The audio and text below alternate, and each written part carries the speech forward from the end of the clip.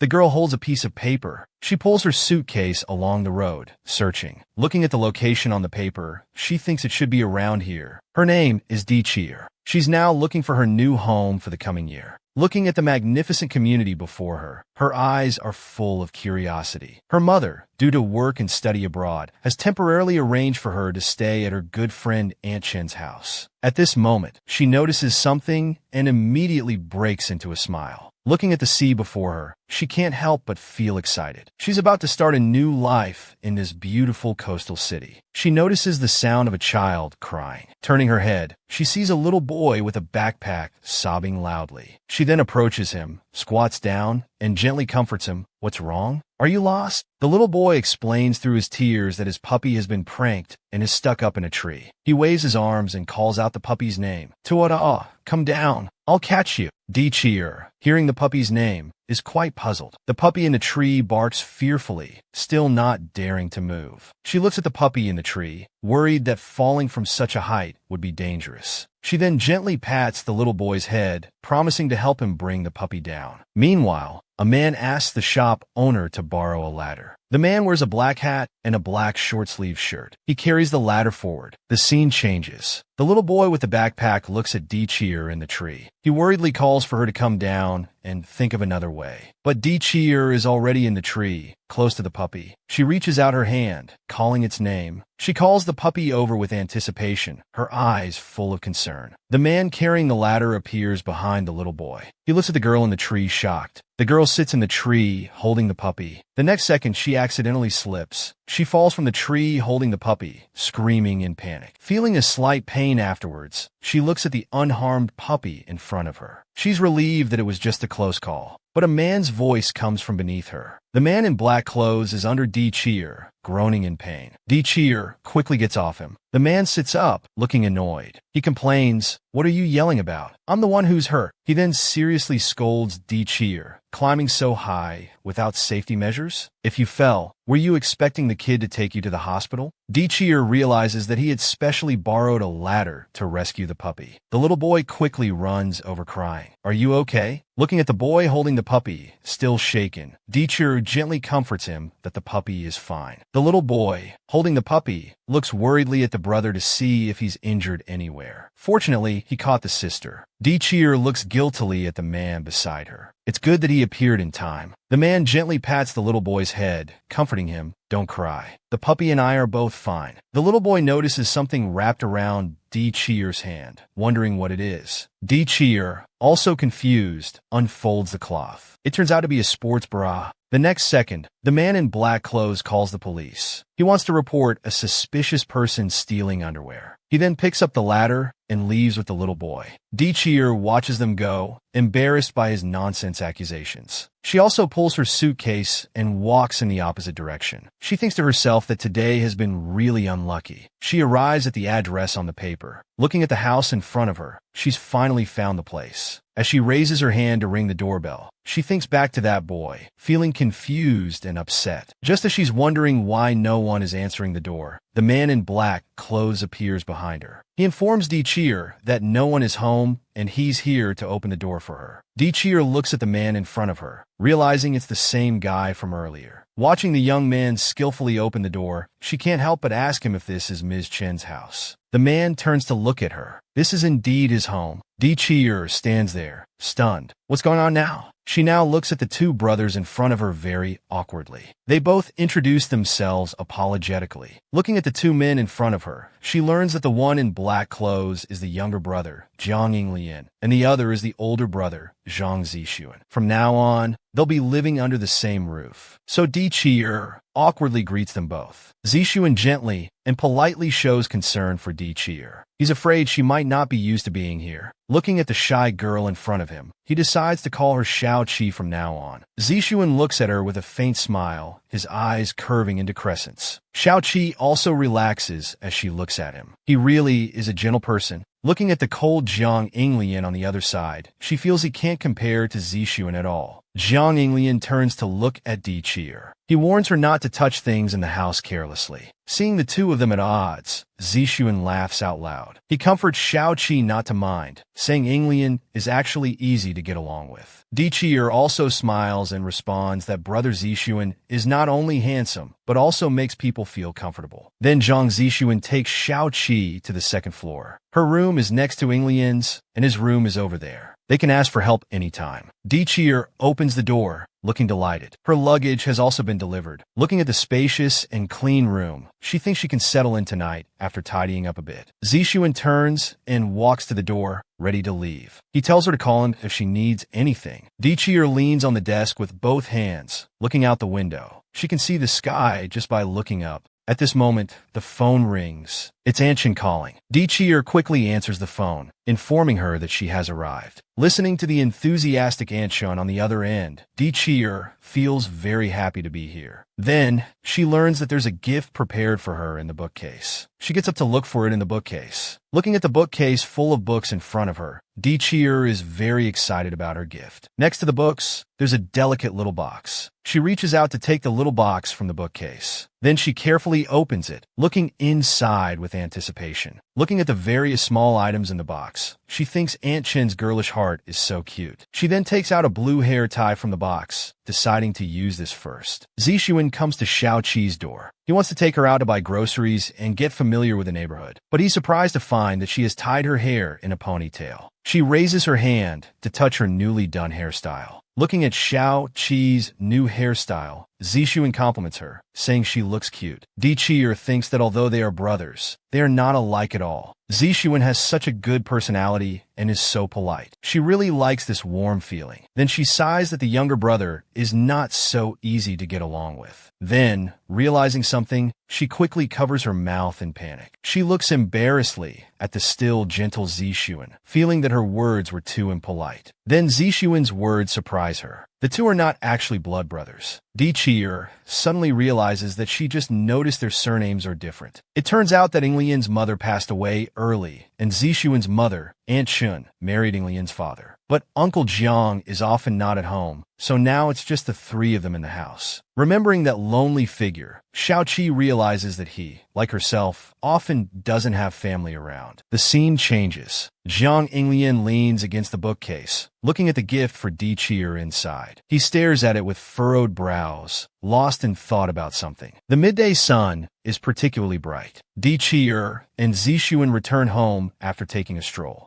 Zixuan, carrying the vegetables they bought, notices his brother's shoes are also there. He must have already returned. Di Qir wants to help make dinner, but is told to just go upstairs and tidy up her room. Zixuan is going to brew some black tea now. He tells Xiao Qi to remember to come down for tea later. Looking at the gentle, considerate, and caring Zixuan, Di Qir silently vows to become such a person. She realizes that moving here seems to be a good thing after all. She shyly covers her blushing face. Most importantly, he's very handsome. At this moment, Xiao Qi comes upstairs, only to find her room door open. She walks to the doorway and sees Jiang Yinglian standing in front of the bookcase. She takes the initiative to start a conversation, but he just stares at her intently. Di Qir comes to his side, explaining what happened in the morning and apologizing for her rudeness. As she's talking nonstop, Jiang Yinglian comes behind her, reaches out to pull off the blue hair tie from her head, and then coldly emphasizes what he said before. Di Qir feels very wronged at this moment. She thought it was a gift from Aunt Chun, but Jiang Yinglian clenches his fists, asking if it's fun to wear someone else's mother's hair tie. He looks at Di Qir coldly, saying it's not her thing. Di Qir stares with wide eyes, feeling wronged. He tells her this isn't her home either. The room is terrifyingly quiet. Di Qir lowers her head, thinks for a moment, then says she understands. She then apologizes and turns to run out of the room.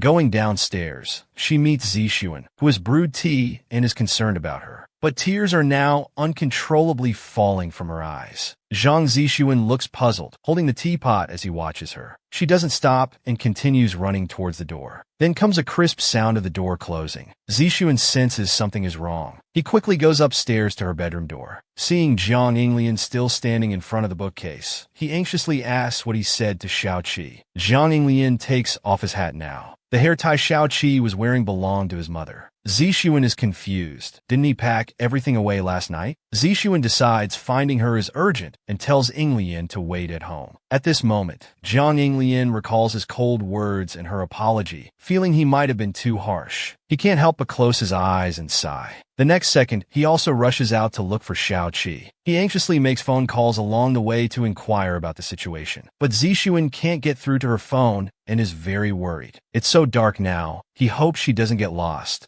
Zhang Inglian is trying very hard to search everywhere. He's been to all the places he can think of. Suddenly, he thinks of something. Standing in the bustling crowd, he hangs up his brother's call. Then he calls Aunt Chen to ask where Di Chier's home is. He is seen weaving through the flowing crowd, anxiously running towards the train station. His heart is shouting that she must be there. After nightfall, everything is quiet. Di Chier sits on the sofa in her own home, sighing helplessly. She raises both hands to cover her face. She can't believe she just came home to hide like this. Looking at the clock on the wall, she realizes it's already 11 o'clock. She hurriedly looks for her phone, needing to call Aunt Chun to let her know she's safe. But she finds her phone has run out of battery and shut down. She feels extremely guilty. The charger is still in her suitcase. Her rashness might have made them very worried. Remembering Zhang Yinglian's initial warning, she still wore the hair tie and showed off until he said those words to her face. She forces herself to think that living alone is fine, but tears still flow uncontrollably. Her heart is also very sad. She hugs her legs and buries her head in her arms. This is all self-deception. Di Chier leans against the glass door of the balcony, lost in thought. Various emotions are brewing in this home where she's all alone. Looking at the vast moon outside the balcony, she thinks she should get used to being alone. She decides to wake up early tomorrow to apologize to Aunt Chun and bring back her luggage. Di Chier sighs and then cheers up, constantly encouraging herself. Then she wonders how to tell her mom about this. As she thinks about it, she becomes discouraged again. She leans on the door frame, closes her eyes, and ponders. Tomorrow, she must apologize properly. Zhang Yinglian must still be angry now. Suddenly, there's an urgent knocking at the door. Di Chier is confused. She goes to the living room, looking at the front door. It's impossible for anyone to come to her house at this hour. She carefully peeks through the peephole and is surprised to see a figure running away. Di Chier covers her mouth in fear. The person is running towards her yard. She's shocked, remembering she hasn't closed the floor-to-ceiling window. She immediately grabs the broom by the wall, carefully hides behind the wall, and looks along the corner. She finds the person has already appeared in front of the floor-to-ceiling window. She's terrified, her mind racing. Just as the person approaches the wall where she is, she closes her eyes, raises the broom, and swings it down. Then comes a muffled groan.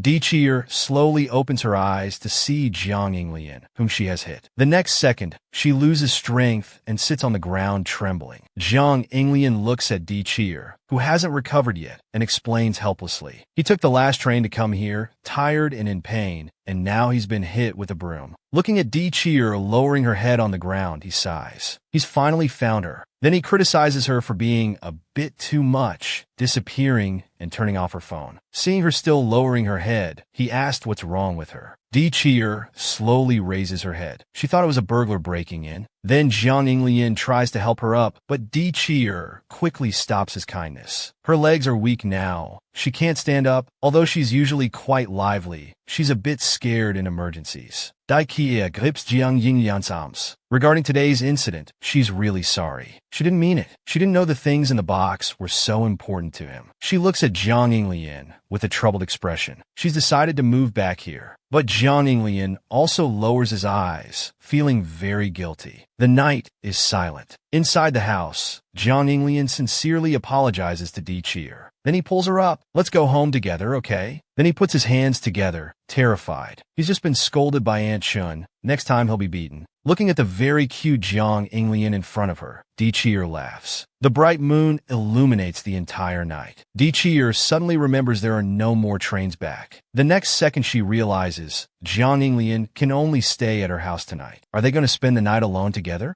Di Chier points at the two bedrooms in front of her, turns her head and tells him, one room each. Jiang Yinglian is under the shower, lost in thought. After showering and putting on the clothes Di Qi'er prepared for him, he shouts, asking what Di Qi'er means by this outfit. The clothes clearly say, I am a fairy, in big letters. Di Qi'er thinks it looks quite cute on him. This middle school uniform of hers is a bit large. But Jiang Yinglian firmly refuses to wear this outfit. Di Qi'er has to look for suitable clothes for him again. The next second, Jiang Yinglian appears in a white shirt with a cute little rabbit sewn on the left chest. Her own clothes also have a little rabbit sewn on the left side. The two look like they're wearing couple outfits. Then Di Qi'er, blushing, says good night to Jiang Yinglian, and they return to their respective bedrooms to rest. Jiang Yinglian stares blankly at the door. He senses that she's avoiding him. On the other side, Di Qi'er returns to her room and leans against the door. Remembering his wet hair and prominent chest muscles, her heart suddenly races and her face turns red. The clock on the bedside ticks minute by minute. Di Qi'er lies in bed, unable to fall asleep. She gets up and goes to the living room to heat up some milk, but finds Jiang Yinglian sitting outside the floor-to-ceiling window. So she brings 2 cups of hot milk to the balcony and hands one to him. But he politely refuses while reaching out to take it. Then Di Qi'er looks at Jiang Yinglian drinking milk and sarcastically remarks that he's not as tall as brother Zixuan. Hearing this, Jiang Yinglian spits out the milk and looks at Di Qi'er. She calmly smiles on the side. The next second, she watches awkwardly as he gulps down the milk in one go. Seeing him quickly finish the milk and put down the cup, Di Qi'er thinks he seems to be drinking with difficulty. They sit outside on the balcony, looking up at the starry sky. Neither can sleep, so they're out getting some fresh air. Feeling the quiet summer night, Di Qi'er finds tonight so comfortable. Jiang Yinglian expresses his thoughts. Recalling Zixuan's description of little Jiang, he now truly feels that Jiang Yinglian isn't as difficult to get along with as he appears. Thinking of that delicate little box, Di Qi'er wonders why such a valuable item was placed so casually. Yinglian recalls the items at home, explaining that many things and details are the same as when his mother was there. He thought Aunt Chen was worried he couldn't accept it at once, but didn't expect that she herself had such a girlish heart. Di Qi'er thinks Yinglian's mother must have been a very good person. She notices his expression becomes very gentle when talking about his mother. As the night deepens after drinking milk, they both start feeling sleepy. After locking the windows and teasing each other a bit, they return to their bedrooms to sleep. The alarm clock wakes up the sleeping Di Qi'er. She struggles to reach out from under the covers to turn it off. Opening the door, she finds Yinglian already up and sitting on the sofa. He looks at the sleepy Qi'er in front of him. He turns his head, covering his eyes in embarrassment, telling Qi'er to tidy up before coming out. Seeing her exposed half-shoulder, Di Qi'er realizes her pajamas are a bit too big. On this lively morning, they take the train to their new home. Listening to the train vendor's calls, Di Qi'er is attracted by the scenery outside the window. The train crosses mountains and ridges, and they return to this coastal city. Looking at the azure sea outside the window, Di Qi'er marvels at the beautiful scenery, but her heart grows increasingly uneasy. Thinking of her actions yesterday, she worries that Aunt Chen and brother Zixuan might dislike her. Yinglian ponders for a moment and shakes his head in denial. Aunt Chen has been clamoring for another daughter in the family. Until they return to this new home, Di Qi'er realizes he was right. Aunt Chen excitedly greets and hugs her, seeming very eager for her arrival. Seeing such an enthusiastic Aunt Chen, Qi'er finally relaxes. At this moment, she notices Zixuan staring at her and hurriedly explains that she made them worry yesterday. Zixuan smiles gently at her. Seeing such a gentle brother Zixuan, Di Qi'er feels very reassured. Jiang Yinglian remains silent on the side. Just then, Aunt Chen's loud shout comes from behind. She pushes a rack of clothes in front of Di Qi'er, expressing her excitement for her to wear these cute outfits. Aunt Chen holds Qi'er's hand, hoping she'll treat this as her own home. Turning back to see Jiang Yinglian watching her, Di Qi'er puts on a gentle smile. Aunt Chen suddenly remembers she has a meeting soon. She reluctantly holds Di Qi'er's hand, saying she needs to rush back to the company now. Just as she's leaving, she suddenly remembers she wants to give Di Qi'er a proper welcome today. So she instructs Zixuan and Yinglian to take Qi'er to buy ingredients for dinner. She also reminds Di Qi'er that she's looking forward to seeing her in those pretty dresses. Then she closes the door tightly and turns to leave. The two brothers pat Qi'er on the shoulder, suggesting she shouldn't have high expectations. Zixuan suggests buying more ingredients so he can cook himself. Di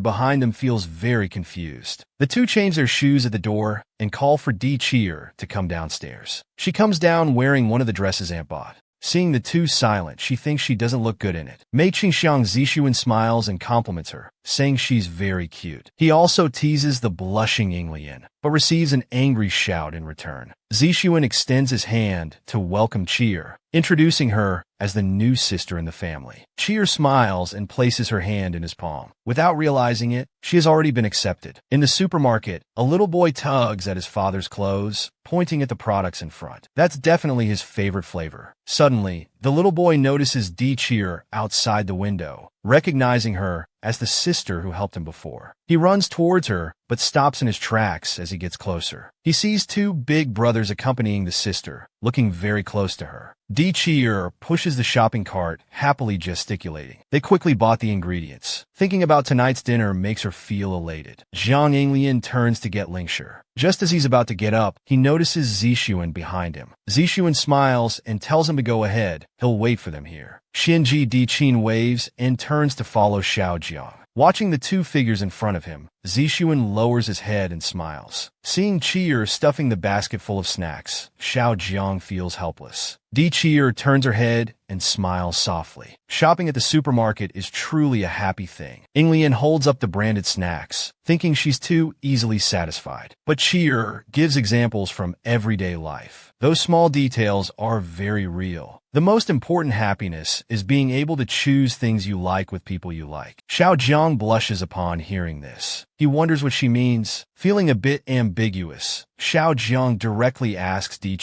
The answer he gets is that she was happy shopping with her mom when she was little. Xiao Jiang scratches his head, speechless. So she was talking about family. At this moment, Di notices her favorite lollipops, but she can't reach them no matter how she tries. Xiao Jiang watches Di trembling on tiptoes. He reaches out from behind and gets the snacks for her. Then he tosses the box into Cheer's hands. Di remembers the close proximity just now and can't help but hide her reddening face behind the box. Xiao Jiang looks at her seriously and teases her, saying she looks like a short-legged corgi when standing on tiptoes. Zixuan notices the two returning, but is surprised to see a bump on Xiao Jiang's head. They turn and leave the supermarket, getting on a bus. The three sit on the bus holding a bunch of things. Zixuan and Di chat happily in the back seat. Thinking about future schooling issues, Zixuan wants to know where Di will go to school. Hearing the school name she mentions, he's surprised to find they are in the same school. Cheer is overjoyed. Now she can go to school with him. But Zixuan says he arrives at school early and suggests she go with Yinglian instead. Remembering how he called her a short-legged corgi, Di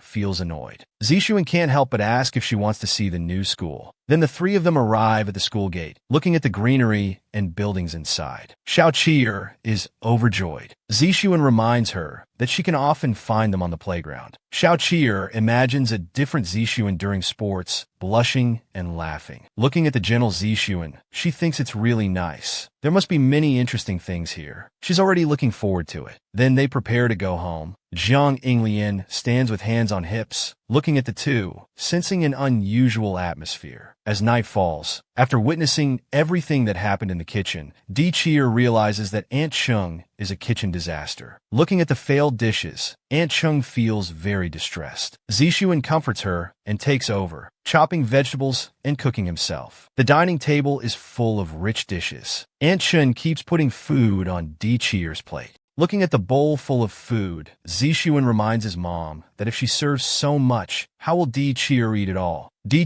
sees the harmonious atmosphere and can't help but laugh. This is the liveliness she's missed for a long time. On the other side, the little boy is constantly feeding his puppy. He remembers the sister and two brothers he met during the day and starts crying. He realizes he has two handsome rivals and can only hug his puppy for comfort, feeling wronged. The next morning, Di and Zhang Yinglian meet at the bedroom door. They greet each other. Seeing Di still yawning, he guesses she just woke up. He turns to go downstairs, telling her breakfast is ready downstairs. He reminds her there are ingredients in the fridge for lunch. Di gives an okay gesture, assuring him not to worry. She brushes her teeth in the bathroom, thinking. She remembers everyone else has gone out, so she'll be alone at home today. Suddenly, she notices the underwear left aside. She shouts for Jiang Yinglian from the bathroom. Di Qi'er runs downstairs, grabs his hands, and angrily asks why he didn't wash his changed clothes. Jiang Yinglian reminds her not to spray toothpaste foam on him. At this moment, he remembers his unwashed underwear and realizes there's now a girl in the house. He puts down his bag and goes up to wash them. Di Qi'er's voice comes from outside the door, asking where he's going later. Hearing he's going to a friend's for tutoring, she remembers the person mentioned before. Jiang Yinglian, hanging clothes nearby, explains that the school assigns classes based on grades. Di Qi'er doesn't like this special class assignment system. Jiang Yinglian thinks she's worried about not doing well and wants to take her along for tutoring. He looks at Di Qi'er, seriously asking about her middle school exam scores. But Di Qi'er says she can't remember and turns to find her report card. Looking at the scores on the report card, Jiang Yinglian exclaims that she's actually a top student. He feels embarrassed for suggesting tutoring to her. He then calls his friend to cancel, shouting into the phone that he's found someone even better to study with. Di Qi'er looks at Xiao Jiang in confusion as he asks her to tutor him instead. They sit at the table to study together. Di Qi'er seriously explains the patterns in these problems. She circles areas that are likely to be tested and suggests he try them first. As for English, she suggests they start memorizing vocabulary together in the morning, encouraging each other to improve. Jiang Yinglian looks at Di Qi'er reading, remembering the things they've been through.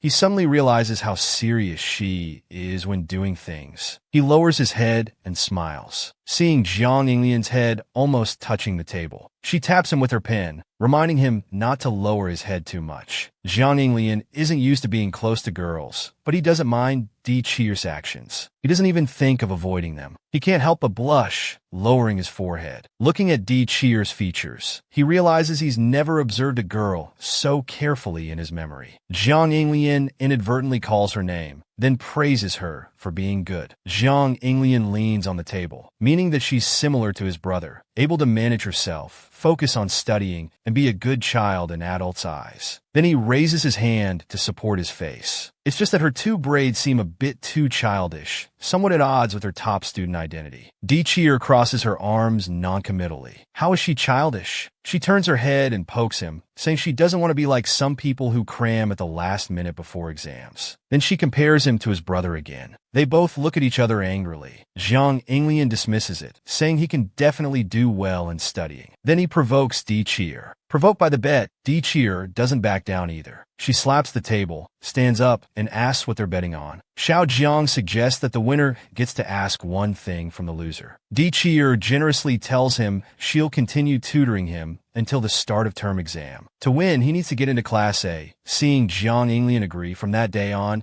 they wake up early every day to memorize vocabulary. But Xiao Jiang, looking at the sleeping Xiao Qi'er nearby, angrily shouts that she can even sleep while standing. When reciting Chinese texts, he's constantly disrupted by Xiao Jiang. While doing exercises, both of them fall asleep on the table. Di Qi'er opens her sleepy eyes, wondering how she fell asleep without realizing it. Looking at Jiang Yinglian in front of her, she sees he's also asleep. She then reaches out to take his exercise book. Checking it, she finds that he has completed all the parts she circled. The problem-solving methods and answers are all correct. It turns out he's even smarter and more hard-working than she imagined. Di Qi'er stares at the sleeping Jiang Yinglian at the table. During this time together, they seem to have grown closer. In the exam room, everyone is discussing intensely. Jiang Yinglian, sitting by the window, is the subject of discussion. He sweats profusely as he looks diagonally up at Di Qi'er. How did she end up in the same exam room as him? He sighs involuntarily. He can see her little tuft of hair with just a glance up. Soon, the teacher arrives and calls for silence from the front of the classroom. Then the students start passing out the exam papers. After receiving the exam paper, Di Qi'er notices someone looking at her. Turning her head, she finds it's Jiang Yinglian. She can't help but make a throat-slitting gesture implying he can't beat her. Behind her, Jiang Inglian grips the exam paper tightly with a stern face. The little girl dares to provoke him. His hand holding the paper trembles with anger. Di Cheer, you're too arrogant. Looking at her already seriously answering the questions, he thinks, bring it on. Time passes minute by minute. A pair of hands raises to call the teacher. It turns out to be Di Cheer. She has finished the exam and wants to turn it in early.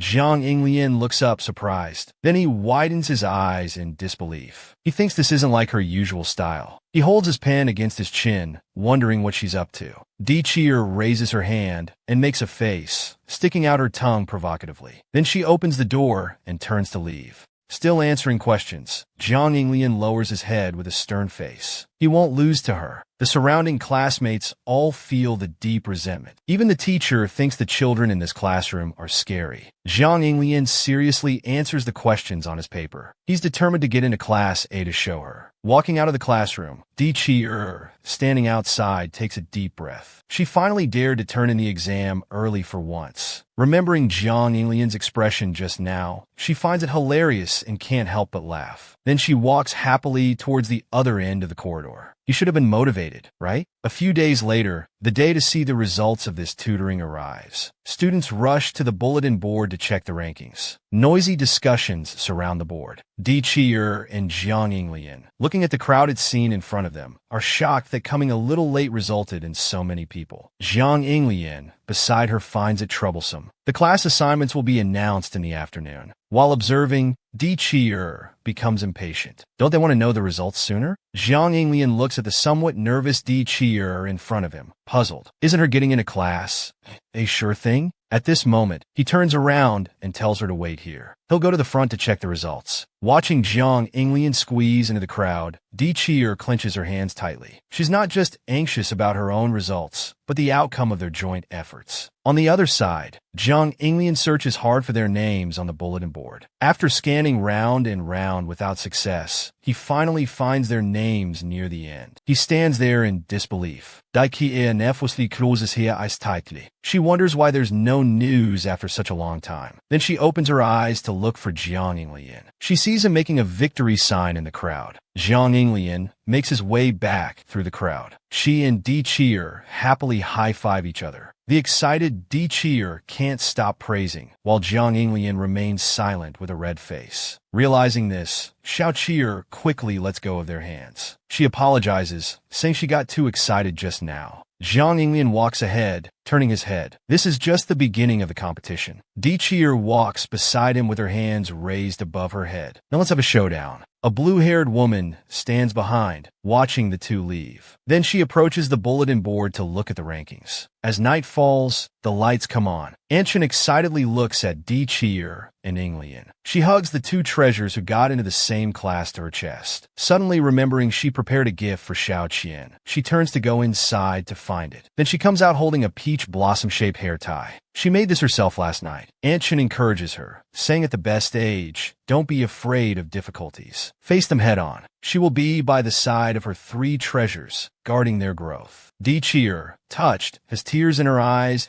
and opens her arms to hug Anshin in front of her. Zishuan complains from the side that mother is biased. The next second, Inglian almost gets the hair tie. Di Cheer looks at this harmonious family. She's grateful that her mom let her come to this city and meet these wonderful people. She can't help but look forward to her high school life. In front of the mirror, Di Cheer carefully prepares herself. She ties the hairband on her braids. With this, her preparation is complete. It's a perfect match with the black and white school uniform. From today on, she's a high school student. Just thinking about it makes her very happy. Aunt Chun has also prepared breakfast by now. She invites Xiao Cheer to come and enjoy it. She's Xiao Cheer's mother's best friend and also the lady of this house. She's very kind-hearted. At this time, a boy greets Xiao Cheer. She looks over at him. It turns out to be Aunt Chin's son, Zhang Zishuan. He's smart and excellent. Almost nothing is too difficult for him. Xiao Cheer looks at him in surprise. She didn't expect the school time for senior year to be so early. Xiao Cheer likes him very much. Moreover, Zishuan is very handsome and good-looking. At this moment, a book suddenly hits Xiao Cheer's head. She can't react for a moment. Jiang Inglian appears behind her with an expressionless face, accusing her of making a ruckus. He is Zishuan's younger brother. often at odds with Xiao Qi'er. Recalling various past experiences they shared, many are quite memorable. However, he's not blood-related to Aunt Shun. This is very similar to Xiao Qi'er's situation. As for Jiang Yinglian's father, Xiao Qi'er hasn't met him yet. Presumably, this family must have gone through a lot as well. At this moment, Jiang Yinglian suddenly urges her to go to school quickly, because they're about to be late. Xiao Qi'er follows closely behind him, wondering if he's going to take the bus, because she remembers his mountain bike is still in the warehouse. But Jiang Yinglian doesn't want to pay attention to her. He just wants Xiao Qi'er to shut up. After arriving at school, Xiao Qi'er listens attentively to the school leader's speech. In contrast, Jiang Yinglian beside her stares blankly at the audience. On the stage, the principal gives the opening speech. He hopes the students can maintain their individuality. As the lights dance, the principal's speech comes to an end. The students sitting below applaud enthusiastically. After class, students chat about what they did during the holidays. But Di Qi'er sits alone to the side, feeling gloomy. Jiang Yinglian, however, is surrounded by classmates, even though he's usually not very talkative. This makes Xiao Qi'er envious. She also wants to make some new friends, but she decides to greet the girls nearby first. At this moment, the teacher appears at the door, inviting Xiao Qi'er to help fetch some teaching materials. Although Xiao Qi'er is reluctant as she hasn't made any new friends yet, she can only agree. She quickly runs to the office as the teacher instructed. Afraid of missing something, she unexpectedly collides with a strange girl. This makes Xiao Qi'er feel guilty, and she hurriedly apologizes to the other person. The girl has silver hair and blue eyes, looking very beautiful. Seeing Xiao Qi'er out of breath, the silver-haired girl mistakenly thinks she has a stutter, so she smiles and forgives her.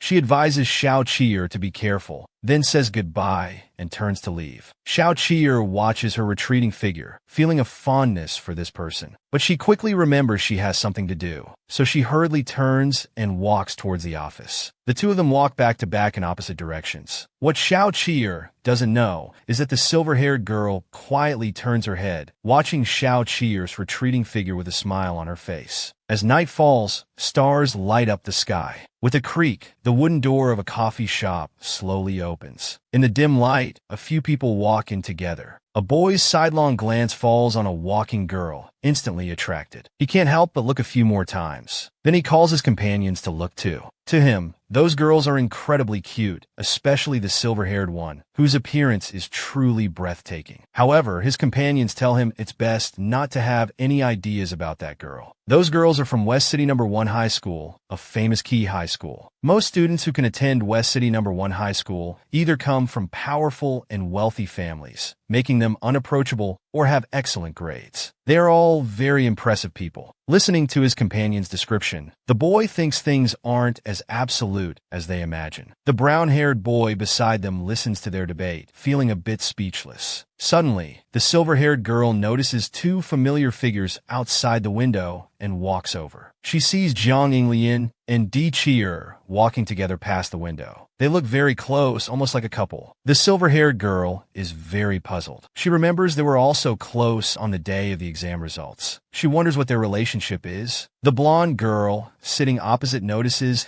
and asks about her condition with a worried expression. Baekwan in front of her doesn't respond, just quietly looking out the window. The next morning, Di Qi'er is about to have breakfast when she's told that Jiang Yinglian has already left. This early departure was communicated to Di Qi'er through Aunt Shun. Aunt Shun is a bit worried that something might have happened to him. Di Qi'er waves her hand, reassuring her not to overthink it. Class has officially started. The teacher is taking attendance at the podium. However, at this moment, the classroom door suddenly opens. Jiang Yinglian appears at the door, out of breath. He's actually late. The teacher looks embarrassed. The bell has just rung, so she tells her it doesn't count as being late. Jiang Yinglian finally breathes a sigh of relief, grateful for making it to class on time. After she sits back in her seat, Di Qi'er behind her looks at her in confusion. She doesn't understand why Jiang Yinglian arrived later than her when she left first. She guesses Jiang Yinglian must have had something to do, so she decides to ask her. Di Cheer calls out to Jiang Inglian, trying to keep her voice low. However, no matter how she calls, there's no response. This behavior makes Di Cheer angry. She decides to get back at her, so she crumples up a note and throws it hard at Jiang Inglian. The note flies over and lands on the textbook. After some internal struggle, Jiang Inglian finally opens the note. It's Di Cheer expressing concern for her. After seeing the content of the note, she falls into silence. Di Cheer carefully watches her every move from behind. To her surprise, Jiang Inglian puts the note away. This disappoints Di Cheer, so she decides to get back at Jiang Inglian after class. As soon as class ends, a classmate tells Jiang Inglian that a beautiful girl is looking for her. Di Cheer overhears their conversation and becomes angry. She then notices that the beautiful girl mentioned is actually the silver-haired girl. At the same time, the silver-haired girl notices her and greets her enthusiastically.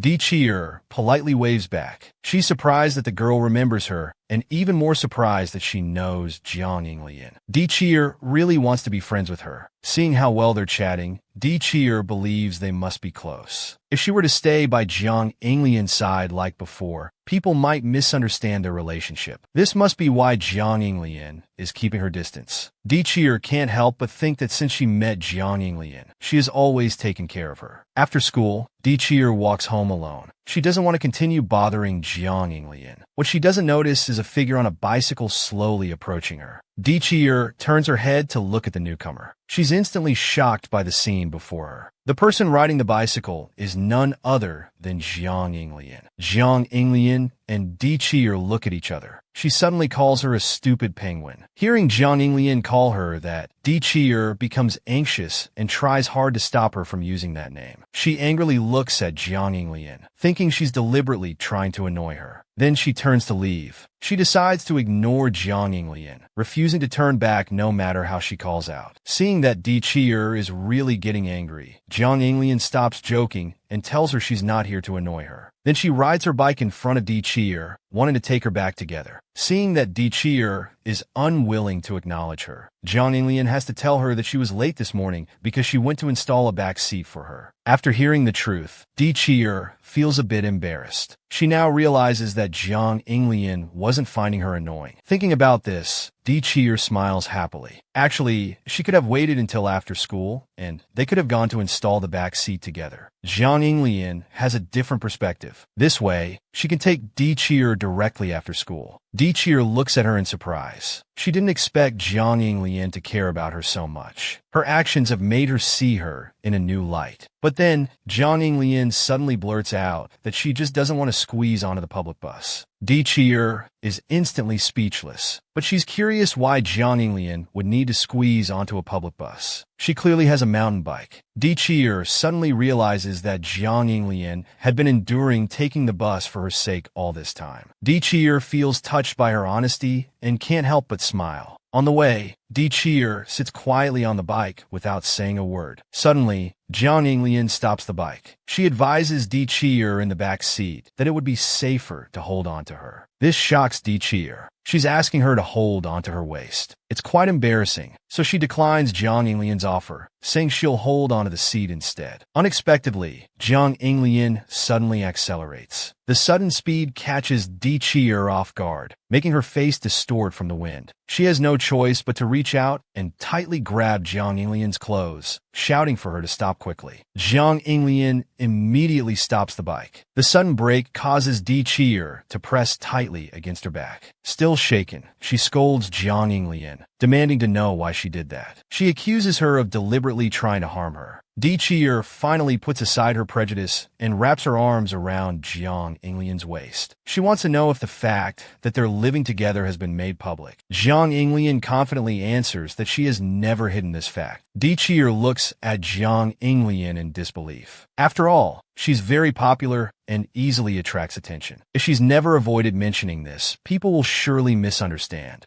Jiang Yinglian tells her it's not worth hiding. Living together is just a fact. D. Cheater agrees with her thinking. They indeed have a straightforward relationship. Even if it's revealed, there's nothing wrong with it. She just hopes it won't cause trouble for Jiang Yinglian. Jiang Yinglian stops the bike again, feeling touched by her words and actions. She doesn't care about others' gossip, but if it's from the girl in front of her, she doesn't mind. Hearing her explanation, D. Cheer asks why she didn't reply to her note earlier. Jiang Yinglian argues that she did reply at the time, but D. Cheer just didn't receive it. Then they continue riding, heading home under the sunset. As night falls, they finally arrive home. Jiang Yinglian turns to tell D. Cheer that she'll put the bike in the garage first, then turns to leave. At this moment, a white car suddenly appears not far behind. Jiang Yinglian notices the car, but still turns towards the garage. The silver-haired woman in the car watches his back and tells the driver not to pick her up in the future. But she doesn't understand why Jiang Yinglian and D. Cheer are living together. What's going on? Meanwhile, a boy passing by also notices the parked car. He immediately recognizes it as the Baekwon family's car. In the kitchen, Zhang Zixuan is cooking. Di Cheer stands happily nearby, feeling a bit sorry that Aunt Chung can't join them for dinner. Jiang Yinglian wants her to help, but Di Cheer tells her that Zixuan doesn't allow her near the kitchen. This makes Jiang Yinglian feel a bit helpless, but she suddenly remembers something. She has something important to ask Di Cheer. So she turns to Di Cheer and asks if she knows Baekwon. She saw them greeting each other today. Di Cheer realizes that's the girl's name and explains they've only met once. However, Baekwon seemed close to Jiang Yinglian, so she wants to know if they're old friends. Just as Jiang Yinglian is about to tell her the truth, Zhang Zixuan interrupts, announcing that dinner is ready. However, Di Cheer doesn't intend to give up and continues to ask about their relationship. Seeing the two arguing, Zixuan has to explain that Jiang Yinglian saved that girl's life a few years ago when they were just children. Zhang Zixuan continues to explain that they were playmates as children. Baekwon accidentally fell into the water while playing, but luckily Jiang Yinglian rescued her in time. Just as Di Cheer is about to ask for more details, Jiang Yinglian forcefully stuffs food in her mouth, accusing her of being nosy. Di Cheer wants to argue back, but is deeply attracted by the food in her mouth. Seeing the sticky liquid on the chopsticks, Jiang Yinglian feels a bit disgusted. She gets up to get herself a new pair of chopsticks. This annoys Di Cheer greatly. If she really finds her disgusting, she shouldn't have added food and stuffed it into her mouth. However, they don't seem to want to continue the previous topic. This makes Di Cheer curious about what happened before she and Jiang Yinglian met. In the blink of an eye, it's class time again. A blonde boy is seen standing in front of Jiang Yinglian with his arms crossed. Jiang Yinglian is already at the door, greeting him friendly. The blonde boy suddenly grabs Jiang Yinglian's neck and shakes him furiously, accusing him of never looking for him. A moment later, Jiang Yinglian steps aside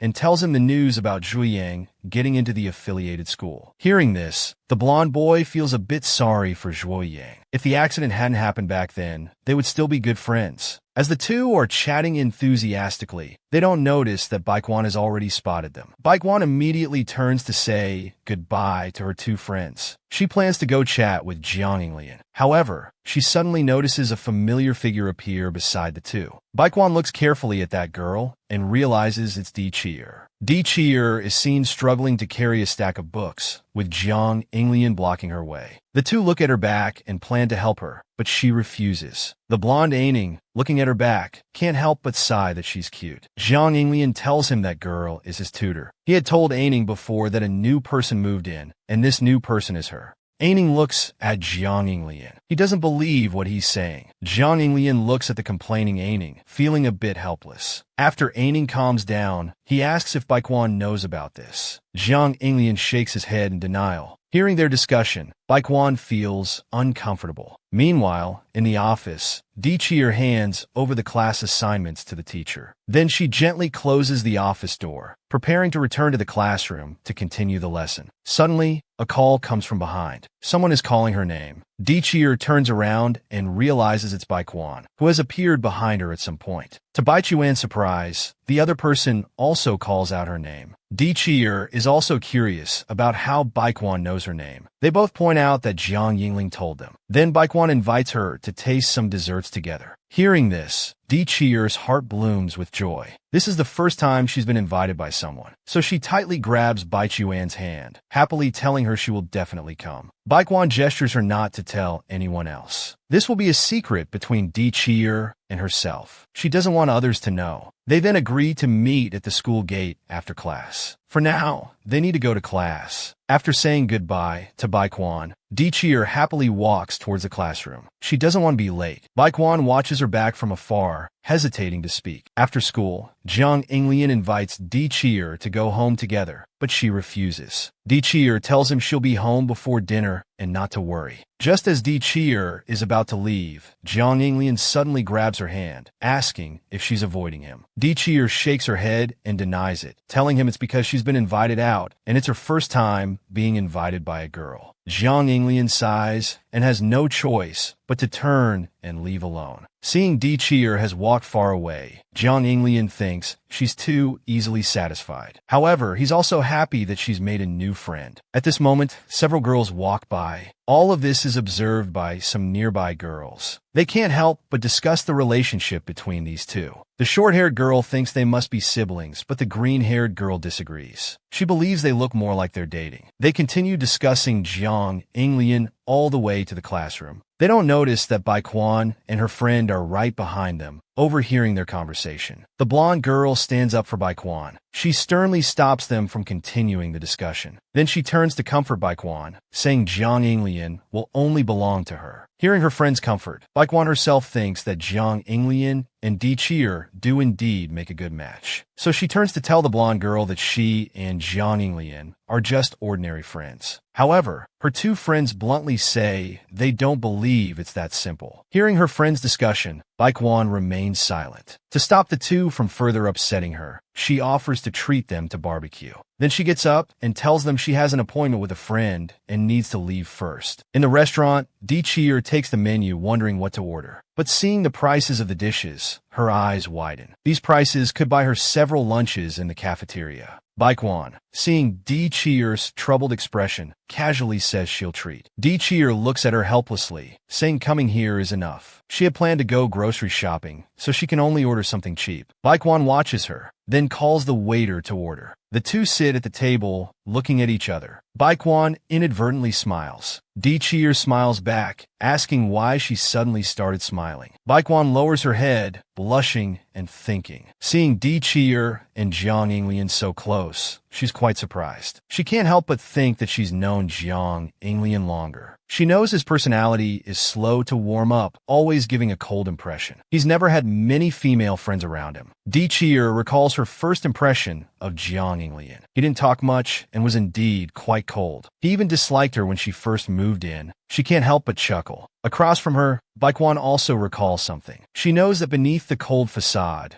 Jiang Inglian's heart is softer than anyone's. Looking at Baekwon, who also understands Inglian, Di Cheer smiles with narrowed eyes. She thinks this is really nice. Then she recalls that she also has a very good friend. Although they're temporarily separated because she's studying here now, they grew up together, accompanying each other. She looks at Baekwon. Even if they meet more people now or in the future, they will always be the most special to each other. De Kier's a Sporkle. They are irreplaceable in each other's hearts. Baekwon must also be special to Jiang Inglian. Baekwon shyly looks at Di Cheer. Will they become good friends? Di Cheer is very happy. She wants to become good friends with her. Baekwon trusts Jiang Inglian very much. She thinks the people around him must all be great. Di Cheer ponders their conversation. It seems they always end up talking about Jiang Inglian. She then guesses that Baekwon might like him. But looking at the naive person in front of her, it seems she doesn't know that she and Jiang Inglian live together. Di Cheer's hands twist together in distress. She's wondering whether she should tell her about this. At the same time, she's worried. Would telling her about this cause trouble for Jiang Inglian? She hesitates, afraid of causing misunderstandings. Then she makes up her mind and calls out to her. Di Cheer looks up at Baekwon. She's currently living with Jiang Inglian. The other person's eyes widen in surprise. Di Cheer is now sweating profusely. She quickly explains that it's because there's no one at her home, so she was arranged to stay at their place temporarily. Baekwon trembles slightly, thinking to herself, isn't this enough? But out loud, she says she understands. Di Cheer breathes a sigh of relief. She was afraid the other person might misunderstand her. She thought she had to tell her, feeling this wasn't something to keep secret. Baekwon ponders what she's doing, feeling like a fool. The other person has already voluntarily informed her, and there's nothing between her and Jiang Inglian. Then, a sentence from Di Chier catches her attention. Did Jiang Inglian tell her that she was rescued from drowning? Di Chier also lowers her head, recalling. She was startled when she first heard about it. Then she smiles and comforts the other, saying it's fortunate he's all right. She then explains that Jiang Inglian rarely speaks and often gives her a hard time. But seeing Baekwon lowering her head with a gloomy face, she feels like she might have said too much. Baekwon, also with her head down, speaks up. Jiang Inglian has also talked about her to Di Chier. Di Chier is confused at this point. What could he have said about her? The answer she gets is that Jiang Inglian told Baekwon to stay away from her. Die Kia es expression fritzes. Why is that? Baekwon raises her head and seriously tells her it's because he said stupidity is contagious. Di Chier recalls Jiang Inglian sticking out his tongue to provoke her. This guy actually said such things about her in front of Baekwon. She clenches her fist, very angry. She'll definitely settle this score when she gets back. Zhang Zixuan stops his bike by the roadside. He turns his head to look diagonally behind him. Isn't that Baekwon and Xiao Qian? Why are they together? He watches Baekwon lowering her head in thought after Xiao Qier leaves. Zhang Zixuan senses something is off. As the two get up to go home, Di Chier extends her hand to thank the other for inviting her today. She's also very happy to have made a friend like Baekwon and asks for her continued support in the future. The two shake hands and then say goodbye.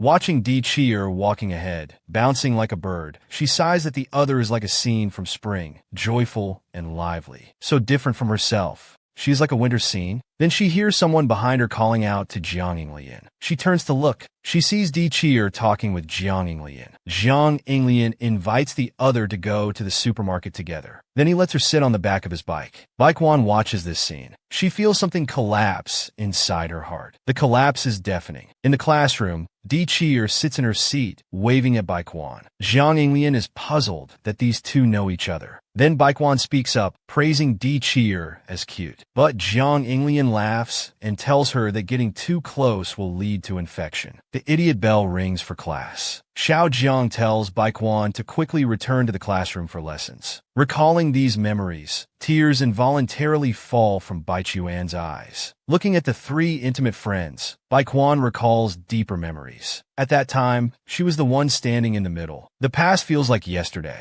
She looks at the three, tears streaming down. Now she feels they are so far away from her. Childhood memories flood before her eyes. She wants to stay by their side forever. But when she comes back to her senses, some things have already been settled. She bends over and cries hard. They are no longer waiting for her. The scene changes. A yellow-haired girl with buns looks at the incoming call from Baekwon. She takes the candy out of her mouth and speaks loudly. What's up? Baekwon immediately turns and hurries away. The purple-haired girl nearby worries about what's wrong with Baekwon. But the yellow-haired girl declares she doesn't know. It's precisely because she doesn't know that it's worrying. The two of them stop, panting and calling out to Baekwon sitting on the swing. At this moment, Baekwon also gets up and walks towards them. Then she lowers her head and buries herself in the yellow-haired girl's embrace. She can't help but shed tears in the other's arms, repeatedly asking what she should do. But the yellow-haired girl puts her mouth close to the other's ear, telling her that she will always stand by her side. Recalling his childhood dislike for pure milk, he received the distributed pure milk. But it seemed none of his classmates wanted to exchange their milk. Only Inglian and the other two enthusiastically exchanged with him. They became companions. On the other side, Ainian squints at Di Chier in front of him, starting to introduce himself. Jiang Inglian reminds him not to get too close. The next second, Ainian locks his neck from behind. The other doesn't understand his envious feelings at all. He pulls and scolds the other for being heartless. Di Chier wonders from behind what they're talking about, but Ainian responds that she's cute. He comes in front of Di Chier, holding her hair, imagining how charming she would be with long hair. Suddenly, Jiang Yinglian grabs Anian's hand, warning if he's done flirting. Can they go to the supermarket? Anian looks at Jiang Yinglian's intimidating gaze, puzzled by his intense reaction. Di Cheer remains silent beside Jiang Yinglian. Suddenly, she blurts out lemon. The two turn their heads in confusion. Di Cheer smiles and explains that she smells a lemon scent on Jiang Yinglian. She finds this faint fragrance very pleasant. Anian bursts into laughter nearby. Di Cheer emphasizes that there really is a lemon scent on him. But Anian is amazed to see Jiang Yinglian blushing in his lifetime. He pinches his chin, pondering the two in front of him. The situation isn't simple, he thinks. No wonder he was so nervous when he touched the little braid earlier. He muses that he will definitely support them.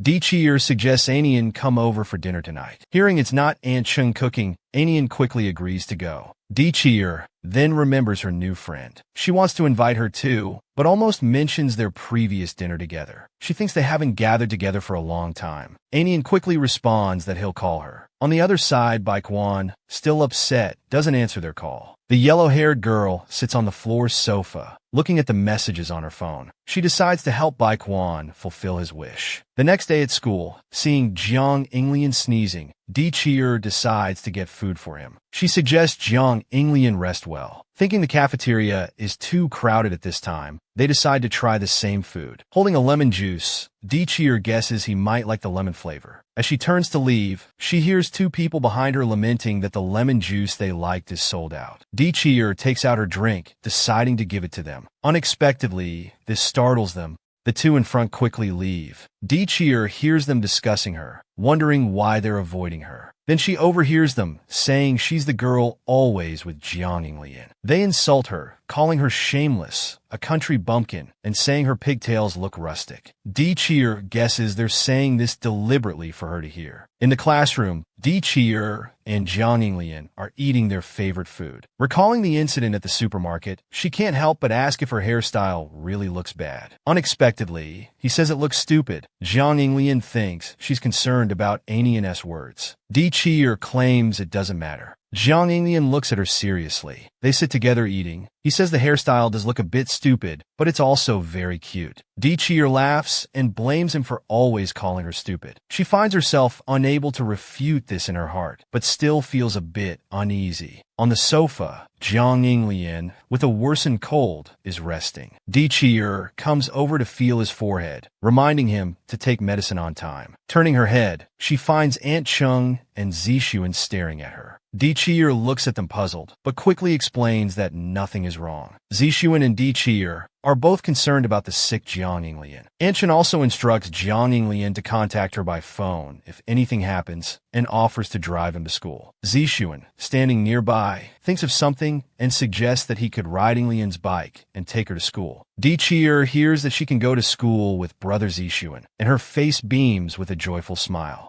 But Jiang Yinglian beside her looks very impatient. He grabs her hand to prevent her from leaving and accuses her of abandoning him when he's sick. Di Cheer has no choice but to stay and wait to go to school with Jiang Yinglian. Having gotten the answer he wanted, Jiang Yinglian is satisfied. On the way to school, Di Cheer looks at Jiang Yinglian, whose condition is worsening, and worriedly tells him not to push himself too hard. Suddenly, she notices that everyone is staring at them as they walk. When entering the school building, she feels something strange. Something must have happened. In the classroom, Di Cheer finds that no one is talking to her. She sits alone at her desk, looking at her book. When she arrives at the changing room, Di Cheer hears someone calling her name. Finally, someone is willing to talk to her. Just as she's feeling happy, they tell her that everyone is spreading rumors that she's living with Jiang Yinglian. Di Cheer stands there stunned, looking at them. But the two are curious if this is true. She admits that she's temporarily staying at his house. After patiently explaining, they continue to tell her. Everyone is gossiping about her, saying that because Aunt Chung is kind, she forced her way into Jiang Yinglian's home. And not long ago, she even slapped Baekwon at a coffee shop. Finally understanding the situation, Di Cheer is angry. This is clearly slander. She would never do such things. Fortunately, her friends believe her. But her friends warn her that this rumor has probably spread throughout the grade. Looking at her two good friends whose hands were just trembling, Di Cheer doesn't want her issues to implicate her friends. So she asks them to keep their distance for now. Seeing Di Chier's determination, her friends understand her thoughts. They look at Di Chier with concern, then are urged to leave by her. She lowers her head in thought. Who is spreading these rumors about her? She must find out. At the sports meet, students are constantly complaining to the coach. He comforts the many students, reminding them to rest in the shade after running, not to sit down immediately, and not to drink cold water. Jiang Yinglian is in the sunlight, irritably tugging at his collar and panting heavily. The classmates beside him think he's crazy for running so fast while sick. Di Chier, ahead, looks back at Jiang Yinglian. He indeed didn't obediently take sick leave to rest. She notices his back is soaked through and worries he'll catch a cold. She then turns and runs upstairs to get him clothes. Luckily, she brought a change of clothes when leaving home. In the classroom, people are sitting and chatting leisurely. The purple-haired girl is glad she skipped PE class on such a hot day. The ponytailed girl opposite refuses to skip next time. This semester, they finally have the same class as Class A, and she wants to see more Jiang Yinglian. The girl standing by the window suddenly calls everyone over. She spotted a girl downstairs who looks like Di Chier. The girl beside her looks at the two messy pigtails and agrees with the guess. Everyone speculates that Di Chier might have forgotten something and returned to the school building. The girl at the window thinks she's quite cute, but has a very deep scheming nature. Baikwan looks at the book in her hand, listening to the discussion by the window. The yellow-haired girl lowers her head and speaks up. She has an idea. On the seats, Jiang Yinglian and a classmate are resting. The classmate beside him is moaning continuously, saying if he were Jiang Yinglian, he would have taken sick leave and skipped class. But Jiang Yinglian brings water to his lips, saying some exercise will make him feel better. The boy looks at him sympathetically, thinking he must be very uncomfortable holding out for so long without telling them. But Jiang Yinglian thinks he's talking about the fever. He only started having a fever when he woke up this morning. Hearing the boy mention Di Chier, he wonders curiously what's wrong with her. Outside the classroom, a girl is talking to a boy in front of her. They are both being polite and deferential to each other. Then the girl turns and waves goodbye as she leaves. Zixuan, holding his textbooks, looks at the time on his watch. Calculating that class is about to end, he plans to get up and look for Yinglian. Turning his head, he sees Di Chier running with clothes in her arms. A girl from upstairs calls out to Di Chier, just as she's confused and looking for who's calling her. The next second, a bucket of water is poured on her head. The surrounding classmates notice the commotion and start whispering among themselves. As they're discussing whether to approach, Jiang Yinglian quickly puts his jacket over Di Chier's head. Then he grabs her hand and walks forward. He turns his head to glare at the perpetrators upstairs. The two girls quickly hide. That day, the only one who came to Di Chier's side through the crowded onlookers was Jiang Yinglian. Zhang Zixuan also looks up at this moment, his eyes widening in shock. The scene changes. Anshin opens the door, carrying food. Seeing the two brothers in the living room, she wonders where Xiao Qian is. Zixuan explains that she's in her room doing homework. Looking at these sensible children, Anshin is relieved that she doesn't have to worry about them at all. She then asks how Yinglian is feeling. He tells her not to worry, he's much better. Then Anshin goes upstairs. She wants to check on Xiao Qian. After opening the door, she sees her sitting at the desk studying. She excitedly calls out to Xiao Qier. She turns her head to look at Anshin, who has returned, equally delighted. Anshin wonders why her nose is red. Di Chier explains that she might have washed her face too vigorously. Zixuan calls out to Yinglian, who has a book covering his face, telling him not to blame himself alone. Yinglian removes the book and sits up. He asks if his brother has mind-reading abilities. Zixuan says he just knows him very well. But Jiang Yinglian closes his eyes in thought. He was too slow to notice. He had no idea before this incident happened. Zixuan comforts him, saying not to regret it now. If this is just the beginning, then they'll have to protect Xiao Qier from now on. Jiang Yinglian recalls that she doesn't have many acquaintances here and isn't an outgoing person in class. He wonders why such a thing suddenly happened. He must find out who's behind this. Zixuan advises Yinglian not to look so worried, as his mother would immediately notice. He then calls out to his mom upstairs that it's time to come down and make dinner. Jiang Yinglian remembers holding Di Chier's hand at that time. Her eyes were wet with tears, but she asked him not to tell Anshin about this. Jiang Yinglian's call comes from outside the door. She comes to the doorway and looks at Di Chier at the desk. Then he hands her the physics test paper. He can't solve the last big question, but Xiao Qier declares that tutoring costs 100 per hour. Watching Jiang Yinglian open the door and leave, she quickly explains that she was just joking. Aunt Chun pokes her head out from behind the wall. She wants Zixuan to help her look at 2 pieces of clothing. There's a noise from the living room. Zixuan sees Yinglian moving a table in the living room. He wonders what he's moving the table for. Jiang Yinglian, without looking back, lifts the table, saying he's going to find Di Chier for tutoring. Watching Yinglian insist on going upstairs, Zhang Zixuan thinks it's fine. Di Chier looks at Jiang Yinglian in front of her, who has his hands on his head. She asks if his fever has gone down. Then she hands him her notes and answers, asking if there's anything he doesn't understand. Jiang Yinglian sits at the desk, wondering why she doesn't turn on the main light. Di Chier thinks this light is quite comfortable for doing homework. She then gets up and turns on the light. The whole room instantly brightens up. Jiang Yinglian looks at her red face and red nose, lowering his head in silence. She suggests if he wants to see something. The next second, she takes out her middle school student ID. Looking at the young Jiang Yinglian in the photo, Di Chier bursts into laughter. Recalling that time, Jiang Yinglian's hair had grown long enough to cover his eyes. Yin warns her that there will be an appearance check later. He assures her that he can fix her bangs, patting his chest confidently. He also guarantees that he's always been in charge of Haojun from the next class. While Yin is trimming her bangs, a classmate nearby comes to borrow a comb. As he turns his head to hand over the comb, Yin accidentally cuts Jiang Yinglian's bangs badly. Looking at the now uneven bangs, Yin breaks into a cold sweat and looks at Jiang Yinglian awkwardly. He quickly comforts him, saying hair grows back fast. Jiang Yinglian is so handsome, people only need to look at his face anyway. At this moment, the homeroom teacher enters the classroom with books. He announces that they'll be taking student ID photos the day after tomorrow. Everyone should remember to wear their summer school uniforms. Jiang Yinglian grabs his collar with an expressionless face. After saying this, seeing Xiao Qian laughing to tears in front of him, he realizes it was Yin's handiwork. It's such a stark contrast to how he looks now. Jiang Yinglian sits cross-legged, resting his face on his hand, looking at Xiao Qian. He thinks she looks much better when she smiles, but Di Chier insists she's always smiling. Jiang Yinglian quips that she'd better not smile, as her forced smile looks awkward. Di Chier taps his head with a pen, telling him to hurry up and write the test paper. At this moment, Jiang Yinglian asks her to show her student ID card too, but Xiao Qier refuses his request. He insists it's only fair, saying she needs to compensate him. Then, reluctantly and strangely, she takes out her student ID, but she still won't let go of it. She's afraid he'll mock her. Jiang Yinglian assures her not to worry. He will definitely mock her. He then snatches the photo from her hand. Di Chier panics, looking at him holding her photo, shouting at him not to look. He reaches out to hook her hand, but Jiang Yinglian raises his hand, not letting her reach it. She anxiously looks at his lowered hand, wondering if he's already seen it. Di Chier stares at Jiang Yinglian in front of her. Realizing they're too close, his face suddenly turns red. She turns her face away, not daring to make eye contact anymore. Suddenly, Di Chier tells Jiang Yinglian to look up. Then she lunges for the photo in his hand, but he easily dodges. Jiang Yinglian immediately turns around and starts examining the photo, teasing her. Di Chier, with a gloomy face, shouts that this is why she didn't want to show him. Jiang Yinglian looks at the photo in his hand, wondering who the girl in it is. Then he decides to keep the photo for himself. The sound of a door closing is heard behind him. Jiang Yinglian holds his head where it was hit. He doesn't care about this rude idiot. Looking down at the photo in his hand, he thinks it's quite pretty. At school, the teacher holds textbooks and looks at the students in front of her. She calls for the students from Class A to come over. Seeing Di Chier and Jiang Yinglian in the stairwell, she wants them to go to the office to help her get some workbooks. Then she looks at the two helplessly, saying she's new and hasn't memorized the students' names yet. But she recognizes this boy at a glance. His striking appearance is impressive. Then she says goodbye to the two and leaves. Di Chier praises the teacher as a great beauty. Jiang Yinglian tells her to go to class first. He'll go help get the workbooks. Seeing Jiang Yinglian's enthusiasm, she mocks him for only listening to beautiful women.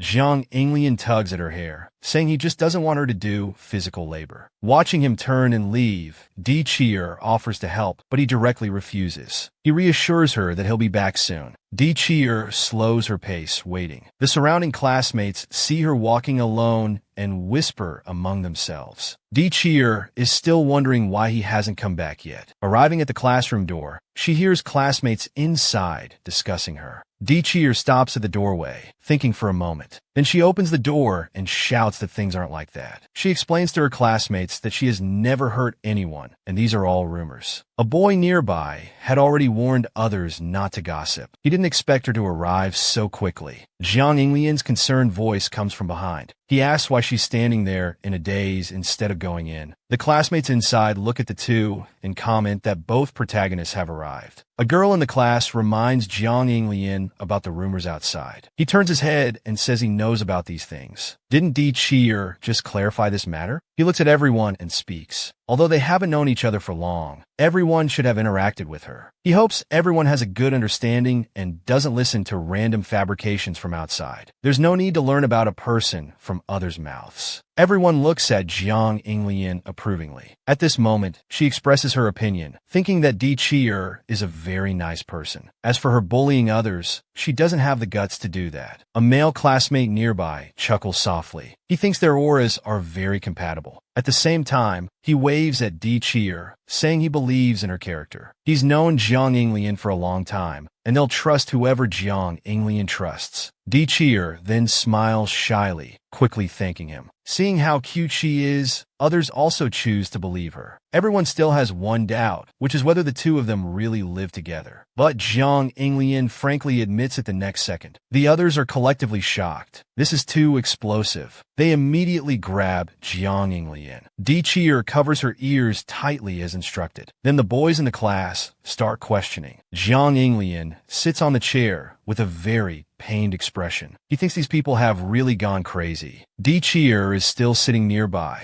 A female classmate behind her pats her shoulder, sincerely apologizing for not asking about this matter before. Xiao Cheer smiles in response. They're fine with it now. The female classmate in front strokes her chin, guessing who could be so mean-spirited to spread rumors behind their backs and do such excessive things. Looking at the chattering girls opposite, Di Cheer asks curiously if Jiang Yinglian's popularity is really that high. Then, she's startled by the high-pitched screams from the girls. It's really beyond imagination. To sum it up, Di Cheer is the first person to cross by Quan and get close to Jiang Yinglian. Looking at the classmates discussing playing together, she realizes that she's actually living with such an impressive person. Recalling her impression of Jiang Yinglian, the him in her classmates' eyes seems quite different from the him in her eyes. The Jiang Yinglian in her eyes cares about family and friends, isn't aloof at all, and often gets shy when he can't handle sudden compliments. Looking at Jiang Yinglian in front of her, Di Cheer feels that he does seem to have something different from others. He's an existence that can't be ignored. Di Cheer looks at her watch. It's their class's turn for duty this week. She needs to finish her duties before morning reading. Her responsible area is the passage by the sports field. This area is easy to clean. At this time, the sound of boys playing on the field attracts her attention. Di Cheer can't help but stop to watch, and she sees Jiang Yinglian among the crowd. He looks a bit different. He smiles a lot when playing, but he's not like this when chatting with her normally. Di Cheer watches Jiang Yinglian from afar and feels happy for him. Just as she starts to clean seriously, she suddenly hears cat meows from a distance. This piques Di Cheer's interest. She stops cleaning and follows the sound. She sees Bai Quan leisurely squatting nearby with a white cat at his feet. Di Cheer finds the cat very cute. Bai Quan tells Di Cheer that this might be a stray cat. They both look at the kitten, liking it very much. In Di Cheer's eyes, this cat is as beautiful as Bai Quan. Hearing her evaluate him like this, Bai Quan looks at Di Cheer. He tells her that he's heard those rumors and has been helping to clarify the facts for Di Cheer.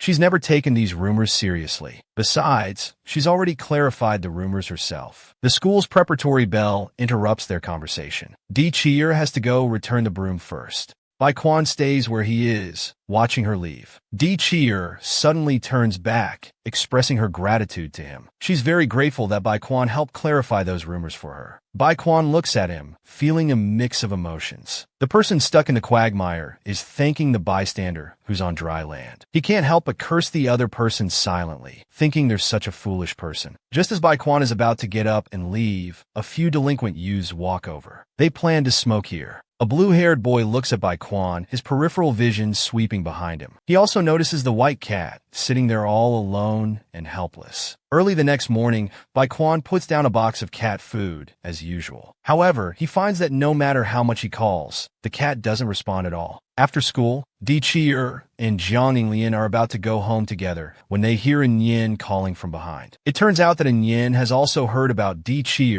being wrongly accused. He feels very angry about Chi's situation. But looking at Chi's retreating figure, Yin feels that she doesn't seem to be affected. Jiang Inglian sighs and tells him that Chi won't show it. She's very strong-willed. After hearing this, Yin suddenly becomes dejected. He accuses Jiang Inglian of being domineering, saying that no matter who he likes, they all revolve around Jiang Inglian. Last time Baekwon went to Jiang Inglian's house, he didn't call him. He had seen Baekwon's family car parked at Jiang Inglian's doorstep. Jiang Inglian then remembers that he did indeed see a white car. At the time, he just thought it was a bit suspicious. So he turns to Yin, confirming the identity of the car again. The other person gives an affirmative response. Recalling the previous incident with Baekwon, Jiang Inglian is suddenly shocked. Meanwhile, on the other side, a male student gives Chi a gift box. It's a gift that everyone chose together for her. It's because of the previous rumor incident. They want to apologize to Chi.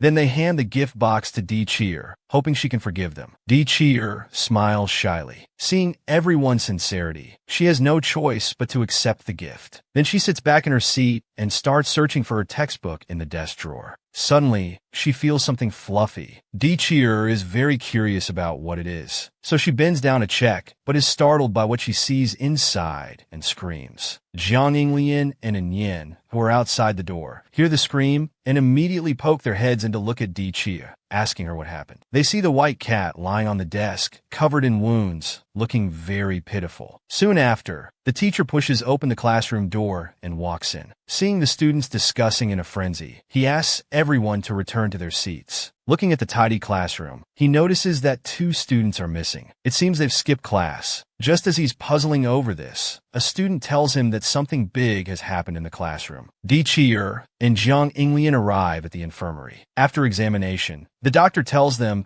that the cat's superficial wounds are not serious. But looking at the cat lying there, Chi knows it must have been thrown hard. So she goes to the bathroom, using the sound of the faucet to cover her crying. After composing herself and coming out, Jiang Inglian tells her that the cat needs to stay here for further treatment. Chi leans on his shoulder, saying directly that she doesn't want to go back to school today. Jiang Inglian pulls her into an embrace, comforting her that everything will be all right. Meanwhile, Chi's guardian also receives a phone call. Her pupils dilate as she learns about the situation. On the other side, Zhang Zixuan also receives a message from Jiang Inglian, curious about why they're not in class. At this moment, Chi is leaning on Jiang Inglian's shoulder, falling into a deep sleep. In the blink of an eye, it's already night. Jiang Inglian receives a call from the hospital, telling him that the cat has completed its treatment. So she gets up to look for Chi, planning to accompany her to the hospital to pick up the cat. But no matter how much she knocks, there's no response. Jiang Inglian worries that something might have happened to her, so she pushes the door open and enters. However, she finds that Chi has already disappeared. At this moment, Chi calls, telling her that she's already in the West City, wanting to go out for some fresh air, and asks if she can bring her something to eat. Jiang Inglian tells her to wait where she is, saying she'll come find Chi herself. Chi doesn't understand why he insists on coming to find her. Jiang Inglian scolds her for going out without her wallet. This makes Chi very annoyed. She denies being that stupid. But when it's time to pay, she realizes she really didn't bring her wallet. Now she can't leave. The server notices Chi's troubled expression and suggests she pay by scanning a QR code. Chi breaks out in a cold sweat. She hasn't linked her bank card, so she can't pay that way either. There's a long queue behind her, with people constantly urging her to pay quickly. To avoid causing trouble for those behind her, Chi can only push the items back to the server, intending to give up on the purchase. However, at this moment, a boy wearing a hat suddenly appears behind Chi and pays for her. Chi looks at his profile, wondering who this person is. Why is he helping her? After the young man's help, they finally walk out of the supermarket. The crowd outside is bustling. The young man adjusts his hat and looks at Chi, asking if she's waiting for someone. Di Cheer tells him she is indeed waiting for a friend. She thanks him for what just happened. Then she happily looks at the young man, wanting him to leave his contact information so she can pay him back later. The young man smiles and declines Di Cheer's goodwill, saying it was just a small gesture and there's no need to make a big deal out of it. However, Di Cheer doesn't want to take advantage of him and insists on getting his contact information. The young man feels a bit helpless, thinking she's trying to hit on him. As they continue to argue, Jiang Yinglian arrives on his bicycle. He immediately recognizes the young man as his old friend, Zhuo Yang. Zhuo Yang greets him with a smile when he sees him. It's been too long since they last met. Di Cheer looks at the two of them in confusion, wondering when they got to know each other. After a brief exchange, Jiang Yinglian tells Zhuo Yang that he's here to take Di Cheer home. Zhuo Yang is shocked upon hearing this. He looks at Di Cheer curiously, thinking she's Jiang Yinglian's girlfriend. Di Cheer immediately explains that they just live together. They haven't done anything inappropriate. Zhuo Yang can't help but laugh, finding the girl in front of him quite interesting. So he asks for her name. Di Cheer knows she can't refuse, so she tells him her name. At this point, Jiang Yinglian interrupts them, inviting Zhuo Yang to meet up with them when he has time. Zhuo Yang looks at Jiang Yinglian. He feels that his good friend has changed a lot, while he himself has remained stagnant. Because he never forces anything, Jiang Yinglian wants to advise him, but he doesn't want to continue the conversation. He turns to leave. As for the money he paid for Di Cheer, if they have a chance to meet in the future, he hopes Di Cheer can treat him to a milk tea. After saying goodbye to the two, Zhuo Yang leans against the wall alone, lighting a cigarette with a heavy heart. He knows he's beyond help, and there's no chance to turn things around. Then he throws the cigarette but into the trash can and starts walking home. After returning home, his father smells the cigarette on him from afar and asks if something happened. After receiving a negative response, his father invites him to sit down and talk. He wants to discuss school matters. However, Zhuo Yang declines. He's not interested in his father's school stories. Just as he's about to leave, he suddenly hears his father tell him that Di Cheer is being bullied by classmates. Someone reported that Bai Quan is the mastermind behind it. Zhuo Yang is shocked after hearing this. He never imagined such a thing could happen. Meanwhile, on the other side, Jiang Yinglian is riding a bicycle, taking Di Cheer forward. Di Cheer tells Jiang Yinglian that the atmosphere between him and Zhuo Yang earlier scared her. Moreover, Jiang Yinglian's silence along the way makes her more certain that they must be hiding something from her. In no time, they arrive at the ice cream shop. Jiang Yinglian looks at Di Cheer, thinking she's still too optimistic. However, Di Cheer has a different view. She believes that answers can't be obtained through anxiety. Jiang Yinglian's face darkens. He doesn't want Di Cheer to hide her emotions in front of him. Di Cheer doesn't understand his intention, so she changes the subject, telling him that the coffee shop next door isn't bad either. Jiang Yinglian feels confused. He doesn't remember Di Cheer ever going there. Faced with his questioning, Di Cheer almost mentions Bai Quan's matter. She then pretends to bump into something, trying to brush it off. Seeing her action, Jiang Yinglian feels a bit speechless and directly asks if she knows who's behind the rumors. Di Cheer suddenly raises her head. She also wants to know who's framing her. Seeing her mouth full of food, Jiang Yinglian immediately pulls out a tissue and covers her mouth. Then he quickly withdraws his hand, his eyes full of disgust, telling her to clean herself up.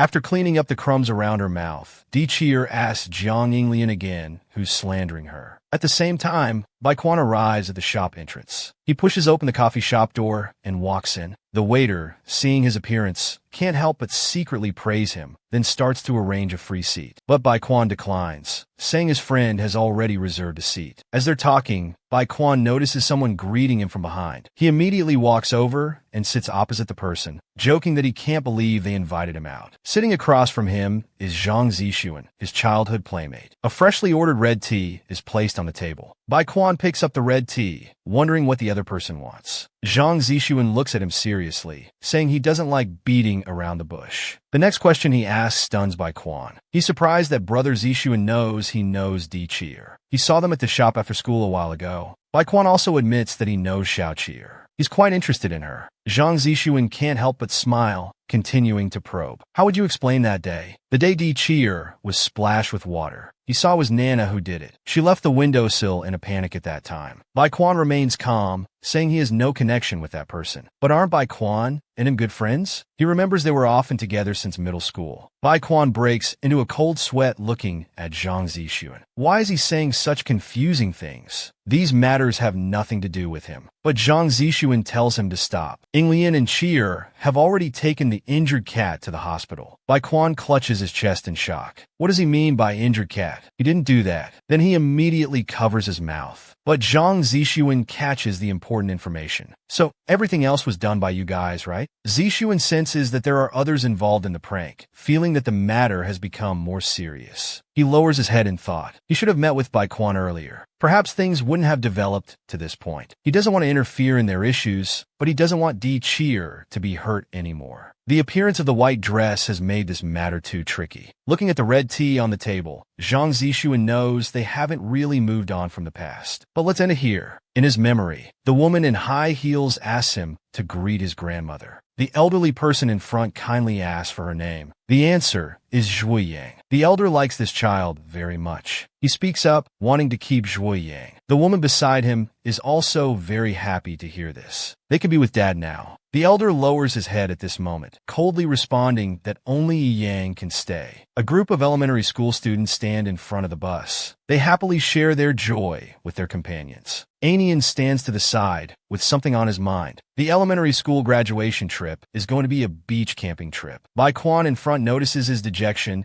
and quickly speaks up to comfort him, telling him to cheer up. They still need to encourage Yang together. At this moment, the teacher's call comes. It's time for them to gather and board the bus. He tells the children to get on the bus and not move around, as he still needs to count the number of people. The children lining up think Teacher Yi seems more like a mother than usual. Bai Quan and Anian, sitting in their seats, look up puzzled. They get up and go to Yang's side, asking if he's carsick. Didn't they agree to sit in the back row together? Anian gently explains to them that he stayed up too late reading comics and is still very sleepy. They can play games in a while. He can sleep here for a bit. Teacher Yi comes from behind to organize the aisle. He tells the two to move in quickly, as there are still many people who haven't boarded. Bai Quan can only wave goodbye, telling Yang to rest well before heading to the back of the bus. The children in the back seats happily play games together. The bus drives slowly on the road. After arriving at the rest stop, Teacher Yi instructs the students not to run around everywhere. They should finish their business quickly and come back. On the other side, Jiang Yinglian is filling hot water. Unexpectedly, she overhears two teachers gossiping. She lowers her head and listens to them discussing Yang's situation. It turns out his mother is not recognized. Jiang Yinglian turns her head and silently listens for more information. She hears that Yang's mother was the third party at the time, causing a scene at the Zhuo family. The grandmother didn't want to make a big deal out of it and gave money for the mother to leave. Now his father is already Mr. Zhuo, the head of the high school department. Just as the two are getting more and more excited in their conversation,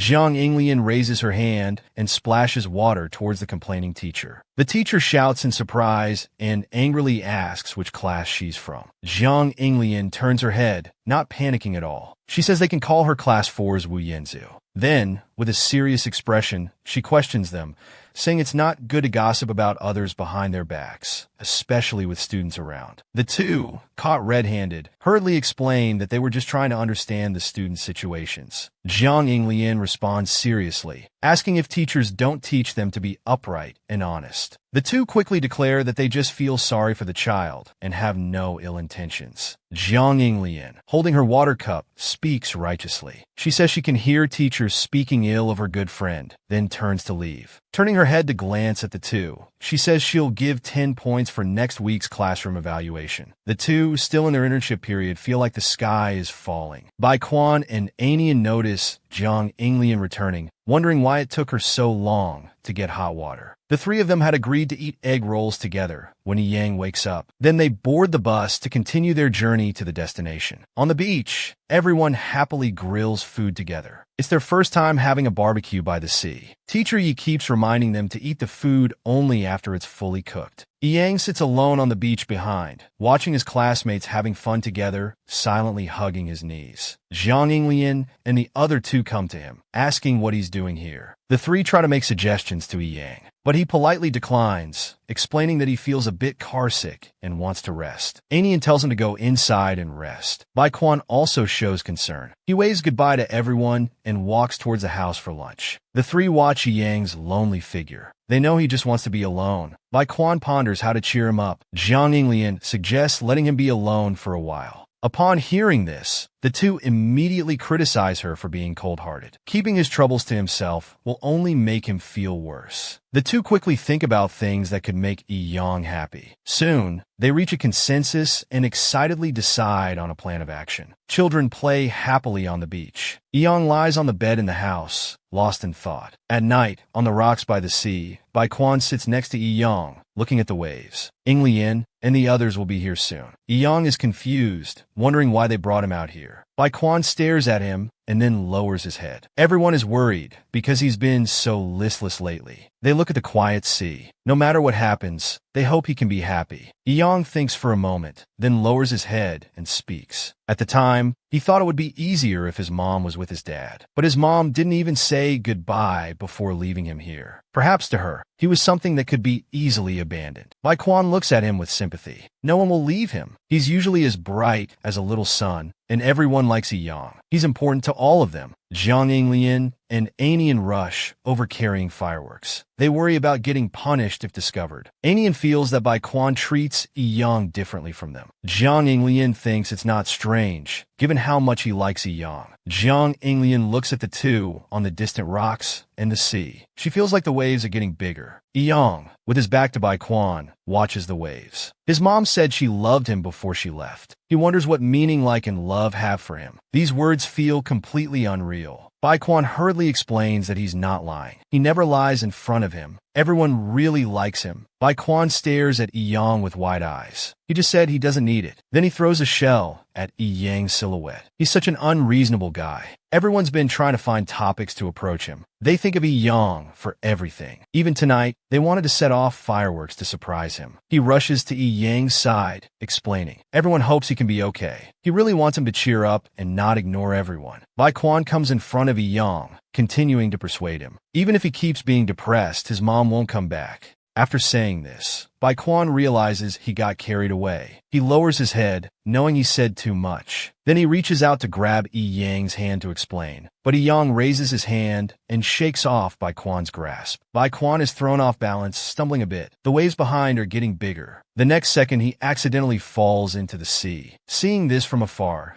Jiang Yinglian quickly gets up, jumps over the railing, and rushes towards the sea. She turns her head, telling Aning to go back quickly and call the teacher. In the water, Baekwon sinks to the bottom, struggling to surface. He looks around, but can't find Yang. Baekwon keeps sinking in the sea. Suddenly, a pair of hands grabs him. On the surface, Yang is still desperately calling out, unable to find Baekwon. He's very anxious. Then he sees Jiang Yinglian dragging Baekwon out of the sea. He tells Yang to hurry over and help carry him ashore. After reaching the shore, Jiang Yinglian collapses on the beach, exhausted. Yang anxiously asks about the situation nearby. Seeing Baekwon unresponsive in front of her, Jiang Yinglian decides to perform first aid. She tells Yang to lay Baekwon face down on his knees, with his head lower than his chest. Yang looks at the still unconscious Baekwon, tears falling uncontrollably. The panic he felt when his mother died resurfaces. The two little kids were too young and were extremely scared at the time. After finding them, everyone rushes over in a panic. The teacher's scolding voice is continuous. At this moment, Baekwon finally wakes up. Tears flow from the corners of his eyes. He looks with blurry vision at Jiang Yinglian, who is holding him. The teacher behind them continues to reprimand them. After daybreak, the school calls their parents, but Baekwon still hasn't shown up. The adults harshly criticize them. Yang remains silent except for apologizing. He keeps his head down, his face full of guilt and determination. Looking at Jiang Yinglian in front of him, he quietly says thank you and doesn't say another word to them. The elementary school graduation trip ends like this. That was also the last time they saw Yi Yang. Thoughts return to the present. Jiang Yinglian raises her hand to put the yogurt in the fridge. Daikier suggests drinking it now. She puts down her bag and asks if they ever tried to find Zhua Yiyang afterwards. Jiang Yinglian recalls. They even tried to wait at his doorstep, but he still wouldn't come out. Near the end of summer vacation, they heard he had transferred to a school in another city. Jiang Yinglian closes the fridge door. She and Aining were thinking of going to find him. Handing the yogurt to Daikier, she says she didn't expect to run into Yiyang first. Little Cheer inserts the straw into the yogurt. She thinks Yiyang is so heartless. Jiang Yinglian nods in agreement, head lowered. He left suddenly without saying anything, gone for 3 years. Daikier looks down at the yogurt in her hand, pondering how cruel he was to himself. Settled in a new environment by his mom, and accidentally pushing his good friend into the sea. It was a time when he needed comfort and forgiveness. But out of fear, he took all the responsibility and hid away. The more they cared, the more you would blame yourselves. Daikier looks up at Jiang Yinglian. His situation was more difficult than they imagined. She guesses it must have taken a lot of courage for him to return to this place. But Daikier looks at her seriously, feeling that he truly cherishes them. The next second, she moves close to Jiang Yinglian, just like before. Let's make up quickly. Jiang Yinglian reaches out to ruffle her hair. The sudden approach startles her. She always cares more about others' affairs than her own. Daikier and Jiang Yinglian argue emotionally. This isn't the time to think about others. She'll handle her own matters. Daikier is happy that she's listening to what she's saying. She smiles with a red face, cheering her on. This way, when Baikwan and Anian know she's here, they'll surely be very happy too.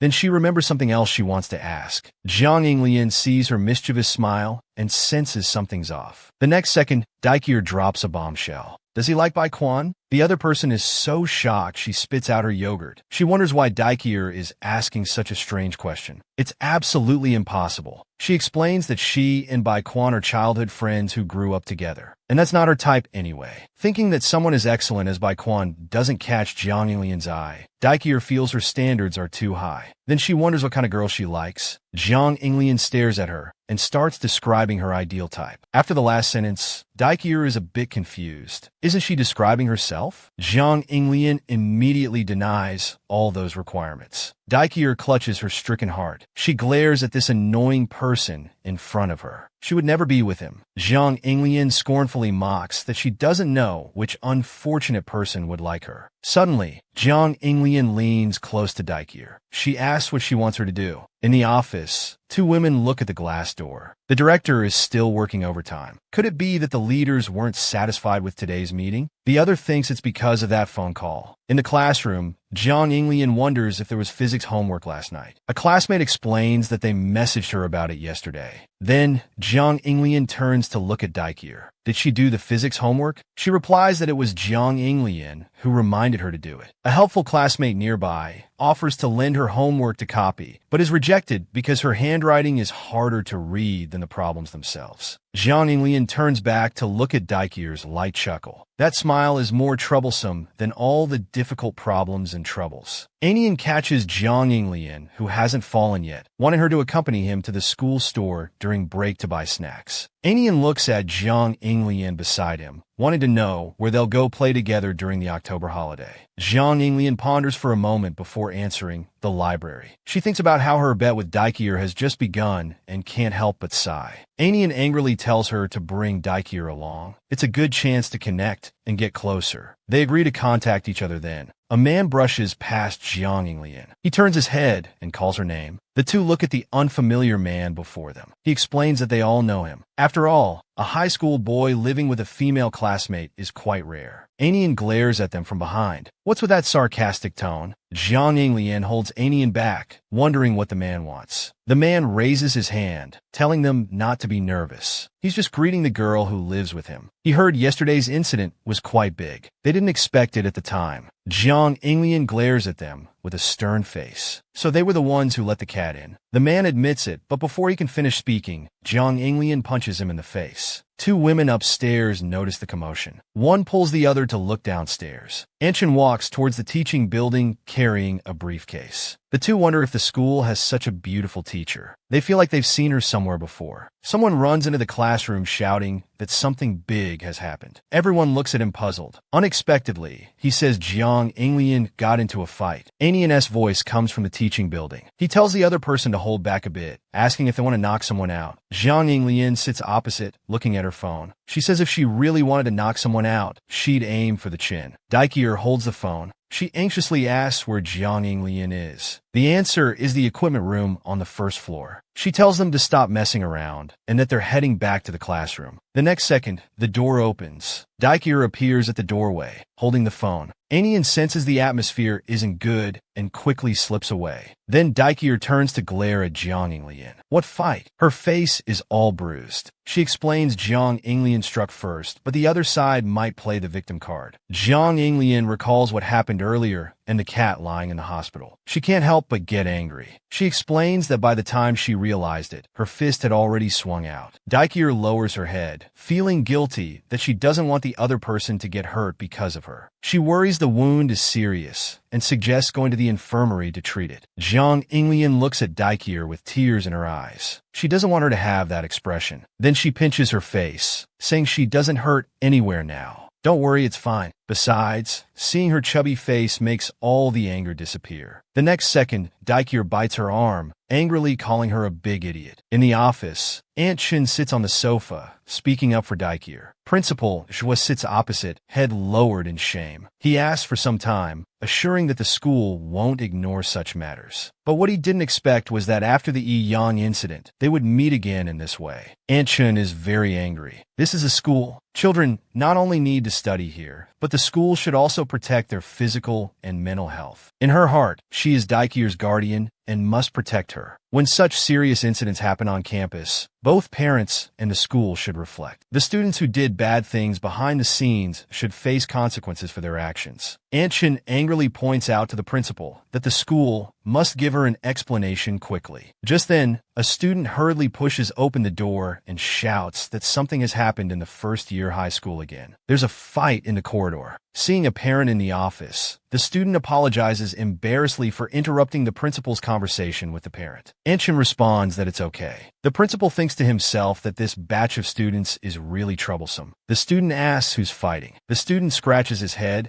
and tells the principal it's still those problematic students. But unlike before, someone from Class A is involved in the fight. His name is Jiang Inglian. Hearing this name, Aunt Shin recalls her child who learned Sanda since childhood. She anxiously asks the student if Jiang Inglian got physical and how those kids are doing. The student replies that those classmates are all in the infirmary. If needed, they'll be transferred to a big hospital. After reporting the situation of those involved in the fight, the student is about to leave. The principal instructs him to bring those people to the office when they come out of the infirmary. He wants to have a good talk with them. After the student leaves, the office falls into awkwardness. Aunt Shin believes Jiang Inglian did something wrong. Although they should treat everyone equally, she knows her child well. Inglian is definitely not someone who would cause trouble. This matter must be thoroughly investigated. The principal also believes in Jiang Inglian's character. She regretfully talks about her own child, who didn't play with Inglian for all 3 years of middle school. Hearing this, Aunt Shun is very concerned about Yi Yang's situation. The principal looks out the window. He mentions that his child has returned to school, guessing that the other party is determined to face past events. Yi Yang is a very smart child but never lets anyone into his heart. The principal self-mockingly points out that although he gets along well with Yi Yang as the school's guidance counselor, he can't handle his own child's affairs well. For Yi Yang, he might not be an excellent father. The principal falls into memories. The first person to rush up and hug Jiang Inglian back then was Aunt Shun. She hugged Jiang Inglian and kept talking nonstop.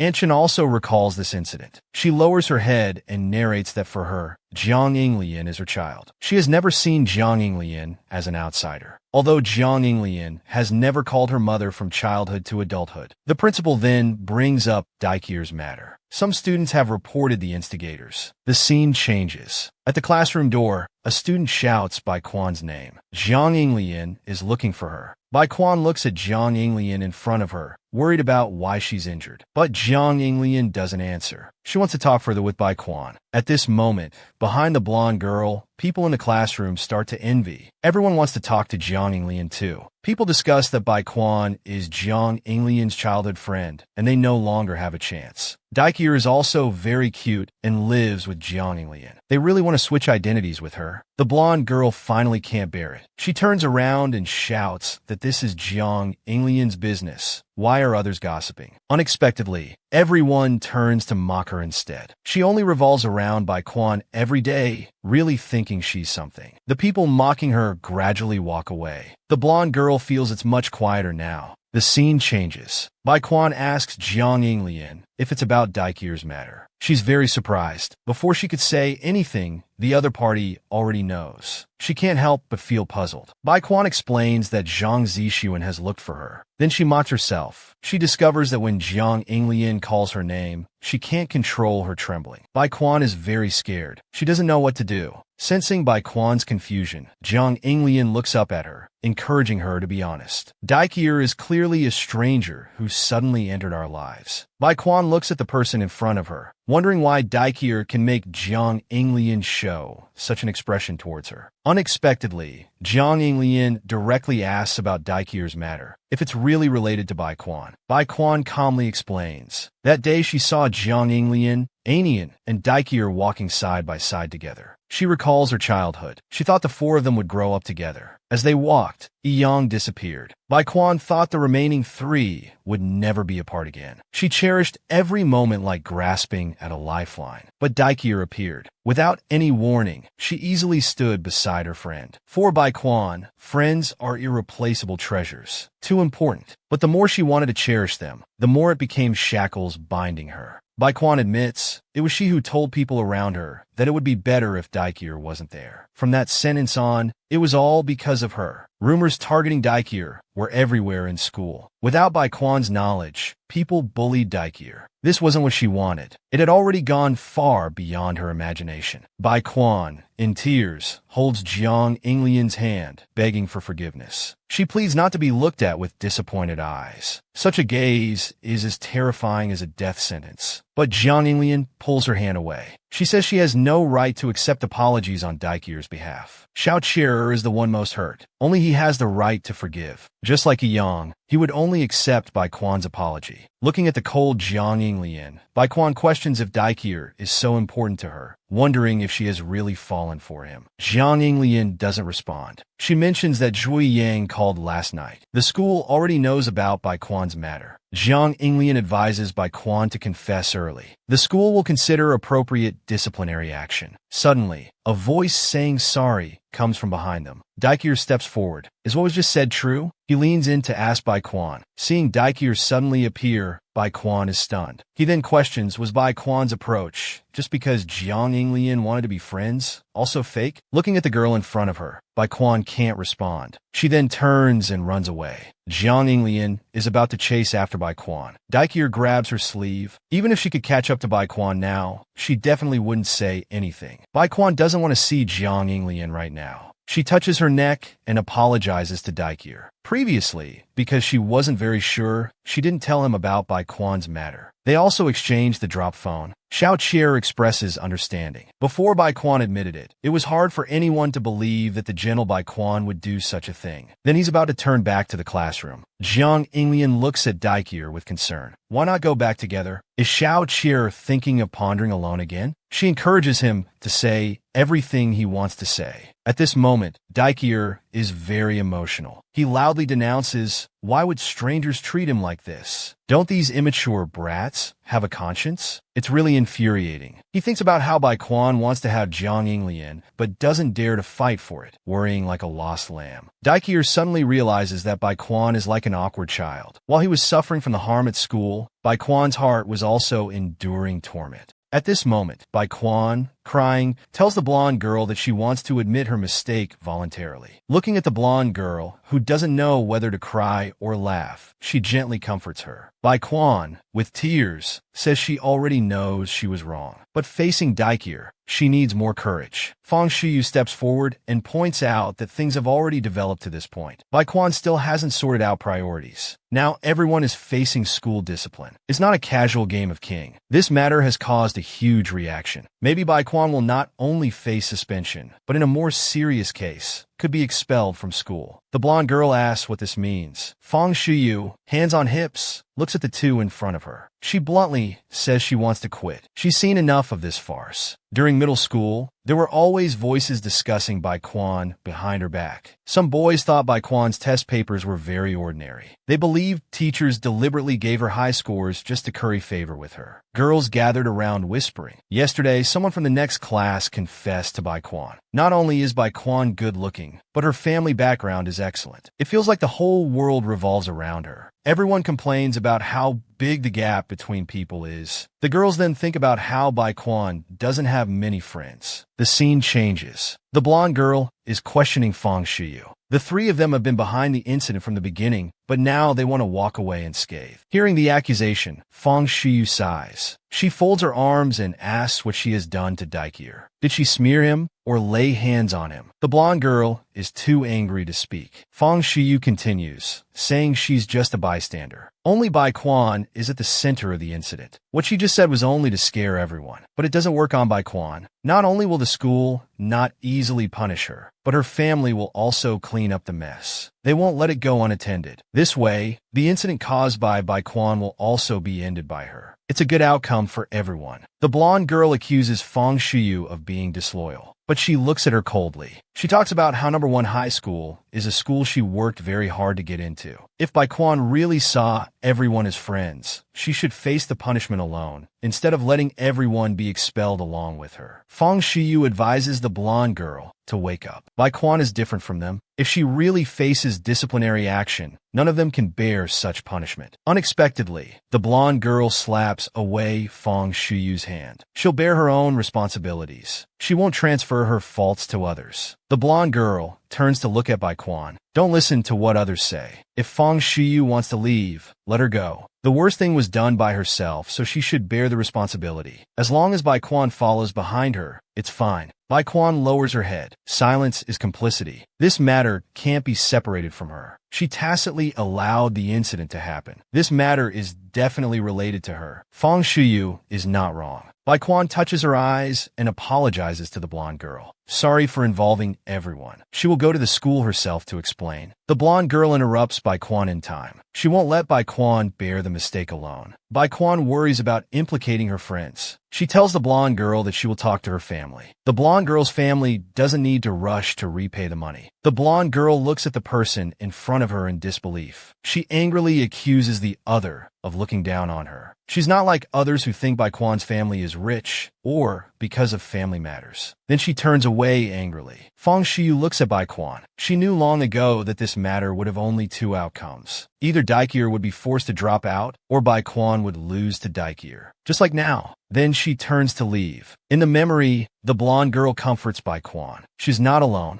She has always been with Bai Quan. Besides, Yin and Jiang Yinglian will always be with Bai Quan. Others simply don't understand how good Bai Quan is. They don't understand how great a friend Bai Quan can be. Fang Shiyu has known the blonde girl for so long, but this is the first time she's seen her argue with Bai Quan. The other person asks puzzledly, seeing them argue, is Fang Shiyu happy? Fang Shiyu sighs. She's just very confused. Bai Quan actually said such things to her friend, but Fang Shiyu won't tell anyone about what happened. The blonde girl is very strange. Bai Quan is clearly not that kind of person. In the memory, the blonde girl pulls the injured Bai Quan. You're the new student reporting today, right? The infirmary is just ahead. She says she'll take her there. The blonde girl introduces herself as Nana. From then on, Baekwon and Nana became desk mates. One day, Baekwon overheard classmates discussing Nana's family situation. Her family's business was unable to turn around funds and owed a large debt. And Nana, surprisingly, had become friends with the richest kid in the class. At lunch, Baekwon sees Nana's abundant lunch and compliments how cute her lunch is. Nana explains that except for the fried egg, everything else is leftover from last night. Baekwon is puzzled, thinking the food might be cold. Nana smiles and says it's fine as long as it fills her stomach. When leaving, Baekwon offers to bring lunch for Nana. She waves her hand, refusing. When she returns, Baekwon, panting, stuffs milk into Nana's hand. She happily says these are the last 2 boxes. Nana drinks the beverage, worrying that if Baekwon keeps staying with her, she'll be gossiped about by classmates. Everyone has already started talking about them, but Baekwon doesn't know. She doesn't care what others say. The Nana she knows, although they were strangers, would still lend a helping hand. Baekwon is glad to be her friend. Nana suddenly realizes Baekwon is not that kind of person at all. Fang Shiyu tilts her head and says, timid, willful, and indecisive people are not suitable to be villains. Baekwon's harsh words must not have come from her heart. She just wanted to stimulate Nana to leave. Baekwon has achieved her goal. Nana finally realizes how slow she has been. She immediately turns and runs back to where she came from. Fang Shiyu watches Nana run away, curious about where she's going. She firmly responds that she's going to find Baekwon. Fang Shiyu anxiously points out that Baekwon is different from everyone else. Even if she goes back, things won't change. Nana turns back to look at Fang Shiyu. She can't abandon a friend who has helped her. Baekwon is her friend. Fang Shiyu holds her head. It's hopeless. Indeed, she doesn't fit in with fools. The broadcast announces for named students to go to the Academic Affairs office. Daikir, about to push the door open, looks at the male classmate beside her. He asks why she's here. Before Daikir can answer, Jiang Yinglian unhappily asks why he's here. The male classmate explains it's because of fighting. He silently complains, wondering if there's no one from Class A who was called. The male classmate hesitantly touches his neck and apologizes to Daikir. About the cat incident, he's been very regretful since the prank. He's truly sorry for doing such a thing. Seeing Daikir's stunned expression, the male classmate asks Xiaoqi to hit him or scold him. He won't fight back. Unexpectedly, Daikir is very confused. She asks why he would do that. If they use mutual harm to balance things out, she will never forgive herself. Rather than discussing hitting and scolding here, it's better to think about how to solve the problem. Doing this won't change anything. Let's talk about it later. Daikir decides to go find the teacher first. The male classmate says he'll go too.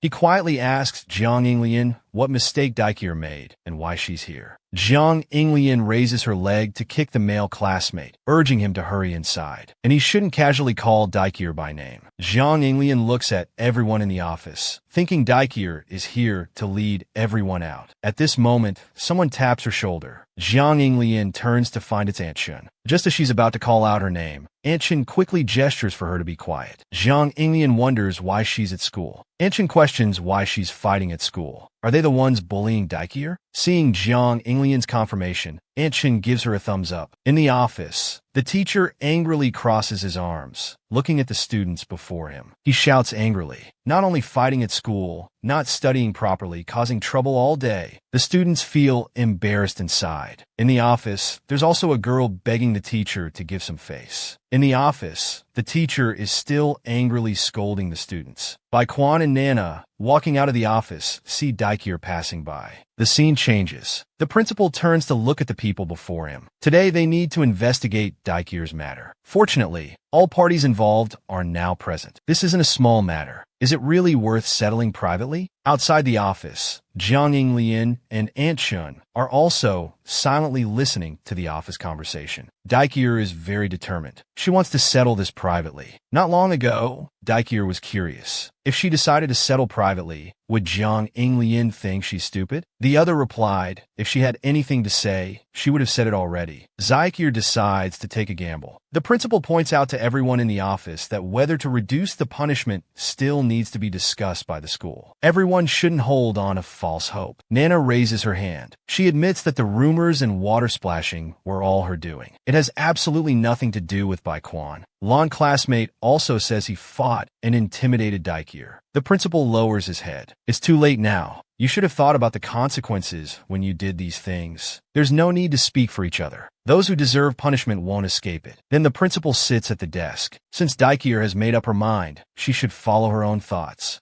Outside the door, Anshin crosses her arms and questions if this matter is ending just like this. She rolls up her sleeves, ready to rush into the office. Although Zaikir is kind-hearted, she herself is not to be trifled with. Zhang Yinglian grabs Anshin's shoulder, worried she might tear down the school, urging her to calm down quickly. Anshin turns back and questions Zhang Yinglian. Can she tolerate this? Although Zhang Yinglian can't accept it either, she recalls that Zaikir doesn't want her to interfere in this matter. Zhang Yinglian smiles and sighs, saying that perhaps they've never really understood Zaikir. At this moment, the male classmate asks Daikir about the kitten. He decides to adopt it. Daikir refuses. If the male classmate only wants to alleviate some guilt, but isn't prepared for adoption, he should give up on adopting. Nana apologizes to Daikir. She admits she was wrong before and is willing to accept any conditions. Zaikir refuses Nana. She turns and invites Bai Quan, saying she wants to talk to him alone. The scene changes. The two come under a tree. Bai Quan tells Daikir to speak freely. Now it's just the two of them. As Nana said, whatever conditions Zaikir sets, Bai Quan will fulfill them. Daikir turns and grabs Bai Quan's collar. She's furious. She doesn't need compensation or apologies. Whether it's hating him or wanting him to disappear, Zaikir wants to hear his true feelings. Bai Quan pushes away Daikir's hand. Indeed, he really dislikes her. Bai Quan accuses her of suddenly appearing in his life, seemingly always without worries. After experiencing so much, she can still thank him. The more he sees Zaikir, the more Bai Quan can see that his own heart is full of cowardice. Just like standing in front of Principal Zhou earlier, he was too nervous to speak, but Daikir was so brave. Bai Quan keeps apologizing. He's too envious of her. Bai Quan begs Daikir to scold him harshly or to criticize him. Then he accuses Daikir of still being able to smile at his ugly self. Xiaoqi smiles and hugs Bai Quan. She softly talks about making a bet. Daikir believes in the goodness at the bottom of his heart. For her, Bai Quan also suddenly barged into her life. In this bet, he was her only chip. This bet has already succeeded. Daikir has broken even. In the distance, Zhang Yinglian and Aunt Shun are whispering. Zhang Yinglian accuses her of eavesdropping on others and dragging her along. Aunt Shun explains that she was worried something might happen. She sighs that her children always like to act tough, especially Zhang Yinglian and Daikir. Aunt Shun stretches and prepares to leave. Zhang Yinglian is curious why she doesn't let Daikir know she came. Aunt Shun instructs Yinglian to come home early with Zaikir after school. She'll have dinner ready waiting for them. Zhang Yinglian thinks to herself that in this world, perhaps forgiveness has a deeper impact on the heart than punishment. In the distance, Bai Quan is helping Xiaoqi remove a fallen leaf from her head. Xiaoqi jokingly says she's transformed into a little raccoon. On the school's notice board, the disciplinary actions are quickly published. From suspension to writing self-criticisms, everything is as Principal Zhou said. No one who deserves it can escape. After this incident, that girl called Fang Shiyu was never seen walking together with Bai Quan and the others again. However, once, Daikir encountered the girl in the corridor. As she passed by, she told her to eat well. Although there was no eye contact and no emotional fluctuation could be heard, watching the girl's departing figure, this remark left Daikir puzzled. On the weekend, she, Bai Quan, and Su Huan went to the pet hospital to pick up the discharged kitten. At first, the two were still worried, but when they saw Su Huan carefully holding the kitten on his shoulder, their worries were halved. Outside the pet hospital, Su Huan wonders why Daikir doesn't let Bai Quan give her a ride home. But she explains that she and Zhang Yinglian agreed to meet her here. She recalls the other's expression during the fight that day and can't help but joke that Daikir has raised a beast by her side. Remembering how angry the other was for her, Su Huan feels he really cares about Daikir's matters. Zhang Yinglian stops her bicycle, glaring at Su Huan, saying who wants to deal with him. She warns him to stay away from Daikir, then turns and calls out that it's time to go. Daikir and Su Huan awkwardly wave goodbye.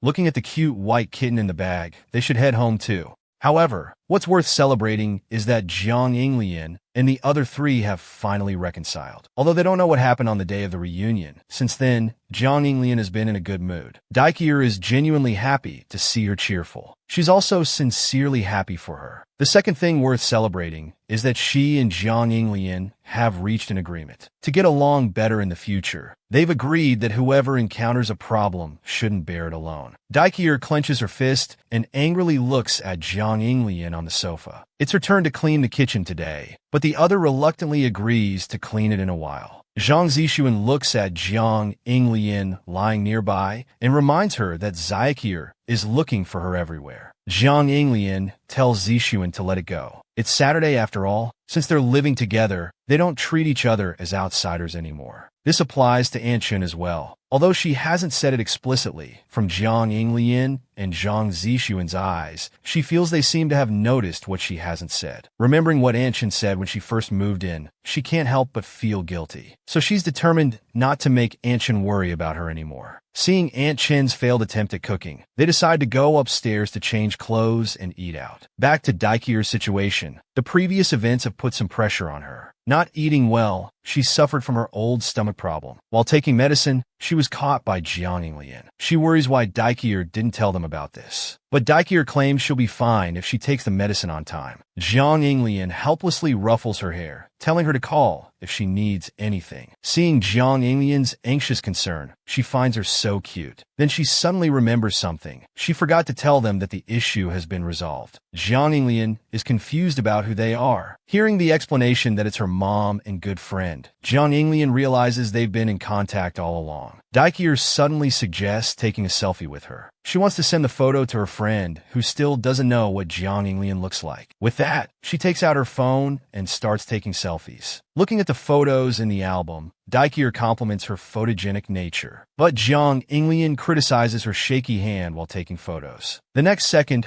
she grabs the phone, pulls Daikier close, and takes a nice photo together. Daikier then recalls meeting Zhuo Yiyang after school once. They exchange greetings for a while. The next moment, she asked if he likes matcha. After getting an affirmative answer, she wondered if he prefers ice blended or milk cap. Zhuo Yiyang guesses if she wants to treat him. The next second, a matcha ice blended appears in his hand. Daikier smiles and thanks him for the yogurt last time, saying this is a return gift. Then she waves goodbye and leaves. Zhuo Yang is stunned for a moment before smiling. Everything seems to be slowly changing in the direction they hoped for. Principal Zhuo sees his son return and tells him to go to his room to do homework first. But Zhuo Yang calls out to his father, saying he has a request to tell him. On the other side, the pink-haired girl looks at the photo of Daikier and Jiang Yinglian on her phone. She wants to transfer schools. Because her mother works abroad, the main character Daikier has to stay at her mother's good friend Aunt Cheng's house. Although she's not good at cooking, she prepares breakfast for her and thoughtfully asks whether she prefers cereal or plain milk. Daikier chooses plain milk. Zhang Zixuan nearby suddenly teases her, saying her energetic look is nice. She smiles and says good morning. As a senior high school student, he needs to go to school earlier. Aunt Chen needs to hang clothes, so she asks her to call her son down for breakfast. At this moment, Daikier's face is suddenly pinched by a hand. This person is the bad-tempered big devil who always likes to oppose her. Jiang Yinglian covers her pinched cheek, complaining that the other's hand is too heavy. She was even planning to call someone to wake up. Jiang Yinglian, however, unhappily asks if there's any need to call. Every time she wakes up, she gets disturbed. Daikier is very dissatisfied with this and questions what she means. Aunt Chun, passing by, can only helplessly ask why they're arguing again.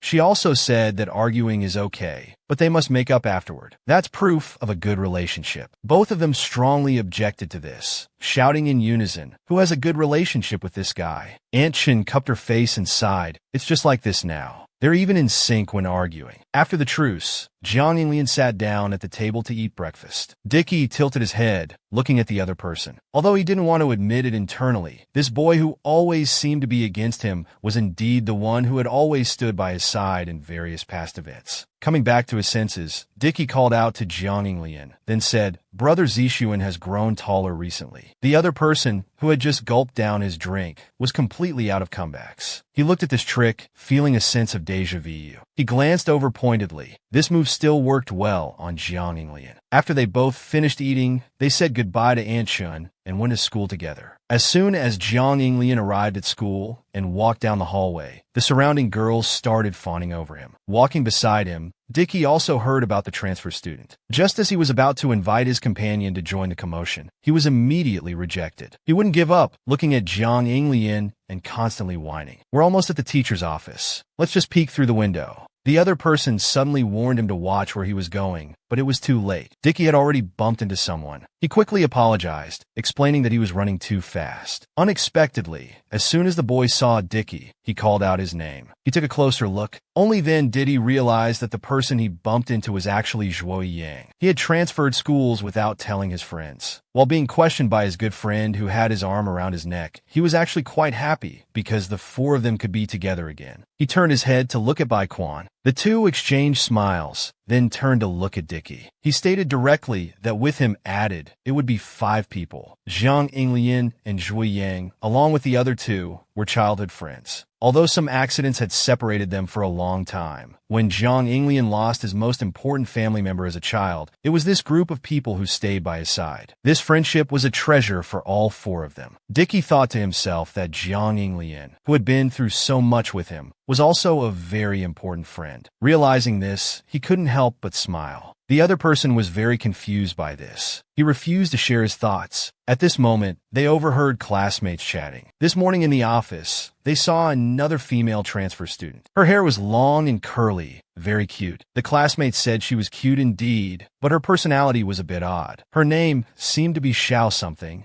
When he heard the surname Xiao, his expression became strange. Jiang Yinglian noticed his companion's expression. He put his hand on the other's shoulder and asked, "Are you okay?" At that moment, a girl quickly rushed over. She pushed him away and righteously warned, "Keep at least a meter distance when talking to Dicky. Don't think you're special just because you live together." Afterward, Zhuo Yang looked at Jiang Yinglian, rubbing his shoulder and asking, "Are you alright?" That little girl's slap looked pretty strong. His friend, with lowered eyes, said, "It's fine." Yu Xinian ran up and put his arm around Jiang Yinglian's neck, looking very excited. After that girl pushed people away, she directly ran off with Dicky. It was practically an abduction. At the scene, Jiang Yinglian ignored him, only lightly commenting, "You seem quite enthusiastic about it." Zhuo Yang evaluated Xiao Ran, thinking she was like a knight defending her master. Yu Xinian couldn't help but be curious, asking what Little Cheese Knight was called. "Is it called the Penguin Knight?" Jiang Yinglian, rubbing his shoulder, heard this and found it amusing. Then Dicky must be the Penguin Princess. The two being discussed were also chatting casually. "Why did you suddenly transfer here? How are your uncle and aunt doing recently? Where are you living now?" Xiao Ran patiently answered one by one. "Coming here was a sudden decision. Dad and Mom are doing well. I'm currently living at my cousin's place. The two haven't seen each other in a long time and miss each other very much. They hug each other with smiles, promising to play together like before and not fall behind in their studies." The scene changes to a classroom during a lesson. Yu Xinian raises his hand to report that Xiao Ran is eating instant noodles. The teacher angrily exclaims it's unacceptable and confiscates all the food. Seeing her snacks taken away, Xiao Ran's expression suddenly changes. She lifts up her desk, demanding the teacher return her spicy strips. As a result, she's sent out to stand in the hallway as punishment. Xiao Ran stands outside the classroom, still thinking about her unfinished instant noodles. She secretly holds a grudge against the teacher and Yu Xinian. At this moment, she inadvertently glances at a fruit tree in front. Inside the classroom, the teacher is lecturing and Yu Xinian is listening attentively. Suddenly, he hears a noise from outside. He turns his head and sees Xiao Ran leaning on the railing, reaching for the fruit tree. Frightened, he turns back to report to the teacher that someone is trying to grab fruit from the tree. Xiao Ran is scolded again. She grabs Yu Xinian's tie and warns him not to tattle again, or she won't be so nice. He criticizes her bold posture, saying, "Don't make such poses while wearing a skirt, please." Hearing this, Xiao Ran directly lifts her skirt, saying, "It's fine, I'm wearing long sports pants underneath." Yu Xinian can't bear to look anymore, feeling that she has ruined his image of a beautiful girl. Later, when meeting with his friend, Yu Xinian frankly says that sitting next to the new classmate has left him mentally and physically exhausted after a day. Just then, She walks by arm in arm with Di Cheer. As they approach to greet them, he keeps staring at Jiang Yinglian, feeling annoyed inside. As they pass by, he secretly tries to trip him. Seeing the two about to argue,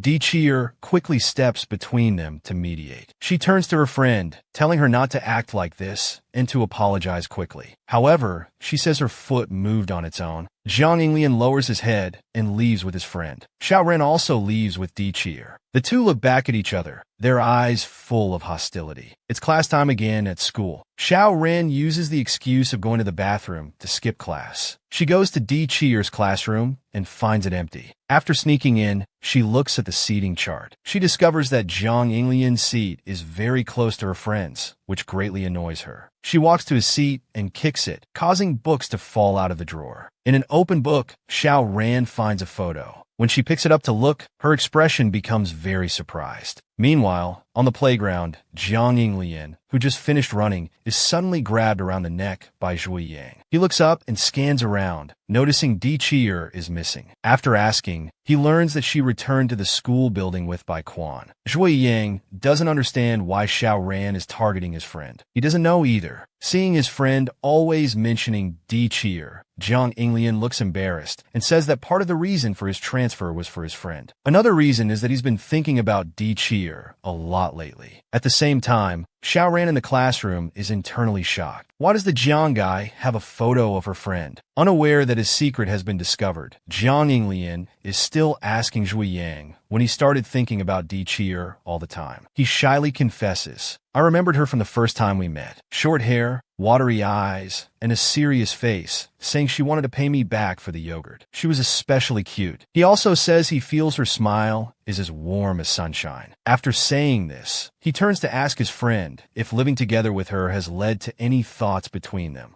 Realizing that Zhui Yang wants to pursue Di Cheer, his friend suddenly becomes serious. He bluntly says they're not suitable because he won't approve. Zhui Yang laughs and calls him a brat, asking why he needs his approval to like someone. Suspecting that Jiang Yinglian also likes Di Cheer, he probes his friend, asking what Di Cheer means to him. As they talk, the subject of their conversation walks over, smiling and greeting them. The scene changes. Xiao Ran finally hears the class dismissal bell ring. Holding the photo, she thinks coming here was the right choice. It's just as she thought. The Jiang guy likes her friend. On the other side, Jiang Yinglian meets up with Di Cheer to go home together. He's still thinking about his friend's words. To him, Di Cheer's presence isn't very noticeable in a crowd. But once their eyes meet, he can't look away. Her small, thin frame, her love of laughter, chirping like a bird, attracts people's attention. Does he like Di Cheer? How could that be possible? The scene changes. Jiang Yinglian is buying a drink when Xiao Ran appears nearby.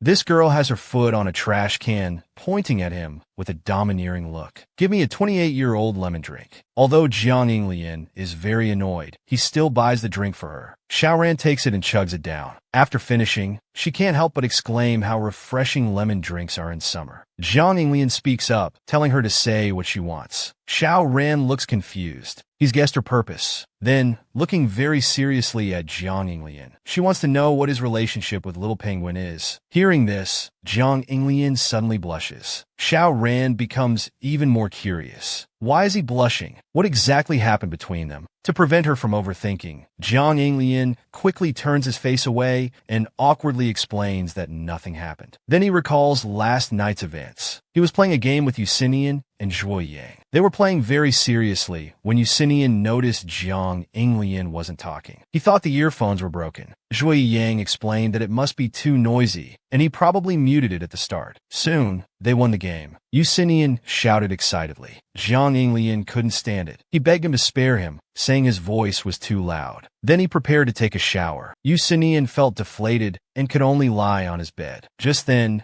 he felt something was off about Jiang Yinglian that night, but wondered if it was just his imagination. The scene shifts to Jiang Yinglian. He comes out after showering and unexpectedly encounters Di Cheer. He rubs his eyes. Looking at her, he asks why she's showering so late. She seriously replies that she was playing games with Yusinian and others, so she lost track of time. She then prepares to return to her room with a helpless expression. Seeing her expression, Di Cheer becomes curious. Why did his face suddenly change? Jiang Yinglian sighs. He tells her not to be so unguarded. After all, they live together and he's a boy. Di Cheer doesn't understand what he means and asks him to explain clearly. Jiang Yinglian is exasperated. He reminds her about her pajamas. The girl suddenly realizes. She quickly covers her chest with both hands, looking very embarrassed. She even thinks he saw something and keeps asking. Jiang Yinglian can only brush it off casually, then calls her an idiot. Angry, Di Cheer chases him back to his room, not forgetting to give him a beating. Back in his room, Jiang Yinglian feels very innocent. It's not like he wanted to look on purpose. Back in her room, Di Cheer hides under the covers, calling him a pervert. She feels it's inconvenient living with boys. After the flashback, Xiao Ran thinks the boy in front of her is acting strange. So she keeps following him, wanting to get to the bottom of it. He blushes at the slightest comment. What exactly did Jiang do to Di Cheer? She grabs his clothes, refusing to let go. Jiang Yinglian gets angry. Stop asking these things. It's nonsense. Seeing herself being accused, Xiao Ran also gets furious. She takes out Di Cheer's photo, asking Jiang Yinglian to explain. Normal people don't keep girls' photos in their books. Questioned by this girl, he suddenly has no words. Seeing no rebuttal, Xiao Ran takes it as an admission, so she loudly calls him a pervert. As she leaves, she doesn't forget to warn him. She tells him not to have any designs on Di Cheer, or she won't forgive him. Jiang Yinglian gets angry too. He blocks Xiao Ran's path, then says seriously, "You dare to go through my things?" Hearing this, she suddenly feels guilty, so she awkwardly explains. She kicked over Jiang Yinglian's desk, then lost. Coming down, she found the photo on top. After hearing her explanation, Jiang Yinglian asks her to return the photo, but Xiao Ran refuses. It's Di Cheer's photo. Jiang Yinglian doesn't want to waste words. It's impossible to reason with this girl. He still demands she return the photo. Seeing the boy's serious face, she feels the atmosphere is off. If she continues like this, she might get beaten up. So she comes up to him and surprisingly asks Jiang Yinglian to provide snacks for the entire semester, or else she'll report him. Left with no choice, he agrees to her demand. Then she returns the photo and leaves with big strides. Xiao Ran grumbles all the way. Passing classmates look at her, not understanding what happened. Jiang Yinglian looks at Di Cheer's photo. He feels very guilty. He was careless. Last night he was too busy playing games and didn't check his books. When he looks up, he sees Di Cheer walking with Zhui Yang. Seeing them come to school side by side, he suddenly feels jealous.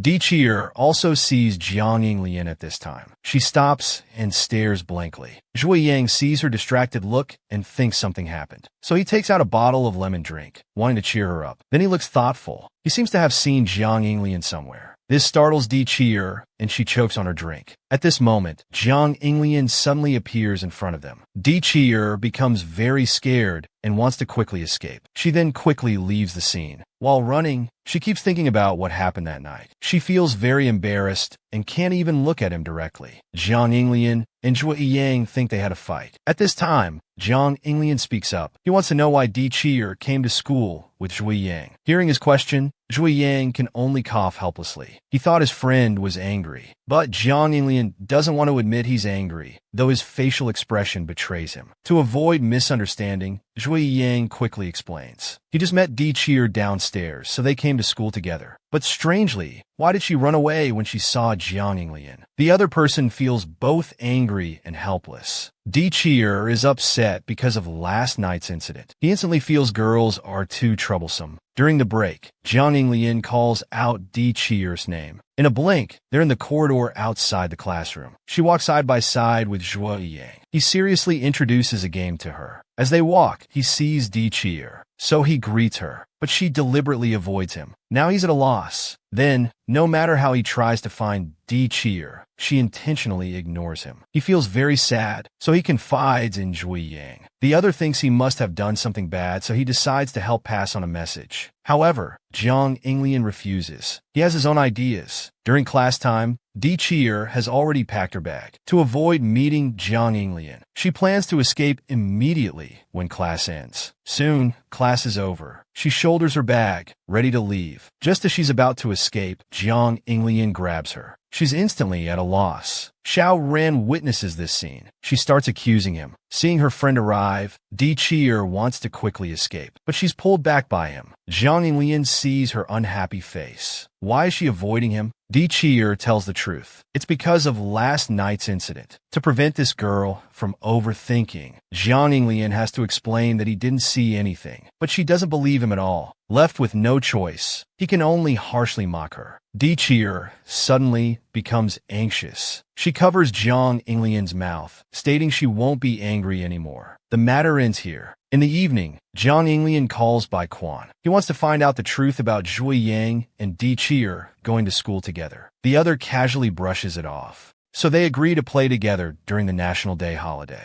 The National Day holiday is approaching. Yan Sherwin suggests everyone gather together. Xiaohan hasn't been to Zhang Yinglian's house and wants to take this opportunity to visit. Di Qi'er is also very happy, but she can't make the decision. They need to get Zhang Yinglian's consent. Several people watch him from the window while discussing how to persuade him. Zhang Yinglian suddenly turns his head and sees Di Qi'er. She smiles and greets him, so he uses lip reading to inquire. Seeing their behavior, the other classmates misunderstand, thinking Zhang Yinglian has agreed. They become instantly happy. To verify, Di Qi'er comes to Zhang Yinglian and tells him about the classmates wanting to come over. Zhang Yinglian shakes his head, then looks at the classmates by the window. Those classmates, seeing his gaze, deliberately pretend to act. Zhang Yinglian suggests to Di Qi'er they can have a gathering, but outside. Otherwise, they'd have to clean up. Di Qi'er tells him not to worry about that. She'll help. But before Zhang Yinglian can agree, she takes it as his tacit consent. Zhang Yinglian suddenly remembers Yuxinian's words, so he chooses to consider it. After saying this, he turns and leaves. Di Qi'er stands there, feeling confused. The scene changes. Zhang Yinglian brings Di Qi'er home. His stepmother has booked a hotel and wants Zhang Yinglian to come and give his opinion. But because classmates are coming to play at home, he gestures to his stepmother that they should go by themselves. Since Zhang Yinglian has agreed to the request, several classmates are very happy. They discuss together what to prepare. On the other side, Cheng Jingru feels sorry that Di Qi'er can't go play together. But she's also happy that Di Qi'er can make new friends. So she leaves the house to Zhang Yinglian and Di Qi'er.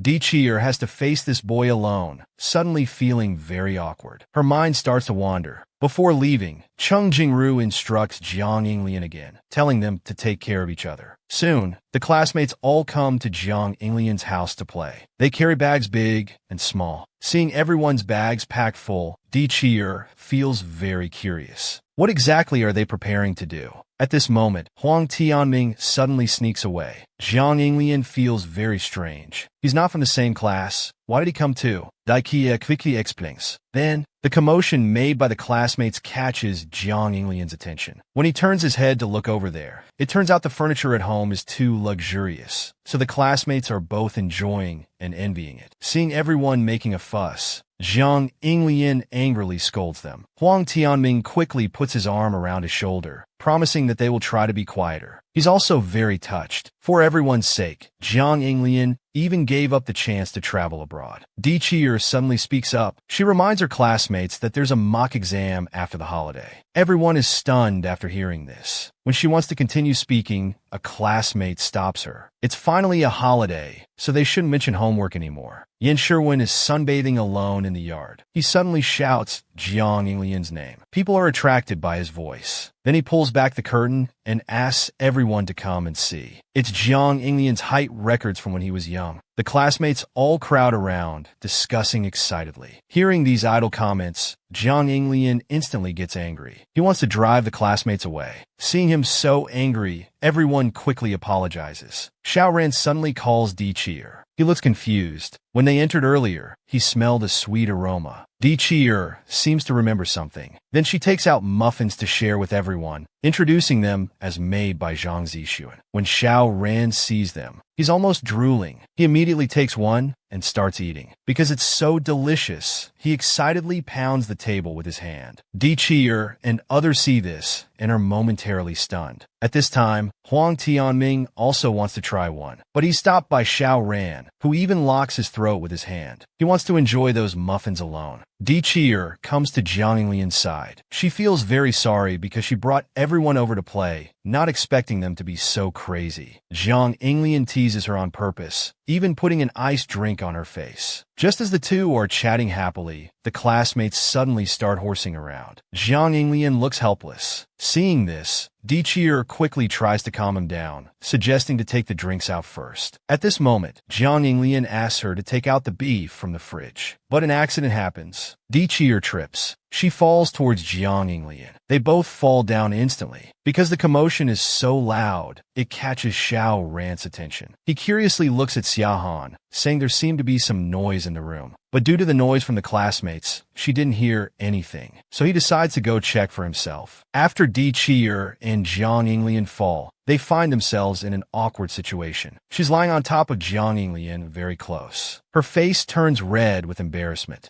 Jiang Yinglian, seeing Di Cheer's position, starts to daydream. Then he notices someone coming in. He uses his hand to press her face against his chest, signaling her not to make a sound. Then they hide. Xiao Ran checks at the door. Xiaohan suddenly comes over. He quickly tells her there's no one in the room. Although he says this, he still decides to go in and check carefully. The two still hiding feel very awkward. Di Cheer is lying on top of Jiang Yinglian. She's worried it's too uncomfortable for him. Outside the door, as Xiao Ran is about to go in and check, a child carrying a puppy comes over. He's attracted by the smell of barbecue. Xiaohan finds the child very cute and instantly likes him. It turns out this child is Li Shiyu. At this moment, Xiao Ran has already entered the room. He carefully searches for the source of the noise, but finds nothing in the end.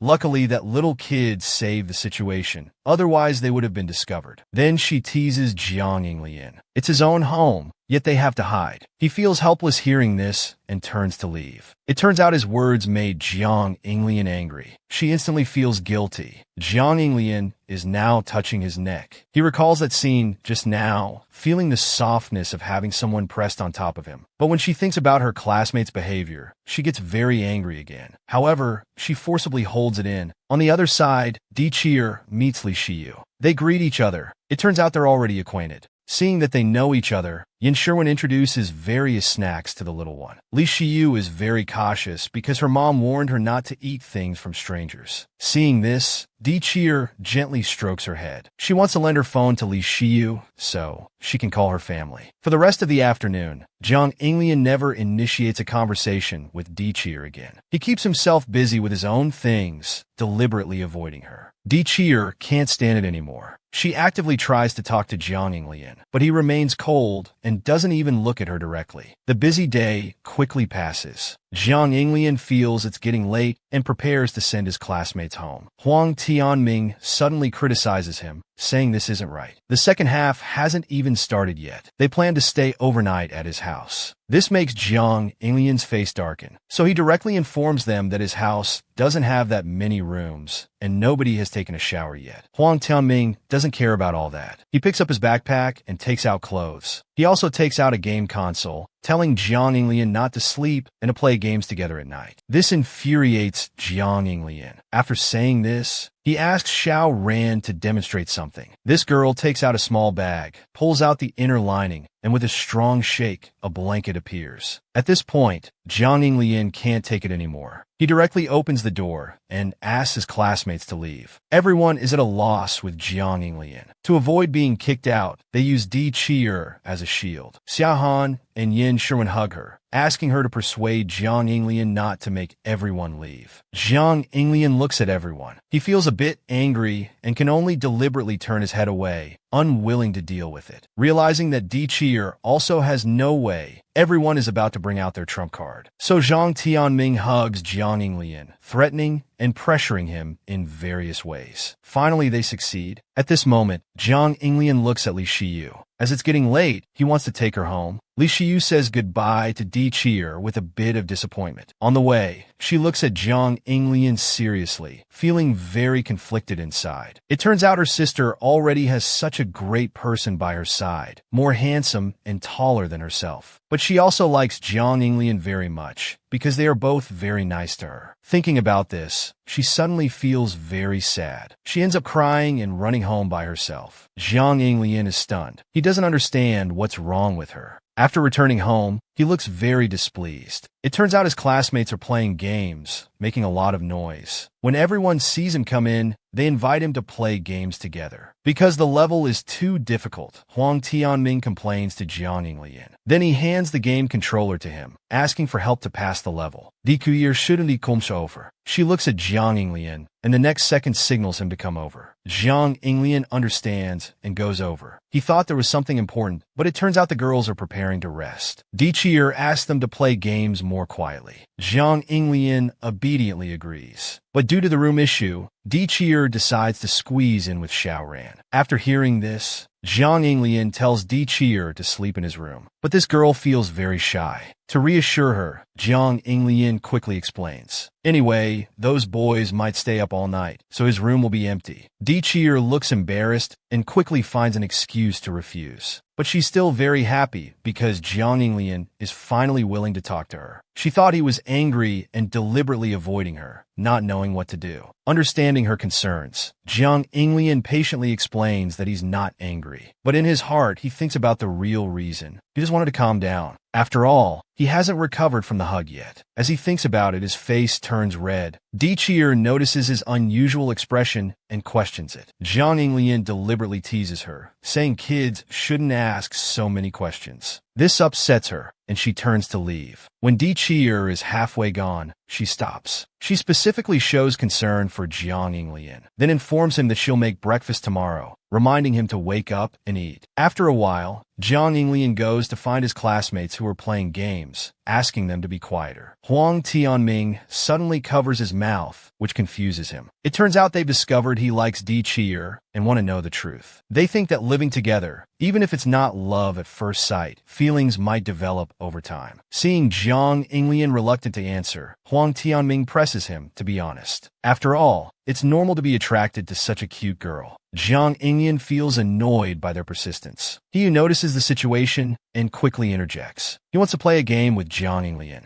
The aim is to trick him into telling the truth. However, Huang Tianming sees through this tactic immediately. The game begins. He deliberately asks Jiang Yinglian some unimportant questions, which he answers honestly. Then he continues to ask about love. He wants to know how many girls have confessed to Jiang Yinglian, but he doesn't get any definitive answers. Then comes the crucial point. Huang Tianming deliberately probes, asking if he would reject Dichier if she confessed. Jiang Yinglian instinctively shakes his head. After answering this question, he himself feels very surprised. His classmates are also stunned. To ease the awkwardness, he deliberately changes the subject, saying he doesn't actually dislike Dichier. The previously noisy group suddenly falls silent. On Dichier's side, she's also being questioned by two female classmates. But she's very honest, stating that she likes Jiang Yinglian and also likes Zhang Zixuan and Annie Chen, because they all take good care of her. Then she specifically explains that if it's about liking beyond friendship, she doesn't know. The two female classmates ask more questions about Jiang Yinglian, but she casually brushes them off. The situation becomes increasingly awkward. After a series of interrogations, the two female classmates can't get the answers they want and feel very helpless. But then Dichier suddenly praises Jiang Yinglian, saying she finds him charming. The two female classmates get excited about this. But Dichier doesn't understand what exactly attracts her. At this point, Yin Sherwin becomes curious. She notices that Jiang Yinglian rarely spends time alone with girls. She wonders what kind of person could make him fall in love. Then she starts praising him in various ways. Dichier suddenly takes out photos that Zhang Zixuan sent from his travels. Everyone eagerly wants to see them. After looking, they all think Zhang Zixuan is super handsome. Listening to her classmates' discussion, Dichier closes her eyes. In her mind, she thinks of Jiang Yinglian. Suddenly, she really wants to see him. On the other side, learning that Jiang Yinglian likes Dichier, Huang Tianming feels schadenfreude.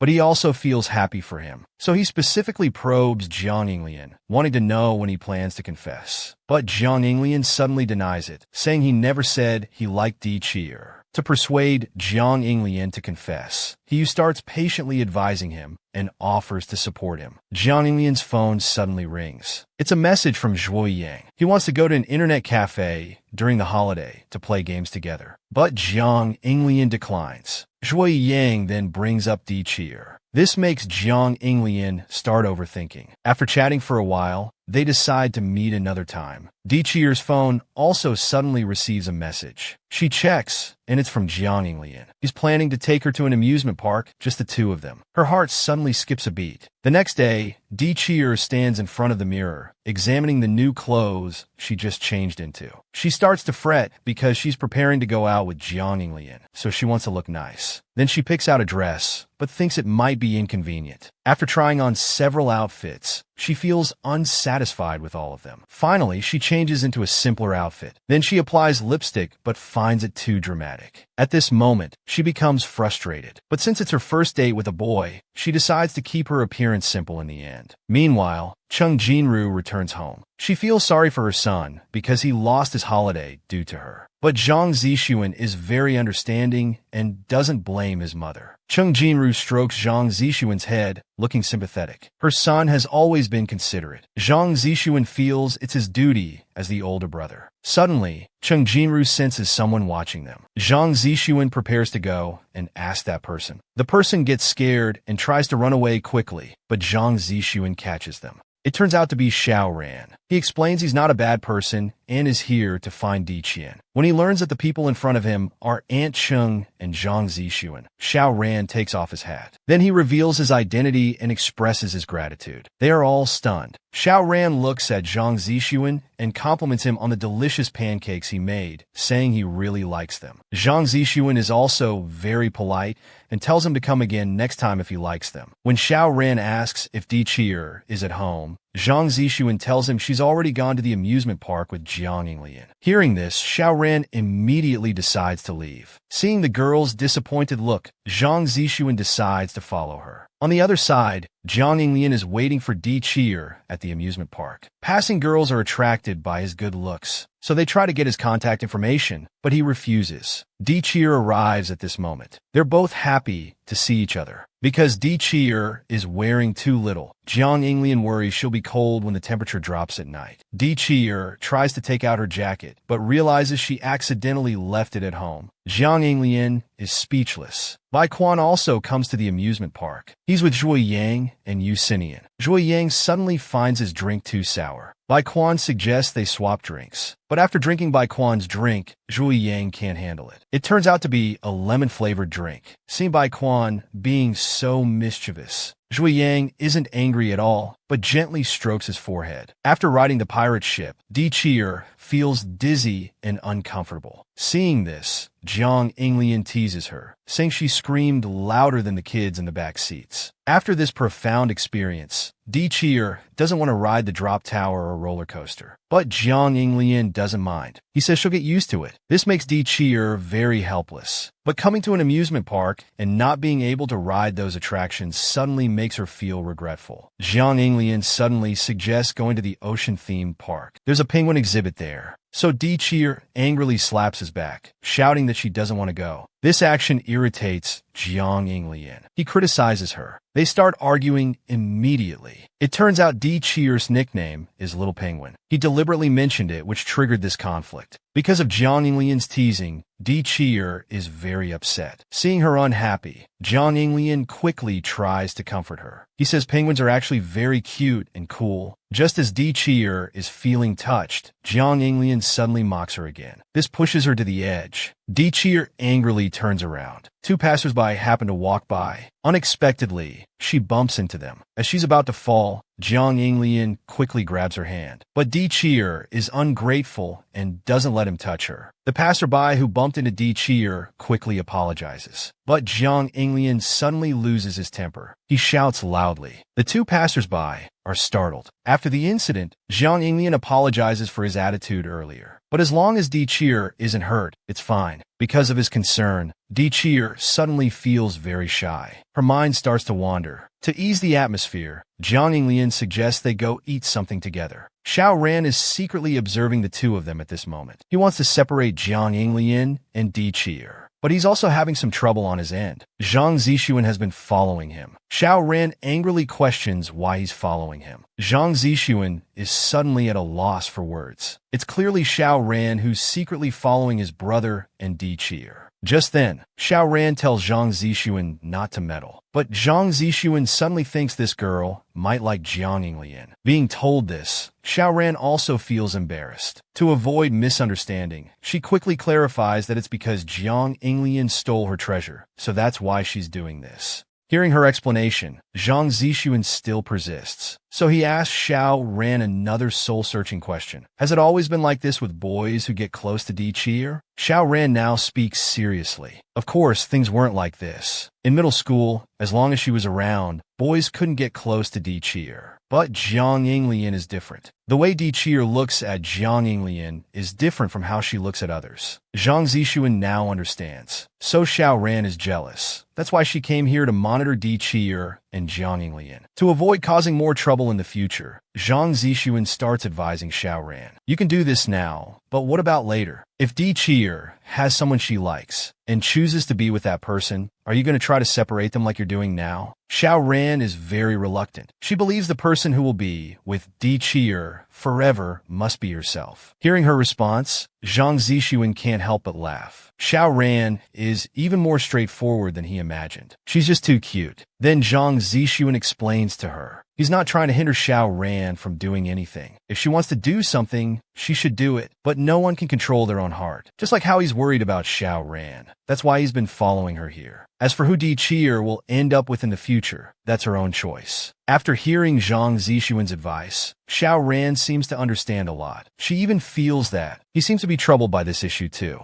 Since his brother is an excellent guy, Zhang Zixuan advises Xiao Ran not to worry too much. But even if that's the case, Xiao Ran seems unable to accept it. Images of Di Qi flash through her mind. Di Qi smiling, listening to other girls talking about Jiang Yinglian. If Di Qi and Jiang Yinglian got too close, Xiao Ran would forcibly separate them. The past is vivid in her memory, and this time, Di Qi might really be taken away by someone. Yet she can't do anything. She feels very distressed. Tears suddenly start pouring down. Seeing Xiao Ran so upset, Zhang Zixuan suddenly feels very guilty. He thinks what he said was too harsh, so he quickly apologizes. To prevent her from continuing to be sad, he immediately comforts her. He tells Xiao Ran not to worry too much. No matter what, she will always be Di Qi's best friend. This will never change, and she can also find the courage to stand up again from this. He comforts her while telling her not to cry. But Xiao Ran suddenly becomes angry out of embarrassment. She tells him to stop talking and punches him, knocking off Zhang Zixuan's glasses. At this moment, Xiao Ran realizes what she's done. She quickly helps look for the glasses, but when they find them, they're broken. Xiao Ran looks at Zhang Zixuan apologetically, only to see his nose bleeding. She feels very guilty. It's all because she hit him too hard. That's what caused him to get hurt. So she prepares to go buy an ice pack and tissues. Because Zhang Zixuan isn't wearing his glasses, his vision becomes blurry. Xiao Ran sees his condition and is stunned. But Xiao Ran still decides to quickly go by the ice pack. She still needs to go after Di Qi. But in the next second, she finds that Di Qi and the others have disappeared. Zhang Zixuan advises her not to chase after them anymore. Then, to show his apology, he offers to be her personal guide around the amusement park. But because his glasses are broken, he asks her to help buy a pair of contact lenses. Xiao Ran immediately agrees to his request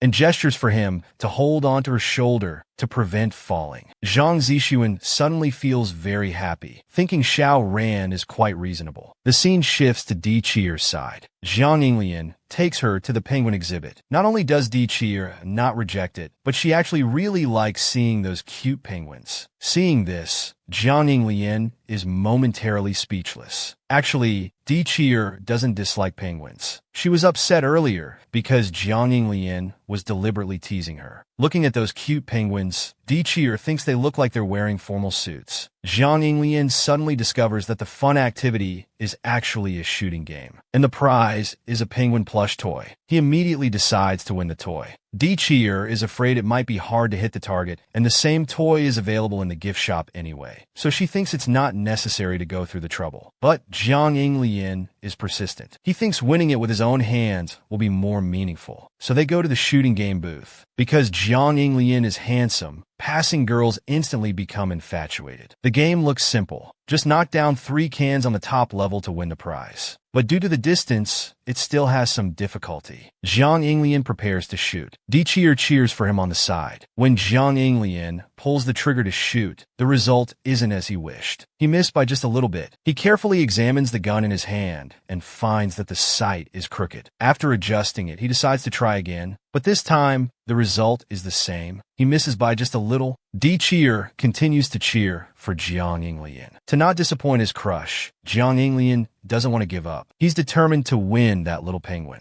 Di Cheer also has full confidence in him. Sure enough, in the next few shots, he hits all the targets. Seeing this, the booth owner is instantly in disbelief and can only reluctantly go to get the prize. As Jiang Yinglian wins the plush toy, Di Cheer praises him on the spot. Suddenly, Jiang Yinglian unexpectedly sees Bai Quan and a few other friends and quickly pulls Di Cheer away. When the booth owner comes back with the prize, he finds they've already disappeared. He's completely at a loss now. On the other side, Bai Quan sees the penguin plush toy in the owner's hand. He wants to buy it separately, but the owner is unwilling to sell. It turns out it's already been sold to Jiang Yinglian, but the owner is also puzzled. Why did Jiang Yinglian and his girlfriend suddenly leave when Bai Quan and the others came? After confirming, Zhuo Yang seems to know who it was, so they also start playing the shooting game. Meanwhile, Jiang Yinglian leads Di Cheer away, running until they're out of breath. Di Cheer doesn't understand why they had to run. She suspects he might have encountered someone he didn't want to see, but Jiang Yinglian just brushes it off casually. When Di Cheer turns her head, she suddenly sees a castle-like house with many people queuing up. Jiang Yinglian tells her it's a haunted house, and it was just built recently. Learning it's a scary attraction, Di Cheer fearfully steps back. She doesn't dare to try it easily. Suddenly, a female ticket seller from the haunted house appears behind them. She enthusiastically invites the two to participate in the Horror Castle's couple challenge. Di Cheer is startled and quickly explains to her that they're not a couple. But for the sake of sales, the ticket seller keeps introducing and tempting them with rewards. But Di Cheer insists on not participating. However, when the ticket seller mentions that the prizes are high-end food vouchers and a collector's edition game console, both of them are instantly interested. Jiang Yinglian happens to want to buy the newly released game console. Di Cheer, on the other hand, thinks of Xiao Ran, believing she would really want the food vouchers. Di Cheer and Jiang Yinglian instantly reach a consensus. They decide to overcome their fear and give it a try together, so they buy a couple tickets. As they prepare to enter the haunted house, 2 female staff members smilingly introduce the game's details. Then Jiang Yinglian leads Di Cheer into the haunted house. He feels that the smiles of the 2 staff members just now gave him goosebumps. But suddenly he realizes that those 2 seem to be twins. Di Cheer, however, thinks they're just deliberately dressed alike. As they're talking,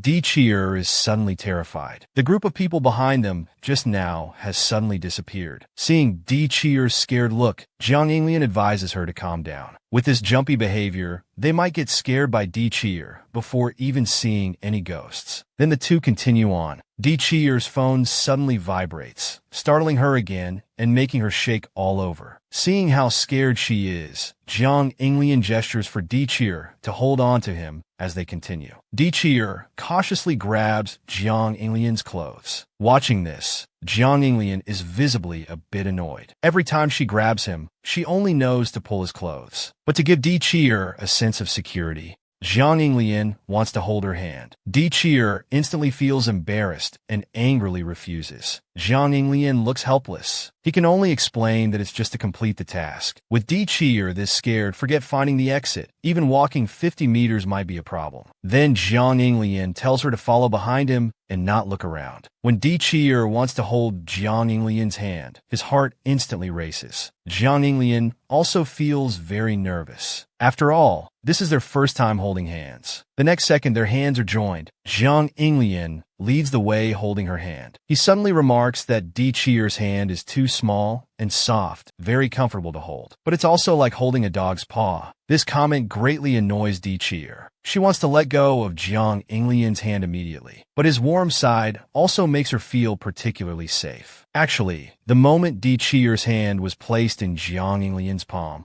Jiang Yinglian was already so nervous his heart was about to jump out. Today they really look like a couple. Meanwhile, Xiao Ran and Zhang Zixuan also arrive at the haunted house. They pretend to be a couple to get the food vouchers. As it's their first time doing this, Zhang Zixuan feels very awkward. Xiao Ran, however, keeps sniffing with his nose. Zhang Zixuan is very curious about what he's smelling, but Xiao Ran remains silent. It turns out he smells Di Qiyer's scent. Xiao Ran suddenly has a feeling that Di Qiyer might be just ahead, but Zhang Zixuan doesn't think so. He thinks it might be the same perfume worn by other girls. But then he thinks it shouldn't be such a coincidence that Jiang Yinglian and Di Qiyer would also come to this haunted house. If Xiao Ran sees them, it would be trouble. To be safe, he decides to put on an act, so he pretends to be very uncomfortable. Seeing this, Xiao Ran quickly shows concern. Zhang Zixuan then slowly speaks up. He tells Xiao Ran to walk slower because he was punched earlier and now feels a bit dizzy. Xiao Ran instantly becomes worried. He tells him not to have any problems. After all, the food vouchers are still waiting for him.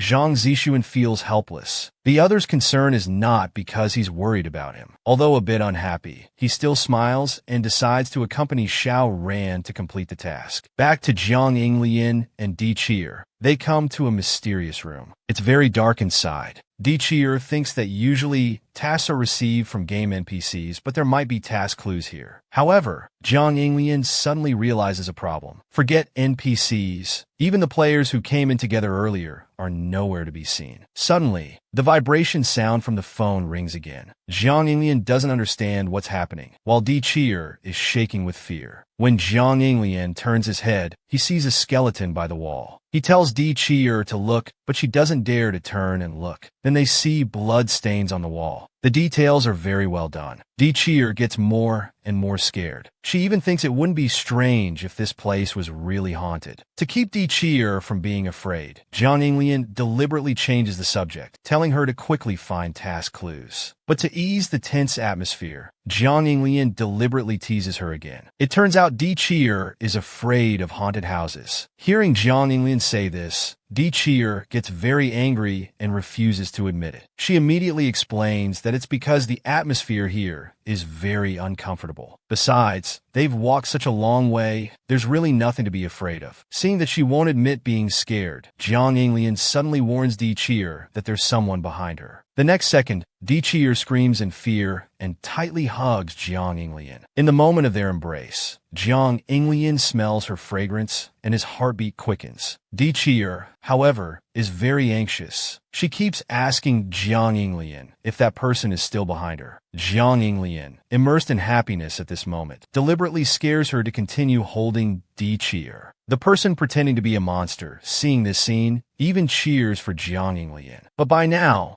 Di Qiyer can't take it anymore. She bravely turns her head, wanting to tell the person pretending to be a monster to stop, but she finds no one there. Now Jiang Yinglian is in trouble. Thinking she's been deceived, Di Qiyer gives him a beating. Jiang Yinglian feels very innocent, having experienced Di Qiyer's fierceness. He doesn't dare to tease her anymore. The two continue walking forward. Di Qiyer suddenly stops. She explains to Jiang Yinglian that she's not holding on to him because she's scared, but because she's worried about getting separated. Hearing this, Jiang Yinglian's face instantly turns red, so he decides to hold Di Qiyer tightly. Meanwhile, Xiao Ran has already discovered Di Qiyer's trail. He thinks she's just ahead and prepares to catch up. Zhang Zixuan also hears Di Qiyer's voice, but with Jiang Yinglian by her side, there shouldn't be any problem. To catch up with Di Qiyer, Xiao Ran runs through the haunted house. Other players are all scared. Di Qiyer and Jiang Yinglian have now reached the exit. When they walk out, they happen to see the sister who introduced the haunted house game earlier. She has her back to them. Di Qiyer wants to ask that sister something. When she turns around, she's gnawing on half a palm. Di Qiyer is so scared she faints directly. Jiang Yinglian quickly hugs her and angrily criticizes that sister. When he learns that they've completed the task, Jiang Yinglian looks at the staff in bewilderment. Is there a mistake? They didn't even receive a task and just walked out of the castle. The staff patiently explains that from the moment they stepped into the underground passage, the task had already begun. As long as they held hands and didn't let go at any time, and hugged for more than 30 seconds. Because the task was too simple, many people didn't guess it. After all, most people were focused on finding clues and inadvertently ignored their partner. Then, the reason Jiang Yinglian and Di Qi'er completed the task was just a coincidence. Even that prank was caused by what Jiang Yinglian did. Since they completed the task, the staff instructs Jiang Yinglian to fill out the prize information. The prize will be delivered within a week. When Jiang Yinglian prepares to fill out the information, he reluctantly lets go of Di Qi'er's hand. Di Qi'er stands still. She recalls the moment they hugged earlier, thinking that Jiang Yinglian didn't reject her, probably out of comfort. When she looks at his back, she feels like everything is still in a dream. So she stares at her own hand, which still has Jiang Yinglian's lingering warmth. This makes her unable to forget for a while. Just as she's lost in thought, the female staff suddenly calls her. It turns out she wants to know if Di Qi'er and Jiang Yinglian are real couples. Seeing her confusion,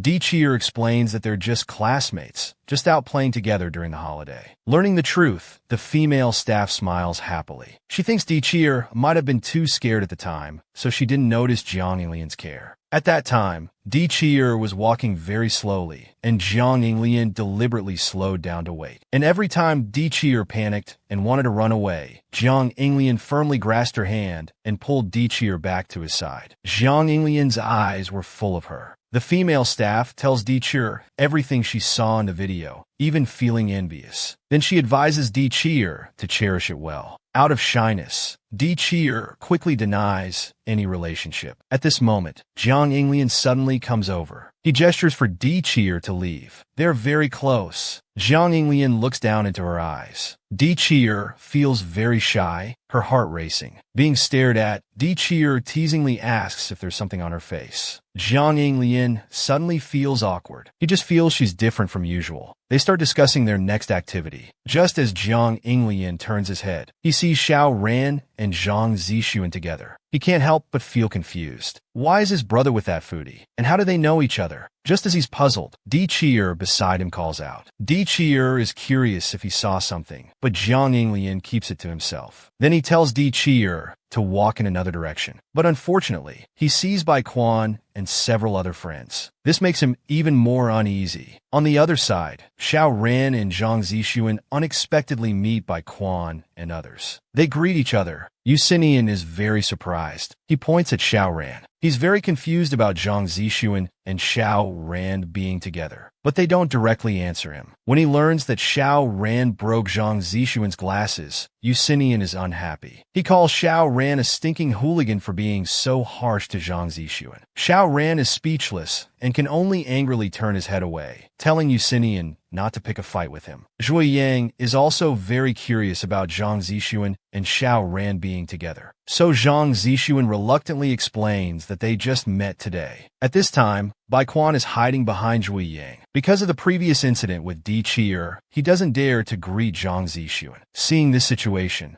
Zhang Zixuan takes the initiative to speak. He compliments the fox doll Bai Quan is holding, saying it's very cute. Bai Quan immediately links arms with Zhui Yang and explains that because the fox looks like Zhui Yang, he asked him to hold it. They're chatting happily here. Meanwhile, Xiao Ran and Yusinian are arguing heatedly, even coming to blows. When they calm down, Xiao Ran sighs, saying it would be better if Di Qi'er and Jiang Yinglian were here too. But he thinks Di Qi'er should be nearby. The scene shifts to Jiang Yinglian. To avoid those companions, he keeps running with Di Qi'er. When they stop, Di Qi'er notices something's off with Jiang Yinglian. She thinks he's acting very strange, always running with her today. She suspects Jiang Yinglian is hiding something, but he deliberately changes the subject. He tries to divert her attention by suggesting buying drinks. Di Qi'er is also helpless and can only go along with Jiang Yinglian's idea. Watching him walk away, Di Qi'er wonders if Jiang Yinglian has someone he doesn't want to see, but he doesn't seem to want to tell her. As she's thinking, she suddenly sneezes. It turns out the wind is picked up. Suddenly, someone puts a coat over her shoulders from behind. Di Qi'er thinks it's Jiang Yinglian and immediately turns her head, but she's stunned to see it's Zhui Yang. Di Qi'er wants to call out his name, but Zhui Yang gestures for her to be quiet. Then he gently strokes Di Qi'er's head. After doing this, he turns and leaves. Zhui Yang returns to Bai Quan's side. He looks very happy. Seeing his expression, Bai Quan thinks something fun happened, but Zhui Yang just casually brushes it off. When Jiang Yinglian returns after buying drinks, he sees Di Qi'er with her back to him, wearing a coat. This leads to a misunderstanding. When Di Qi'er turns around and sees Jiang Yinglian, he comes up to her. So Di Chier tells him about what just happened with Zhui Yang. But Jiang Inglian's expression is cold. He tells Di Chier to take off the coat. Seeing her not respond, Jiang Inglian gets angrier. He thinks it's not appropriate for Di Chier to wear this coat. Left with no choice, Di Chier can only take off the coat. The next second, Jiang Inglian takes off his own jacket. Then he gestures for Di Chier to come over. He proceeds to put it on her himself. Because the jacket is too big, Di Chier looks strange wearing it. Jiang Inglian can't help but laugh, which makes her embarrassed and angry. But Jiang Inglian suddenly becomes very gentle. Di Chier instantly can't stay angry. At this moment, Jiang Inglian notices that Di Chier is wearing makeup today, so he specifically confirms it. Di Chier shyly turns her head and explains that she's only wearing light makeup. But Jiang Inglian wants to know if she put on makeup because of this date. Di Chier then reveals her thoughts. It turns out she's different from Jiang Inglian. He's so popular, but this is her first date with a boy. When she was preparing to go out, she didn't know what to wear. To make herself look more formal, she tried putting on makeup, but she was worried Jiang Inglian would find it strange, so she didn't dare to apply lipstick too dark. Learning about her thoughtfulness, Jiang Inglian immediately compliments Di Chier's makeup, saying it looks very nice. Di Chier suddenly suggests going on the Ferris wheel. He happily agrees. On Xiao Ran's side, things aren't going as well. Annoyed by Yusinian, he turns to leave. Watching Xiao Ran's back, Bai Quan feels regretful. They couldn't greet each other properly this time either, and it seems Xiao Ran doesn't like him. Zhang Zixuan suddenly calls out to Xiao Ran. He asks him to consider what was said today, but Xiao Ran can't accept it. He considers anyone who takes Di Chier away as an enemy, but he immediately lets it go. After all, it's not up to him. Only Di Chier can make the decision. He'll support whatever she wants to do. Hearing Xiao Ran say this, Zhang Zixuan feels gratified. He compliments Xiao Ran, saying he's a good girl too. As they're about to part, Zhang Zixuan wants to know if they can go on another date. Hearing this, Xiao Ran's mind goes blank. He shyly turns his head, then deliberately mocks Zhang Zixuan, saying his constant smile looks tiring. Soon they part ways. The female staff member who received Jiang Inglian returns home. It turns out she's Fang Shuyu's sister. She tells her younger sister to relax and go out with classmates during the holiday. But Fang Shuyu thinks if she relaxes, she won't be able to get into Class A. Hearing her sister's words, the older sister starts to advise her. It's not necessary to get into the top class. After all, Fang Shuyu is so excellent. Then she recounts her encounter with Jiang Inglian at the amusement park. He was taking a girl to the haunted house. Learning this, Fang Shuyu feels very disappointed. The older sister doesn't notice her sister's expression and continues happily narrating.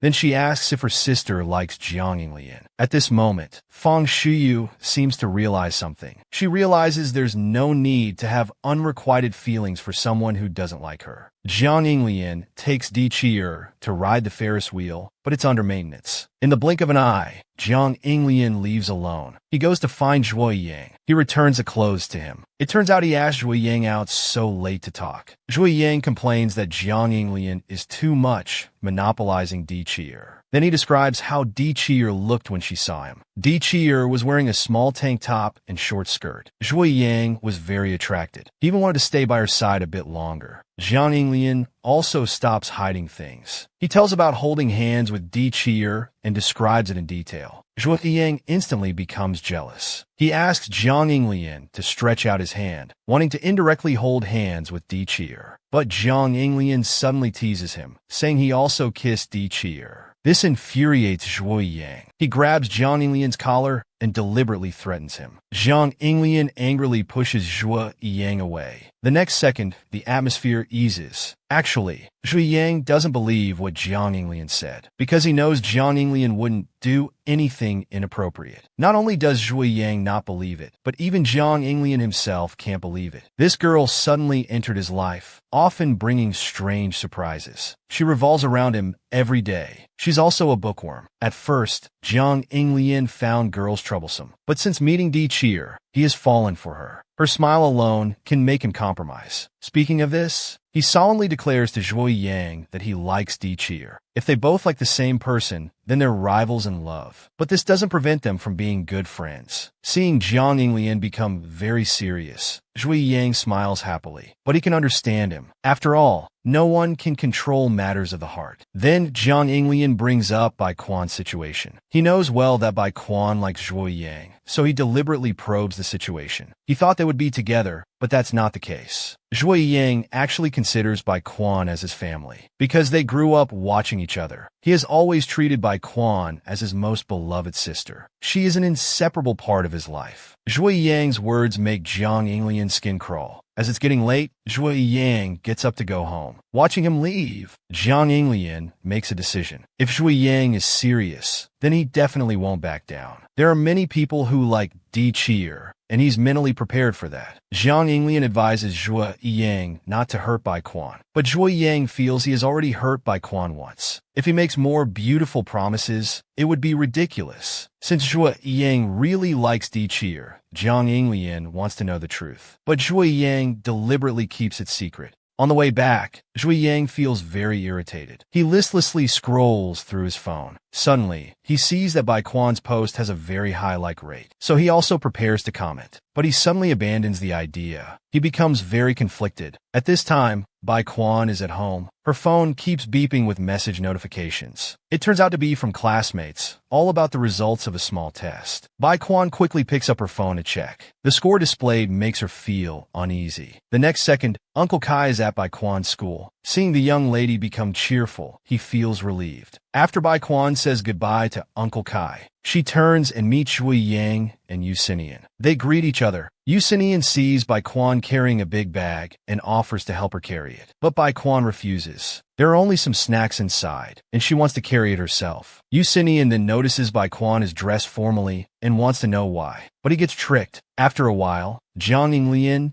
Di Cheer, and others arrive. Di Cheer greets Yusinian and the others, but Xiao Ran seems very scared. He holds Di Cheer's hand tightly. Jiang Yinglian sees Zhui Yang and turns his head away irritably. After all, they're now rivals in love. Zhui Yang suddenly walks up to Di Cheer, feeling they look similar today. Both have center-parted bangs. The two chat happily. Jiang Yinglian sulks on the side. He tells Di Cheer to change back to full bangs. Seeing this, Zhui Yang puts his hand on Jiang Yinglian's shoulder. He advises him not to tease Di Cheer like this, or she might dislike him. But Jiang Yinglian looks indifferent. After all, he's the one living with Di Cheer. Seeing this tactic doesn't work, Zhui Yang turns to Xiao Ran. He tells him about Jiang Yinglian and Di Cheer holding hands. Bai Quan also walks up to Xiao Ran. She gives him the snacks she brought. Inside are cookies she baked herself, intentionally made in different flavors. Then she introduces herself. She hopes to become friends with Xiao Ran. But Xiao Ran looks unhappy. He accuses her of trying to bribe him with a bag of snacks. To write off what happened before, Bai Quan is left speechless. But Xiao Ran suddenly changes his tone. He shouts that at least 2 bags are needed, otherwise it's not sincere enough. The friends watching on the side are instantly dumbfounded. The group arrives at the library. Since his brother is studying at home, Jiang Yinglian doesn't want to disturb him, so he can only come out to read. Yusinian starts to interject randomly, making everyone exasperated. The girls are chatting happily. Jiang Yinglian stares at Di Cheer without moving. He starts to daydream, and Xiao Ran, the foodie, is eating snacks in big mouthfuls. Yusinian deliberately teases him for having a picnic. This remark irritates Xiao Ran. He snaps back at Yusinian directly. The two are full of hostility. Suddenly, they start arguing. Yusinian suddenly snatches Xiao Ran's snacks away, saying he can only eat after finishing his homework. This angers Xiao Ran, who wants to get physical. Di Cheer quickly tries to persuade Xiao Ran. Yusinian hopes he will focus on reviewing and get good grades, so he shouldn't be angry. Soon Xiao Ran calms down. Di Cheer starts to help him with his studies. Jiang Yinglian gazes at Di Cheer. He's fascinated by her teacher-like appearance. Jiang Yinglian suddenly stands up to buy drinks. When Yusinian learns of this, he asks Jiang Yinglian to bring orange juice. Then one by one, they all make their requests. But Di Cheer wants to accompany Jiang Yinglian. He immediately agrees. However, Xiao Ran is unhappy. He also wants to join in. The 3 of them leave the library together. Because Xiao Ran spoke loudly to Bai Quan earlier, Di Cheer was frightened. So she advises Xiao Ran to get along better in the future.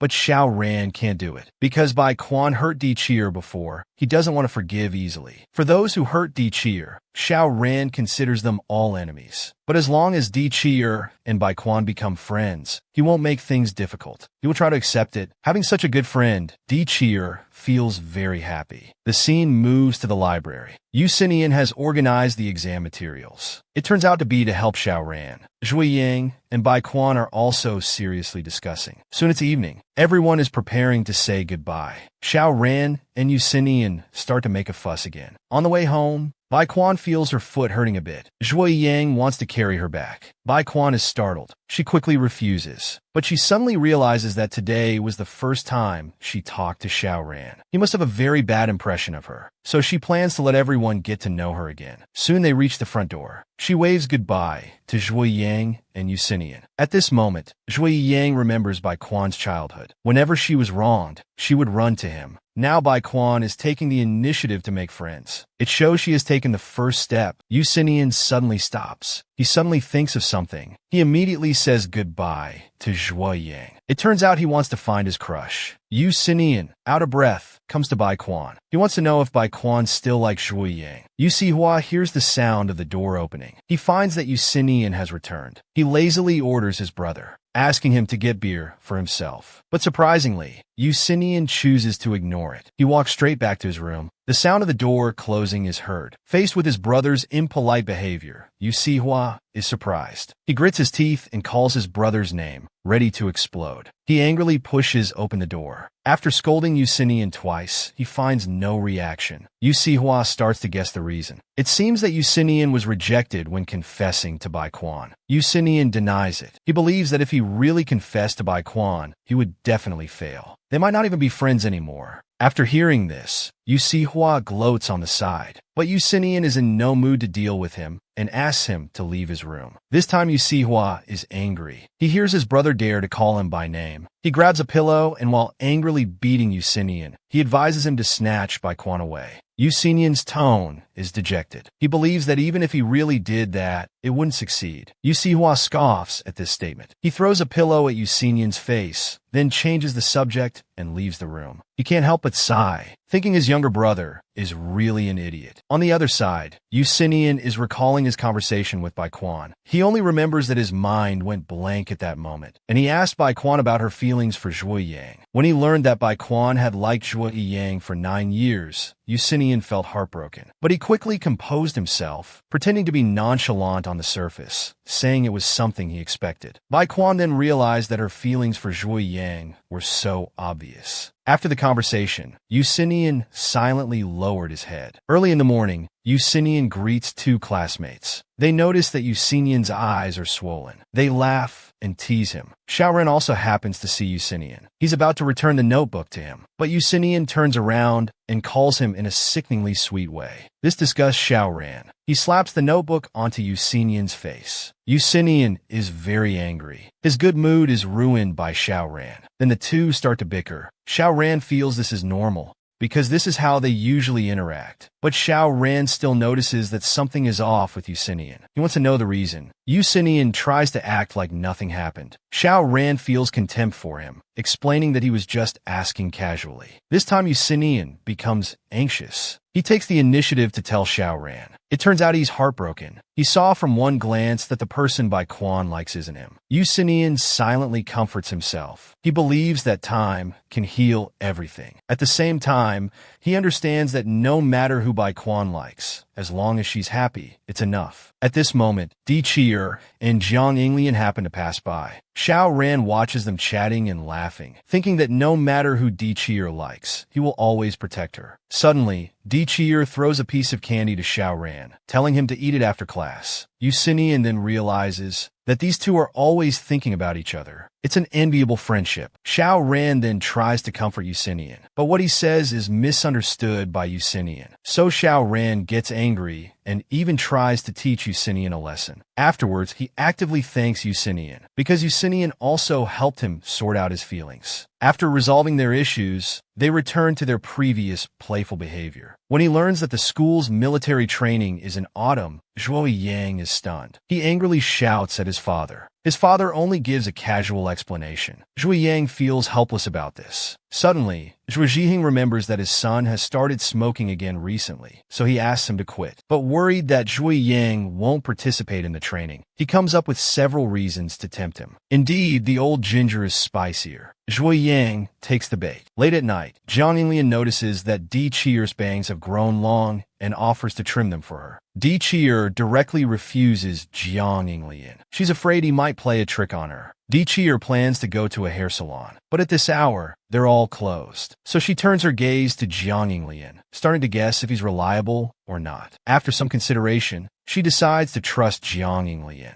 Jiang Yinglian asks Di Qiyer to close her eyes. He then realizes that her bangs have completely covered her eyes. This reminds Jiang Yinglian of an Angora rabbit. With the sound of scissors, Di Qiyer's hair falls to the ground. She slowly opens her eyes and feels a special sensation. The next second, she can't help but laugh out loud. Her reaction confuses Jiang Yinglian. It turns out that Jiang Yinglian's act of trimming her bangs makes Di Qiyer feel amazed. She has gotten used to Jiang Yinglian's presence around her. They've been through a lot together. He even helps her cut her hair now. This makes Di Qiyer look forward to what else might happen with Jiang Yinglian in the future. Hearing this, Jiang Yinglian has a sudden idea. He suggests that Di Qiyer help him with makeup. After Di Qiyer repeatedly refuses, Jiang Yinglian can only cough to cover his embarrassment. He suddenly calls Di Qiyer's name, revealing his true feelings. The first time he cooked for her and cut her hair, the first time he held her hand, and the first time they hugged. These are all experiences Jiang Yinglian has never had before. Di Qiyer has brought great changes to him. After hearing these words, Di Qiyer looks incredulous. She can't believe Jiang Yinglian can be so sentimental. She's touched inside, thinking she hasn't done much, yet Jiang Yinglian has always been so good to her. Di Qiyer considers it a blessing to have him as a friend. But Jiang Yinglian isn't satisfied with just being friends. He interrupts her and asks Di Qiyer to close her eyes. Then he starts cutting her hair. When he's sure Di Qiyer won't open her eyes, Jiang Yinglian slowly leans closer to her. Unfortunately, Jiang Yinglian's stepmother happens to return at that moment. Cheng Jingru sees Jiang Yinglian getting along well with Di Qiyer and feels very pleased. She takes out some snacks she brought back, intending to share with them. However, Jiang Yinglian decides to go out for a run, while Di Qiyer needs to return to her room to do homework. Cheng Jingru is on the verge of tears. It seems the snacks will have to wait for Zhang Zixuan to return. After returning to her room, Di Qiyer starts thinking about something. She realized that when her eyes were closed, Jiang Yinglian was very close to her. Meanwhile, Jiang Yinglian is facing the wall, reflecting on his actions. But this strange behavior causes passersby to gossip. So the two of them, each with their own thoughts, welcome the autumn training. The camp is surrounded by silence. The bus heading to the training camp slowly drives by,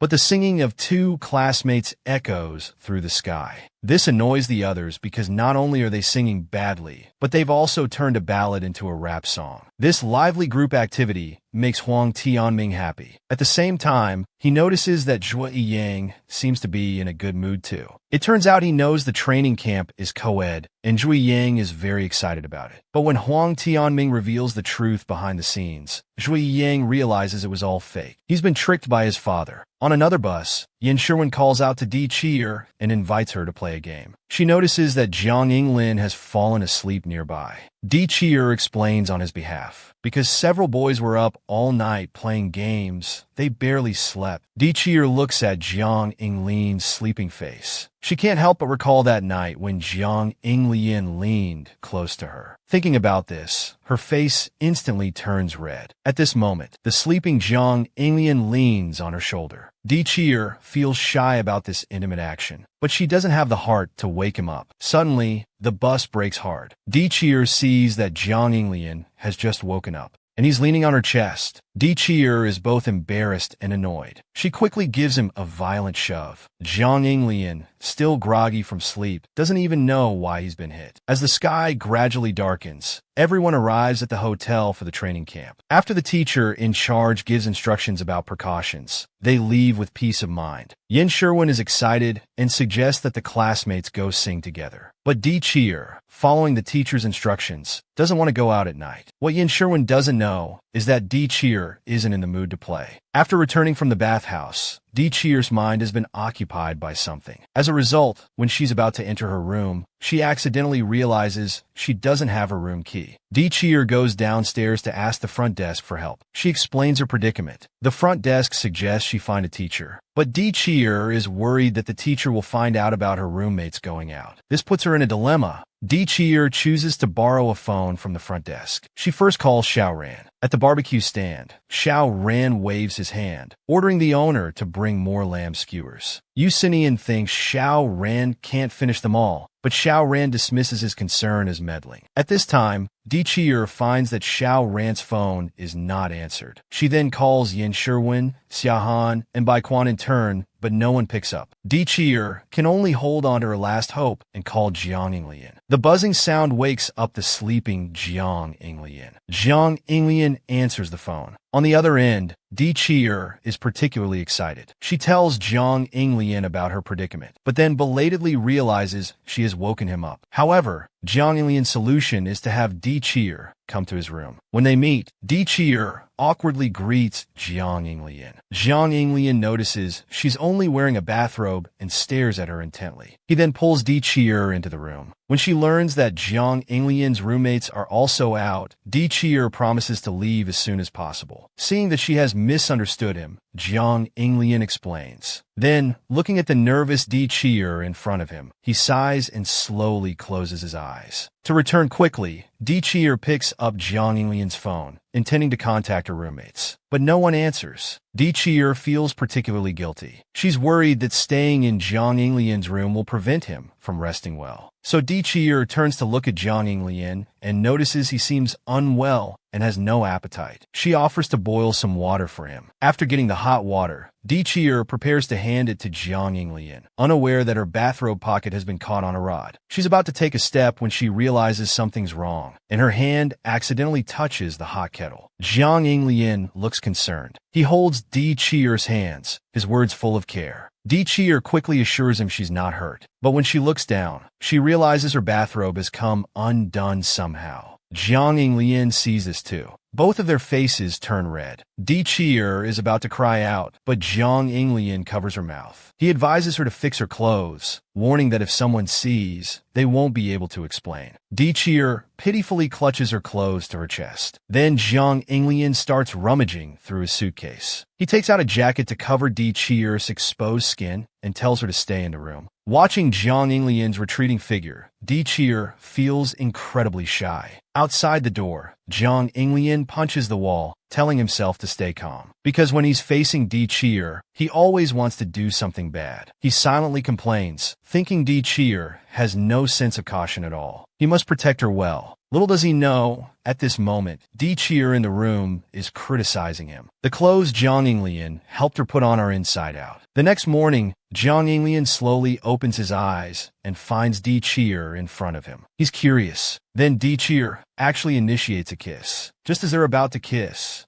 Jiang Inglian is woken up by Huang Tianming. It turns out it was all just a dream. His sweet dream was ruined by Huang Tianming. Jiang Inglian, embarrassed and angry, gives Huang Tianming a shoulder throw. Meanwhile, Di-Cheer puts on her training clothes. Yin Sherwin sees Di-Cheer's handsome appearance and starts to swoon, her words full of praise. Suddenly, the crowd starts to stir. Di-Cheer, curious, looks back. It's Jiang Inglian. He's wearing training clothes, looking dashing. At this moment, Jiang Inglian shifts his gaze towards Di-Cheer. Their eyes meet. The next second, they both look away in sync. Di-Cheer curses at him in her heart and angrily pulls Yin Sherwin away. The onlookers notice the awkward atmosphere and start gossiping about Jiang Inglian. It seems he can't clear his name now, even if he jumps into the Yellow River. The training officially begins. Huang Tianming happens to be standing between Di-Cheer and Jiang Inglian. The frozen atmosphere between the two makes him extremely uncomfortable. In another class, the girls are paired up, counting each other's sit-ups. Zhou Nana notices that Fang Shuyu is slacking off. She decisively reports to the teacher and even mocks Fang Shuyu for not being able to find a partner. Bai Quan, unwilling to see Zhou Nana and Fang Shuyu argue, not only mediates but also volunteers to help Fang Shuyu stretch. However, Fang Shuyu refuses the help, and Zhou Nana directly throws the mat at her, urging her to complete the task. While helping Fang Shuyu stretch, Zhou Nana cautiously probes her. But when she hears an unsatisfactory answer, she instantly becomes furious. Fang Shiyu doesn't care about her reaction at all and walks away with a wave. This behavior makes Zhou Nana feel like Fang Shiyu has completely changed. Bai Quan, however, believes this is Fang Shiyu's true self. The next event is about to begin. The instructor announces the competition rules. Team members must complete the task while holding hands. Di Qi'er happens to be paired with Jiang Yinglian. She's afraid the atmosphere will become awkward. Jiang Yinglian notices her discomfort and offers to hold her sleeve instead. Di Qi'er hesitates for a few seconds before bravely taking his hand. Although Jiang Yinglian's face turns red, he's incredibly happy. He smiles at Huang Tianming and even leans on his shoulder. He thinks Di Qi'er is really cute.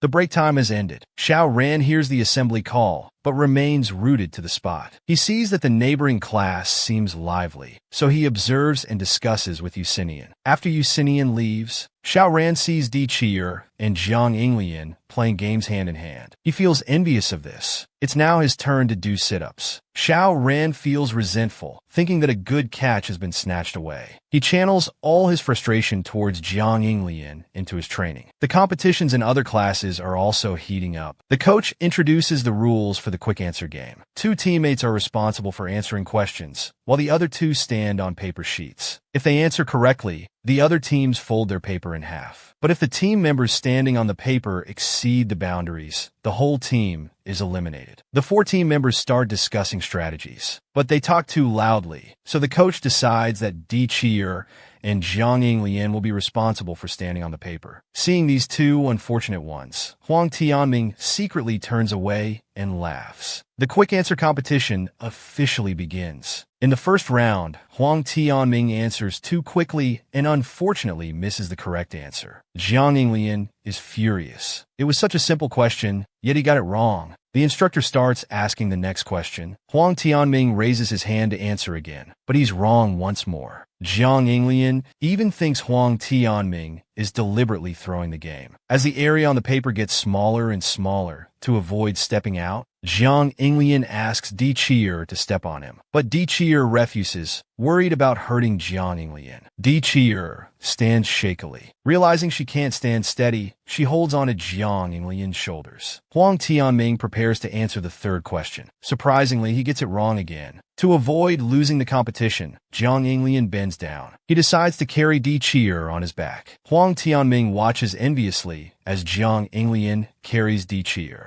At this moment, he also wants to experience the taste of love. Di Qi'er, being carried by Jiang Yinglian, feels very shy. After all, it's her first time. Worried about being too heavy, Di Qi'er expresses concern for Jiang Yinglian. She tells him to let her know if he feels tired. But Jiang Yinglian suddenly wants to know Di Qi'er's height and weight. She honestly answers, 165 centimeters tall and only 80 jin, 40 kilograms in weight. After hearing the answer, Jiang Yinglian thinks to himself, this isn't just thin, it's malnourished. So he feels Di Qi'er isn't heavy at all. But Di Qi'er is curious. She thinks Jiang Yinglian is asking these questions to trick her. There's a saying that when you carry the whole world on your back, of course it feels heavy. With these words, Jiang Yinglian bursts into laughter. The 2 start flirting and teasing each other. Jiang Yinglian suddenly advises Di Qi'er to gain weight, saying that yesterday he noticed she was so thin, almost skin and bones. These words remind Di Qi'er of what happened last night. She suddenly feels extremely shy. Due to nervousness, Di Qi'er suddenly tightens her grip around Jiang Yinglian's neck, startling him. As other classes have already moved on to other activities, while their class is still stuck on physical training,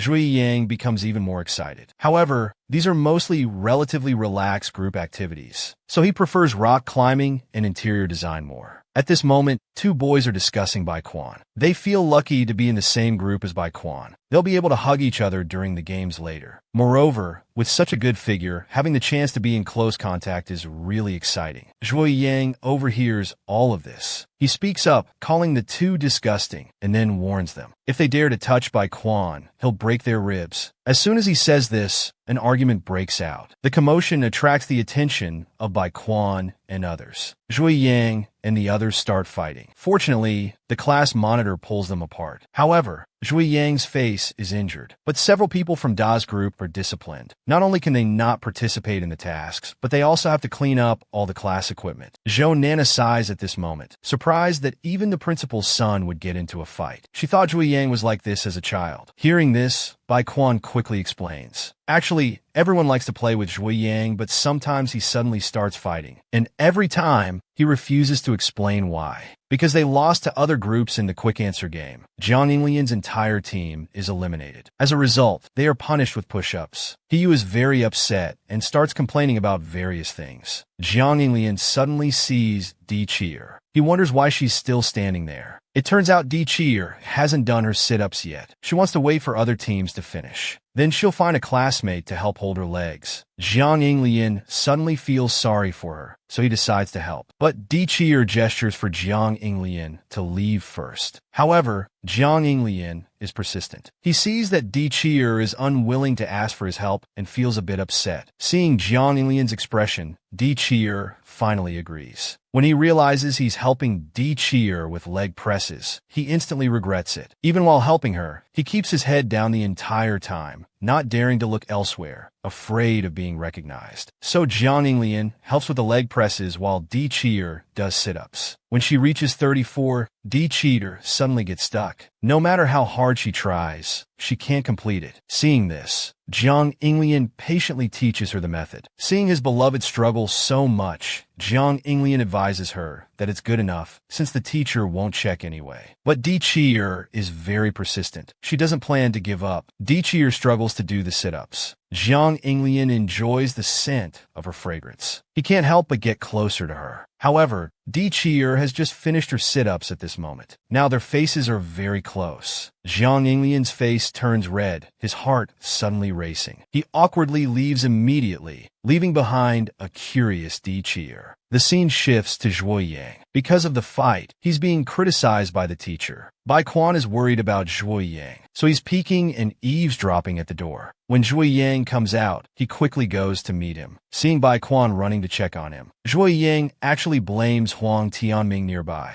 This is the boys' dormitory. How could he bring Bai Quan here? Huang Tianming feels very innocent. It was clearly Bai Quan who insisted on coming, and he couldn't stop him. Out of concern, Bai Quan quickly checks Zhui Yang's injuries. After a while, he takes out a first aid kit, preparing to treat Zhui Yang's wounds. Because the wound is on his face, Bai Quan is very careful. He dabs some medicine on a cotton swab. Just as Bai Quan is about to treat the wound, Zhui Yang grabs his hand. He wants to treat it himself. Seeing Zhui Yang not letting him help, Bai Quan looks disappointed. Tears well up in his eyes. He suddenly can't understand why Zhui Yang fought with his classmates and is now rejecting his help. Huang Tianming senses the awkward atmosphere and quickly tries to smooth things over. At this moment, Zhui Yang suddenly has something to discuss with Bai Quan, so he deliberately pulls him aside to whisper. Huang Tianming is completely confused. He can't hear clearly what the two are saying. He only sees Bai Quan looking very happy and excited. Not wanting to dwell on it further, he prepares to sneak away quietly. However, Bai Quan catches him. Zhui Yang doesn't understand what's happening, so he simply leaves first. Walking alone in the hallway, he suddenly worries about his wound. If it doesn't fully heal before the training camp ends, he'll definitely get scolded by his grandfather when he returns home. At this moment, the two boys he fought with are speaking ill of him. Zhui Yang happens to overhear as he passes by. Just as they're happily talking, Zhui Yang suddenly appears, giving them a big scare. One of them, afraid of getting hit, quickly covers his head with his hands. But Zhui Yang completely ignores them, silently walking past them. Meanwhile, Bai Quan returns to the dorm with a beaming face. Zhou Nana sees his good mood and thinks something good must have happened. It turns out that while chatting with Huang Tianming, he told Bai Quan a secret. The reason Zhui Yang got into a fight was because those two boys had spoken disrespectfully about Bai Quan behind his back, which angered Zhui Yang. Knowing that his crush fought for him, Bai Quan feels very happy. He realizes that Zhui Yang actually cares a lot about him. Yin Sherwin and Di Qi'er, passing by after buying drinks, see their classmates playing ball. Zhui Yang comes to greet them. Dichier notices his facial injury. To hide the truth, Zhui Yang can only deceive her. Then he prepares to have a private chat with Dichier. Yin Sherwin, seeing the situation between the two, tactfully leaves. At the same time, Jiang Yinglian is playing ball with his classmates. Unexpectedly, this attracts the attention of other girls. One girl takes a liking to him. A classmate next to her encourages her to confess. However, this girl is hesitant because she knows that Jiang Yinglian is living with a female classmate. She thinks they might be dating. At this point, the classmate next to her continues to persuade her. Actually, they're just living under the same roof, not dating. Encouraged by her classmates, the girl takes the initiative to greet Jiang Yinglian. As he doesn't respond, the girl can only hurriedly leave. Jiang Yinglian prepares to return to the dorm. Unexpectedly, he sees Zhui Yang and Dichier talking. They seem to be chatting very happily. Dichier is laughing in front of another boy. Jiang Yinglian becomes extremely jealous. He's so distracted that he doesn't even notice a basketball flying towards him until it hits him. Huang Tianming suddenly comes over, telling Jiang Yinglian not to space out on the basketball court. Jiang Yinglian angrily looks at him, then turns and leaves. Zhui Yang and Dichier's conversation also ends. They seem to have made some kind of agreement. As Zhui Yang leaves, Dichier stands there grinning foolishly. Jiang Yinglian appears silently from behind, startling her. Out of curiosity, Jiang Yinglian wants to know what Dichier and Zhui Yang talked about, but she becomes very flustered and quickly shakes her head vigorously. Jiang Yinglian is still not at ease, but there's nothing he can do. To avoid him, Dichier wants to quickly return to the dorm. Jiang Yinglian also happens to be heading back, so they walk together. When Dichier returns to the dorm, she witnesses an unpleasant scene. Yin Sherwin and a female classmate are horsing around. They accidentally spill their drinks, and it gets on Dichier's clothes. Yin Sherwin quickly apologizes. She offers her own nightgown to Dichier. Wearing Yin Sherwin's nightgown, Dichier stands in front of the mirror. She marvels at how daring the other girl is to wear such a backless nightgown. After a while, Dichier passes through the hallway and suddenly hears a familiar voice. She can't help but take a look. To her surprise, it's Jiang Yinglian. He's handing over a form to the teacher. Jiang Yinglian happens to turn his head and sees Dichier in the nightgown. He instantly feels embarrassed. Dichier also awkwardly hurries away. After returning to the room, Dichier picks up a bag from the table, borrows a jacket from Yin Sherwin, and rushes out again. It turns out she wants to return the previous clothes to Jiang Yinglian. After doing this, she intends to leave. However, she remembers that her water seems to have been taken by Jiang Yinglian earlier, so she asks him to confirm. Unexpectedly, Jiang Yinglian has already drunk it. Dichier suddenly gets very angry. That was the water she had drunk from. Jiang Yinglian is instantly dumbfounded. Doesn't this count as an indirect kiss? Watching Dichier's retreating figure, Jiang Yinglian feels very helpless. On the basketball court, Jiang Yinglian is playing ball with his classmates. Zhui Yang suddenly invites him to form a team for a match. Jiang Yinglian directly throws the ball to him. He demands a one-on-one match between the two of them. Zhui Yang agrees to this proposal. Their duel begins instantly. To find out about Zhui Yang and Dichier's previous conversation, Jiang Yinglian takes the opportunity to inquire. Seeing Jiang Yinglian's jealous look, Zhui Yang sets a rule. If Jiang Yinglian can win, he will reveal the secret. As soon as he finishes speaking, Jiang Yinglian quickly steals the ball from Zhui Yang. The latter is momentarily stunned. Having gained possession, Jiang Yinglian immediately shoots with high accuracy. One shot after another, Jiang Yinglian wins against Zhui Yang with a score of 5-3. The other has to admit defeat. Having won the game, Jiang Yinglian asks Zhui Yang to disclose the matter. But Zhui Yang is cunning. He tricks Jiang Yinglian with a scheme, then quickly slips away when the other is not paying attention. Seeing Zhui Yang's evasion, Jiang Yinglian gets very angry. He stands up and calls out to him. But Zhui Yang doesn't plan to say it himself. He tells Jiang Yinglian to ask Dichier directly. The next day, Huang Tianming notices that Jiang Yinglian seems off. His face looks terrible, and he's not in the right state even during training activities. So he deliberately asks Jiang Yinglian for help. He asks him to move the decorations for the cultural evening to the next room. Jiang Yinglian listlessly takes the box and turns to leave. Because Di Qi'er and Zhui Yang are being so mysterious, he's been overthinking all day and lacks energy for anything. When he sees Di Qi'er, he prepares to ask once more. Just as Jiang Yinglian musters up the courage to approach Di Qi'er, there's a commotion at the door. It turns out Huang Tianming is preparing to move things out when He Yu suddenly enters, colliding with him. Huang Tianming, who's been hit, falls backward, consequently bumping into Jiang Yinglian behind him. Jiang Yinglian is pushed in front of Di Qi'er. He braces himself against the wall with both hands, coming into close contact with Di Qi'er. The two are very close, and at this moment, Di Qi'er's heart races. Her face turns red. Jiang Yinglian suddenly comes to his senses and verbally blames Huang Tianming. Di Qi'er, due to the contact with Jiang Yinglian, starts to imagine various scenarios. She even wants to throw herself into his arms. As for Jiang Yinglian, what should have been a simple matter has been messed up by Huang Tianming. He feels very angry. Huang Tianming has no choice but to try hard to comfort him. To cheer Jiang Yinglian up a bit, he reveals Di Qi'er's earlier actions. It turns out that when Jiang Yinglian turned his head to speak earlier, Di Qi'er's gaze never left him. Her face was very red, and she was staring at Jiang Yinglian in a daze. Only then does Jiang Yinglian realize that Di Qi'er's feelings might be the same as his. If he confesses, there might be hope. At night when sleeping, Huang Tianming's snoring is very loud, disturbing everyone in the dorm. They all suggest kicking him out. The next second, Huang Tianming is driven out. He feels wronged, wondering how they could bear to make him sleep in the corridor. Left with no choice, he can only grumble as he sleeps in the corridor. The moment he lies down, he suddenly feels it's quite cool here, so he quickly falls asleep. However, his snoring is still very loud, causing everyone to collectively open their doors. When he wakes up, he finds himself training by a small lake. In the blink of an eye, Huang Tianming goes to have breakfast with He Yu.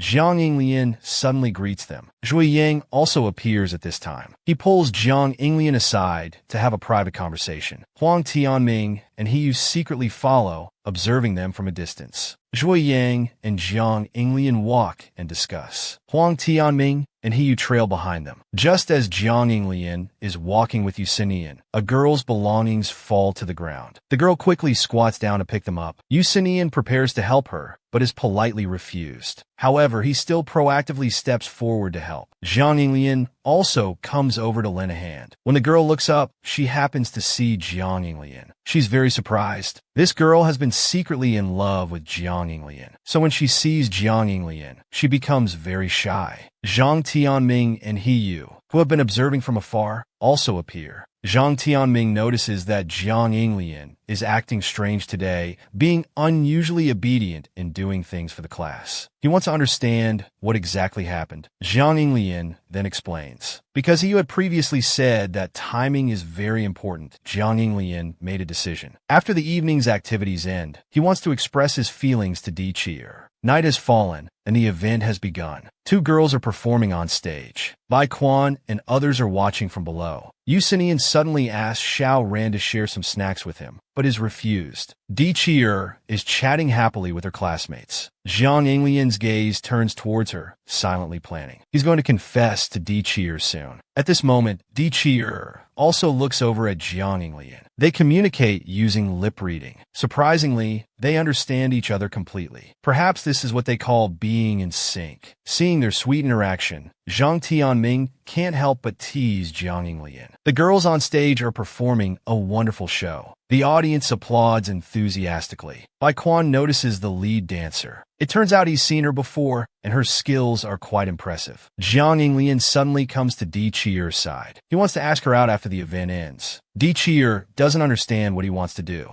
Just as Jiang Yinglian is about to state his purpose, the girl on stage suddenly calls out his name using the microphone. This girl is called Jasmine. She has always admired Jiang Yinglian. Now she finally musters up the courage. She boldly confesses in front of everyone. Everyone is stunned. Many audience members suddenly start teasing. Jiang Tianming also urges Jiang Yinglian to quickly go on stage to respond to her feelings. And so, Jiang Yinglian is pushed onto the stage by his classmates. He anxiously turns his head to look at Di Qi'er, fearing she might misunderstand. But Di Qi'er is now lost in the crowd. She even cheers Jiang Yinglian on. And so Jiang Yinglian is pushed onto the stage by his classmates. Facing this boy she has admired for so long, Jasmine finally can't help but speak up. She wants to be the one by Jiang Yinglian's side. This sudden turn of events leaves Jiang Yinglian at a loss. He coldly turns around and walks off the stage. The atmosphere instantly becomes very awkward. Jiang Yinglian's actions also invite various criticisms. Many people think he's too harsh, not even knowing how to comfort the girl. As people are discussing, Jiang Yinglian walks through the crowd with his head down. He comes to Di Chi'er. Di Chi'er expects him to say something, but Jiang Yinglian remains silent. Then he brushes past her. Die Chi'er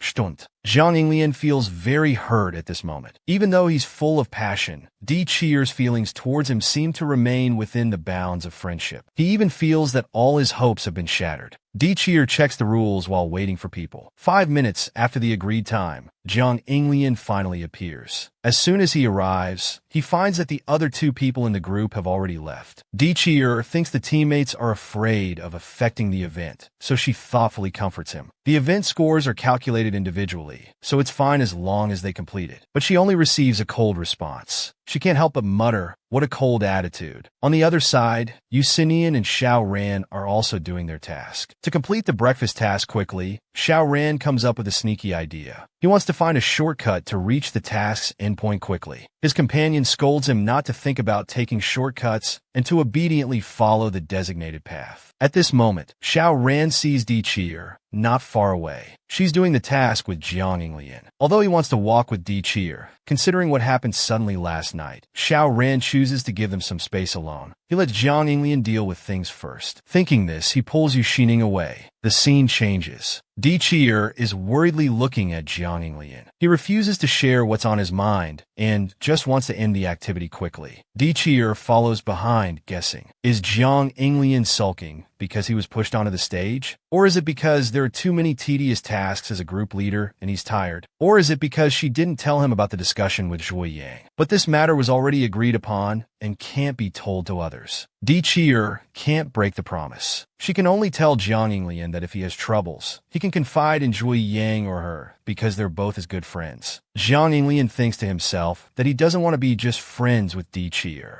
But discussing this now is meaningless. So Jiang Yinglian tells her not to worry, that he's not interested in their affairs. Di Chi'er is hurt by his cold gaze and looks very dejected. She suggests going back first. Jiang Yinglian watches her departing figure and can no longer pretend not to care. He shouts loudly for Di Chi'er to come back, but she doesn't hear. She thinks to herself that she's found the reason for Jiang Yinglian's bad temper earlier. Even though they live together and are classmates, he has never accepted her. She's just an outsider. Di Chi'er covers her face and cries. The spot where she bumped earlier is getting more painful. She looks too disheveled and can't let Jiang Yinglian see her like this. She leans on the railing to rest a bit, but the wooden pole behind her suddenly breaks. Meanwhile, Jiang Yinglian is searching everywhere for Di Chi'er, but can't find her. He sees Yu Xining and Xiao ran ahead and hurriedly asks about Di Chi'er's whereabouts. He learns that Di Chi'er went towards the forest path. Xiao Ren only now realizes that Di Chi'er is missing. He starts arguing with Jiang Yinglian because of this. He throws the snacks in his hand at Jiang Yinglian's face, accusing him of losing Di Chi'er. Jiang Yinglian also feels very guilty at this moment. He decides to go into the woods to search. Bai Quan tells Jiang Yinglian to be careful. He then turns to comfort Xiao Ran, saying the teachers will be here soon and they'll surely find Di Chi'er quickly. Meanwhile, Bai Quan notices that Zhui Yang is also missing. The scene changes. Jiang Yinglian is shouting Di Chi'er's name, but he doesn't notice that she's lying at the bottom of the slope. They miss each other because of this. When Di Chi'er opens her eyes again, only Zhui Yang is standing in front of her. Zhui Yang carries Di Chi'er on his back and runs out of the forest. He tells people to quickly take Di Chi'er to the infirmary, then turns to instruct Bai Quan to notify Jiang Yinglian to come back. They finally arrive at the infirmary. Di Chi'er is sleeping on the bed. Jiang Yinglian keeps watch by the bedside. He recalls what the teacher said. It's quite lucky that Di Chi'er only suffered minor injuries from falling from such a height. For an ordinary person, it would definitely be more than just these injuries. Jiang Yinglian looks at Di Chi'er, his thoughts very complicated. After who knows how long, Di Cheer finally wakes up. She feels dizzy. Groping around the bedside, she accidentally touches a hand and realizes Jiang Yinglian is slumped by the bed. At this moment, Yin Sherwin opens the door and sees Di Cheer awake. She joyfully rushes over to hug her friend. Di Cheer quickly stops her, afraid the noise might wake Jiang Yinglian. The two chat quietly. Di Cheer learns that Jiang Yinglian was very worried about her and has been by her bedside the whole time without going anywhere. Even Fang Shiyu, who she barely interacts with, came to visit her. After Yin Sherwin leaves, Di Cheer looks at Jiang Yinglian, feeling she really doesn't understand this boy. He was so fierce towards her in the afternoon, but now he's showing so much care for her. He's too moody. As Di Cheer was lost in thought, Jiang Yinglian woke up at that moment. He paused for a long time before apologizing and promising to protect her better in the future. Di Cheer instantly felt relieved. How could Jiang Yinglian dislike her? So she accepted his apology and proactively said that this matter was over. He would always be a very important friend to her. After reconciling, Di Cheer took the initiative to talk about her previous private chat with Zhui Yang, which was actually to prepare a gift for Jiang Yinglian. When Jiang Yinglian learned that their chat was just about this, his expression was very calm. Di Cheer saw this and was very dissatisfied. Because she was too excited, she accidentally aggravated her wound. She could only cover her face and accuse him. She and Zhui Yang were seriously preparing a gift, yet his reaction was so calm. Although Jiang Yinglian was being accused, he was very happy inside and couldn't help but smile. The scene changes. Di Cheer waves and calls out to Jiang Yinglian. Seeing her running around right after getting out of the hospital bed, he feels very helpless. But Di Cheer doesn't care. She directly asks him to write his name on the nameplate. Turning around, she doesn't forget to explain that today is the last day of the training camp. Sherwin also hopes she'll join in the fun. Jiang Yinglian looks at Di Cheer's slender neck, forgetting to listen to what she's saying. He feels a bit shy because of this. After quickly writing down his name, he returns the pen and asks Di Cheer to write her name for him too. By the time they're both ready, the competition is about to begin. When the boys see that Di Cheer is also participating in the competition, they all protest, shouting that the girls' team is cheating. Huang Tianming even directly accuses Di Cheer participating in the competition while injured. With her as a shield, the girls' team would be invincible. Yin Sherwin, with a look of successful scheming, mocks Huang Tianming for not understanding. This is called strategy. The boys' team instantly feels the situation has become difficult. How are they supposed to tear now? Moreover, there's Jiang Yinglian, the traitor in their team. Huang Tianming looks very serious. Now, there's only one way. On the other side, realizing that her presence is causing trouble for the boys' team,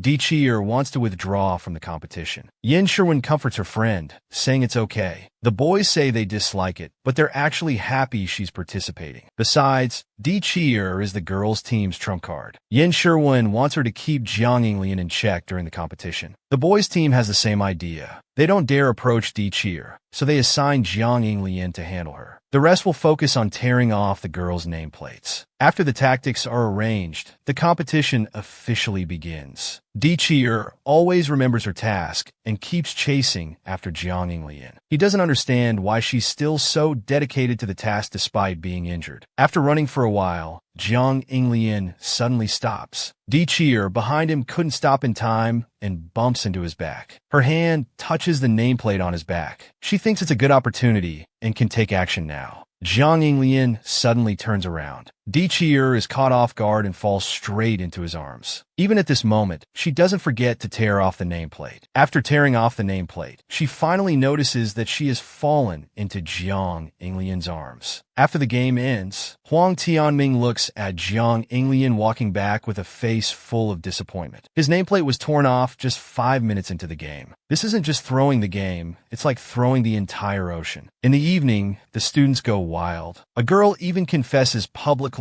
under the bonfire. Xiao Ran eats while watching, not forgetting to remind Di Cheer beside him. Her body hasn't fully recovered, so she should go to sleep early. Di Cheer assures her friend that she's really fine. Then she brings up she was really relieved when she learned that he didn't lay hands on Jiang Yinglian. However, Xiao Ran admits that he really wanted to, but he knew that although his friend didn't say it, she actually protects Jiang Yinglian quite a bit. That's why he gave up on taking action. Di Cheer smiles at Xiao Ran, saying she likes both Jiang Yinglian and him. So she she doesn't want them to fight. The hidden meaning in her words is discovered by Xiao Ran, who then questions her. She can only stutter and admit that she has feelings for Jiang Yinglian. At the same time, Jiang Yinglian finds Zhui Yang. They watch their classmates play together. Jiang Yinglian looks at his friend beside him and suddenly opens his mouth to thank him. These words were abrupt, but the other person understood. Zhui Yang told his friend there was no need to thank him. After all, Jiang Yinglian had also saved Bai Quan for him. The mentioned Bai Quan was standing alone. Yu Xinian came over, thinking he was hiding here to avoid the confessing boy.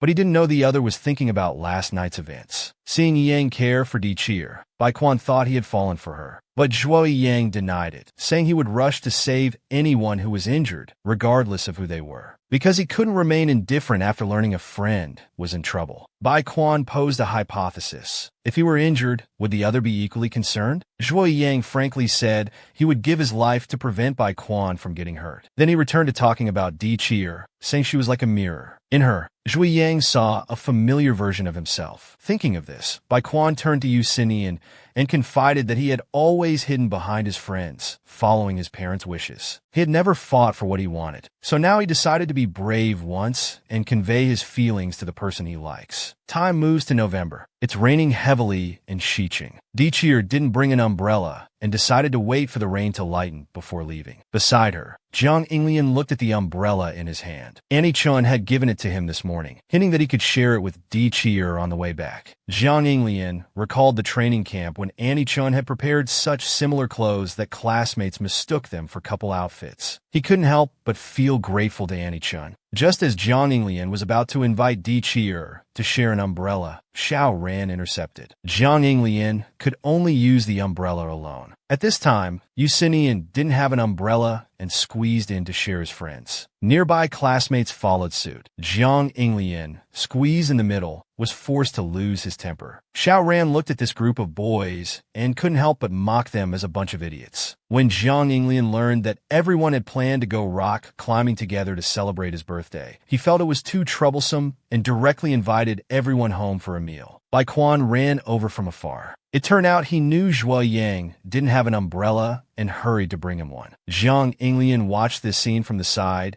and suddenly asked Zhui Yang for gossip. Was Bai Quan pursuing him? Zhui Yang quickly denied it. To avoid further questioning, he changed the subject, asking Jiang Yinglian if he wanted any gift. He indeed had something he wanted, but only Di Chier could give it to him. When the rain finally stopped, the group immediately decided to follow Jiang Yinglian home. Jiang Yinglian, who brought his friends home, regretted it. The noisy group behind him made him feel like his head was about to explode. On the other side, Xiao Ran came to visit Jiang Yinglian's home. Di Chier told him to wait in the kitchen. Zhang Zixuan happened to walk in at this time. He proactively greeted Xiao Ran and indicated that he had followed his advice to wear contact lenses. He also mentioned the pancakes he made last time, asking if Xiao Ran wanted to eat them again. Xiao Ran nodded affirmatively. As they were talking, Di Chier suddenly appeared, only to find she had interrupted their conversation. She felt a bit sorry, but Xiao Ran waved his hand to indicate it was nothing. Di Chier then went over and gave Xiao Ran some cookies she had baked herself. She explained these were meant as a gift for Jiang Yinglian, and she was giving the leftover portion to him. Learning that the cookies were handmade by his friend, Xiao Ran felt Jiang Yinglian shouldn't get them so easily and took the gift portion as well. After dinner, Xiao Ran found Zhang Zixuan alone, wanted to ask about the method of making pancakes. If possible, he also wanted an autograph. He promised that if he could make delicious pancakes, he would bring them for Zhang Zixuan to taste. While waiting for Zhang Zixuan to write down the recipe, Xiao Ran saw practice books on the table and worried he was disturbing his studying. But Zhang Zixuan explained it was his personal time now, and interruptions were welcome. The scene changes. Huang Tianming really couldn't think of what gift to give and decided to give his friend cartoon underwear. When Jiang Yinglian learned the gift box contained underwear, he directly refused to accept it. The remaining Yu Xining and Zhui Yang hadn't prepared gifts and thought to get by with a hug. Huang Tianming mocked them for being so shameless. Jiang Yinglian ignored his playful friends and looked around for Di Chier. She was hiding outside the house. Since the prepared gift was gone, she wanted to avoid the gift-giving part. Di had just breathed a sigh of relief. Unexpectedly, Jiang Yinglian still found her. She could only guiltily face Jiang Yinglian, who was asking for a gift. He was very confused about her hiding outside. Di made up an excuse to change the subject, asking what wish he had made when blowing out the candles. Jiang Yinglian believed that wishes don't come true if spoken aloud, so he refused to answer. The topic thus returned to the gift. Di didn't want him to know that Xiao Ran had eaten the gift, so she could only apologize and promise to fulfill any of Jiang Yinglian's wishes within her ability. Di then asked what he wanted. Jiang Yinglian looked at her and asked if anything he wanted was okay. Then, he said he wanted her to grow her hair long. Facing Di confused look, Jiang Yinglian explained that he had seen her middle school ID photo and was very curious about what she would look like with long hair now. Unable to refuse the birthday boy's wish, she agreed to start growing her hair long from today. After they made the promise, Di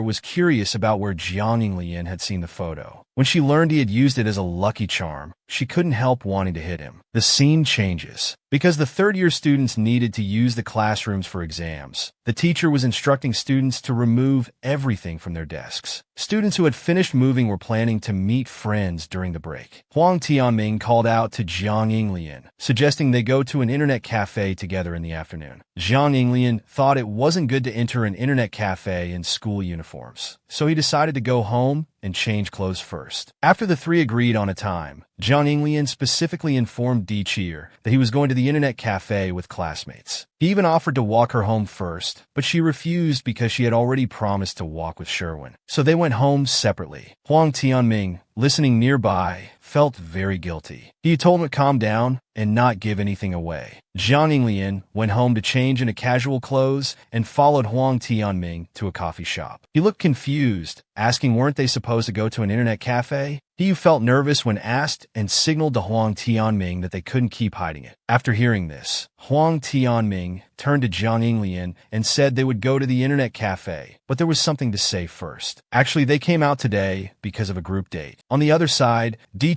overheard classmates discussing that Jiang Yinglian was going to Liani, but he had told her he was going to an internet cafe. Di felt uneasy, wondering if there was some misunderstanding. At this moment, Jiang Yinglian, who learned the truth, shouted boring and was about to leave. Huang Tianming rushed forward to stop his friend from leaving, begging him to stay for He Yu's sake, who had been single for 15 years. He Yu, hearing this, couldn't help but punish his friend. He explained the truth to Jiang Yinglian. It turned out Huang Tianming had met a girl he liked, but she was very shy. To get help from the girl's classmate in pursuing her, he agreed to a condition. That was to invite Jiang Yinglian out. Huang Tianming felt very sorry for hiding the truth from his friend and decided to let him go back first while he dealt with this farce alone. However, Jiang Yinglian changed his mind and agreed to stay, but only for a while. The rest would be up to Huang Tianming to handle. Jiang Yinglian felt very uncomfortable, feeling like he had lied to Di On the other side, the Miss Di sneezed. When the group date started,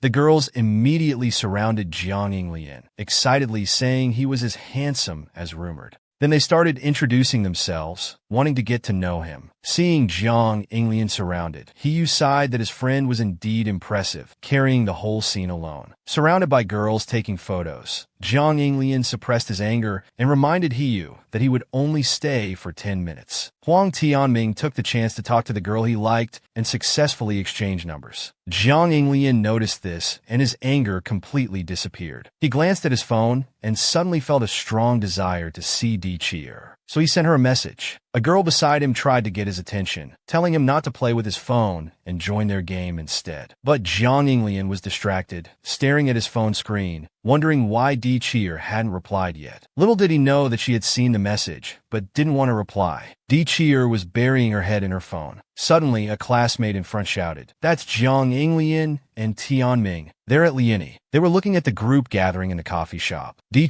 was very angry. Why did Jiang Yinglian lie to her? He was just messaging her, and now he's chatting with other girls. She never thought he was this kind of person. A classmate suddenly grabbed Di hand, wanted to sneak over and gather information. Di felt it wasn't right to eavesdrop on others, but the classmate wouldn't listen and dragged her towards the coffee shop. Inside, Jiang Yinglian was playing a game, but had terrible luck. He lost first and was teased by his friends. He had to accept the punishment, to kiss a nearby person of the opposite sex. The surrounding classmates exclaimed that it was too much. He suggested changing the punishment. Huang Tianming knew he liked a girl, but was too shy to make a move. He proposed that Jiang Yinglian help He get her contact information as punishment. He, blushing, objected, saying he could get the contact information himself without help. However, Jiang Yinglian agreed. He decided to complete the task and then leave. He then stood up to do the punishment task. The girls all felt it was a pity. On the other side, Di Chier, who had just entered, sat down and saw Jiang Yinglian. She worried about being discovered. She quickly hid behind a bookshelf. Jiang Yinglian didn't notice the mirror. He walked up to a long-haired girl and asked for her contact information. Di Chier, hiding behind the bookshelf, heard the long-haired girl negotiating, wanting to exchange phone numbers with Jiang Yinglian. Di Chier hoped Jiang Yinglian would refuse, but he agreed. Di Chier felt very disappointed. She left her classmate and went to the bathroom, lost in thought. She wondered why she was so slow to realize. Jiang Yinglian liked girls with long hair. That's why he asked her to grow her hair. Realizing this made her even angrier. Lost in her thoughts, Di Chier accidentally bumped into someone. She hurriedly apologized and ran away. The person she bumped into raised an eyebrow at her retreating figure. Di Chier was still thinking about Jiang Yinglian, constantly telling herself that it didn't matter who he liked. But she couldn't hide her disappointment. As Di Chier walked out of the bathroom with mixed feelings, she was cornered by the person she had bumped into earlier. The person didn't want to let her off easily and followed her to the other side of the bathroom. Jiang Yinglian returned the phone to Hiyu, not forgetting to advise his friend. The number was in there, but he should think carefully about whether to contact her. Then he packed up to leave. Hiyu wanted to stop Jiang Yinglian, not understanding why he suddenly seemed unhappy. Jiang Yinglian stopped. He looked at Hiyu seriously and said, You'll definitely meet someone more suitable. Hiyu blushed and urged Jiang Yinglian to go find Di Chier. The girl who gave her number watched Jiang Yinglian leave without looking back, feeling a bit resentful that he didn't even say goodbye. Little did she know that he had no time for her, constantly thinking about Di Chier who hadn't replied to his message. Suddenly, he heard a familiar voice from the nearby corridor. It was Di Chier arguing with someone. Di Chier thought she had apologized and wanted to leave, but was cornered by a thug. Seeing that Di Chier was cute, the thug wanted to chat. Di Chier could only warn him that her friends were waiting outside, but this tactic didn't work at all. She turned to leave, but the thug kept chasing her. At this moment, Jiang Yinglian appeared and grabbed Di Chier's hand. He coldly questioned the thug, asking what the problem was and if it took two people to harass one girl. He then threatened to call the police. The thug, frustrated at having his plans ruined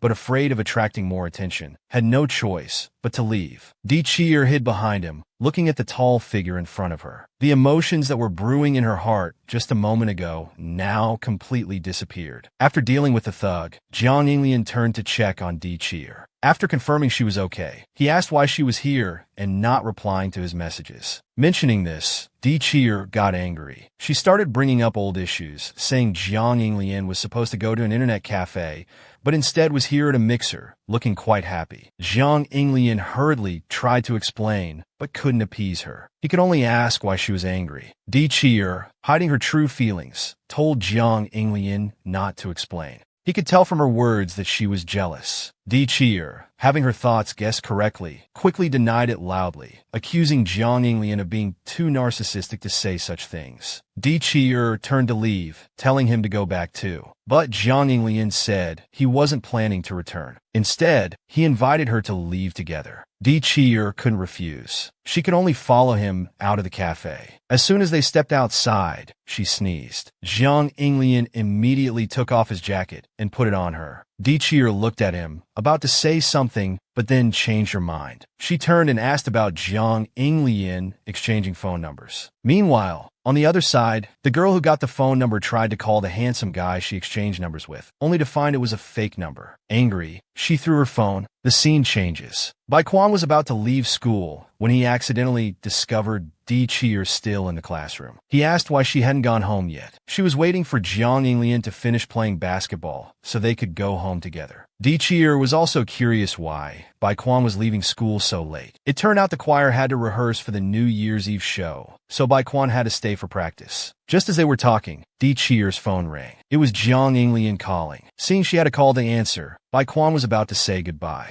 Suddenly, Di Cheer invited him to go to the gym together. Learning that Zhui Yang was also at the gym, Bai Quan agreed. On the other side, the gym was almost closing, but many people were still playing basketball. Di Cheer walked in and saw Jiang Yinglian focused on playing, not noticing her arrival. Seeing him laughing happily, she couldn't help but complain to Bai Quan beside her. When Jiang Yinglian interacts with male friends, he's always very open. Is this how guys interact with each other, different from girls? Bai Quan also felt these boys were having a great time. He watched Zhui Yang smiling and saying goodbye to his friends and smiled too. Di Cheer noticed Bai Quan's gaze and couldn't help but sigh, realizing he liked Zhui Yang. Bai Quan openly admitted it. Seeing Zhui Yang happy made him happy too. That's what it feels like to really like someone, he said, telling Di Cheer not to just complain. He pointed out that when Di Cheer is with Jiang Yinglian, she also shows a different smile than usual. Teased like this, she loudly denied it. At this moment, one of the boys playing basketball lost control of the ball. It was about to hit a girl on the sidelines, and he shouted a warning. Jiang Yinglian, who had just finished packing up, noticed this. Just as he looked towards Di Cheer, she was hit by the basketball. The scene changes. Yunyan was walking home with Zhui Yang, but suddenly said he had to leave. Zhui Yang was confused, so he explained he had to have dinner at his aunt's house that day. He asked Zhui Yang to walk Bai Quan home, and then left on his bike. After riding a short distance, he looked back at Zhui Yang and Bai Quan. The two were talking.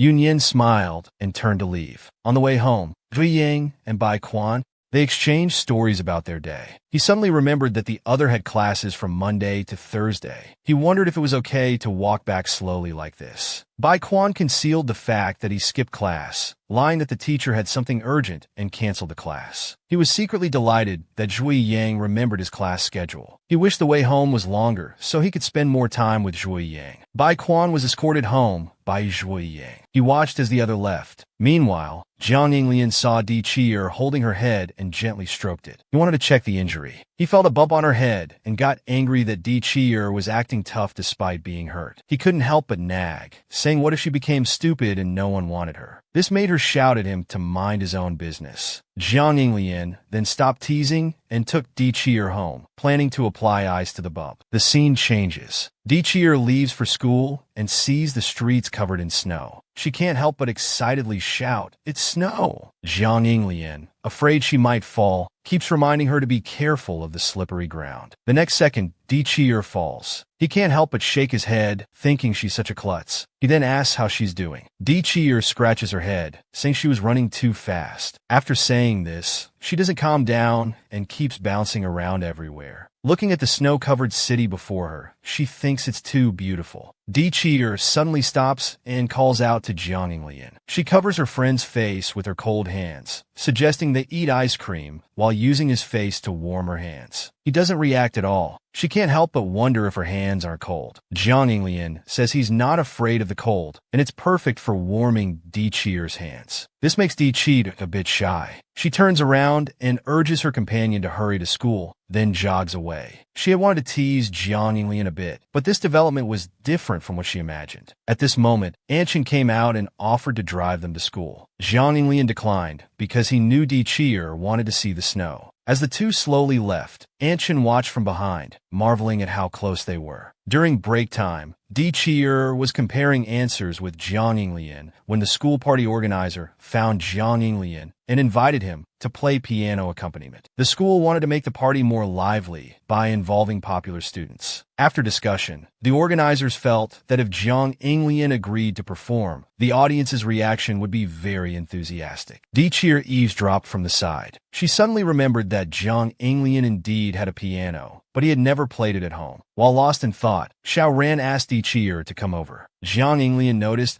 but couldn't leave due to his current engagement. The organizer kept trying to persuade Jiang Yinglian to perform, but was still refused. He was preparing for final exams and didn't want to be distracted by the party. The organizer had to leave. He was curious why Jiang Yinglian stopped playing piano, He frankly said there was no reason to continue. Meanwhile, Xiaoran called Di Qi'er away to share snacks and comics with his friend. The scene changes. Bai Quan is in a car going to class. He's been skipping quite a few classes lately. Although he can lie about rehearsals, he's still afraid his mother might be unhappy. The driver, Uncle Kai, chats with him. Bai Quan takes the opportunity to ask if his mother had any reaction to him missing several music classes. Uncle Kai says he hasn't heard the madam mention it. Bai Quan is relieved. His mother is busy at year-end and probably doesn't have time to notice. Thinking about having more time to spend with Zhui Yang makes Bai Quan happy. Meanwhile, Zhang Yinglian is sitting in the classroom, looking unhappy. Yu Xinian sees him still there and finds it strange. After asking, he learns that Di Qi'er didn't let Zhang Yinglian go to the photography activity room to watch the promotional page shooting. Yu Xinian laughs upon hearing this. He tells Zhang Yinglian to wait in the classroom while he goes to the activity room to check for him. Zhang Yinglian watched his friend leave, unable to understand why Di Qi'er wouldn't let him go. He couldn't help but wonder if he had offended her somehow. Meanwhile, he grumbled, "I really don't understand what girls are thinking." On the other side, Yu Xinian and Zhui Yang arrived at the photography activity room. A shoot was in progress. Di Qi'er and Bai Quan were posing in front of the camera. Zhui Yang watched Bai Quan, who noticed his gaze and turned to look. Upon seeing Zhui Yang, he nodded and smiled. This made Zhui Yang a bit shy, and he couldn't help but turn away. Yu Xinian came over to chat with him, commenting that Bai Quan seemed happier than before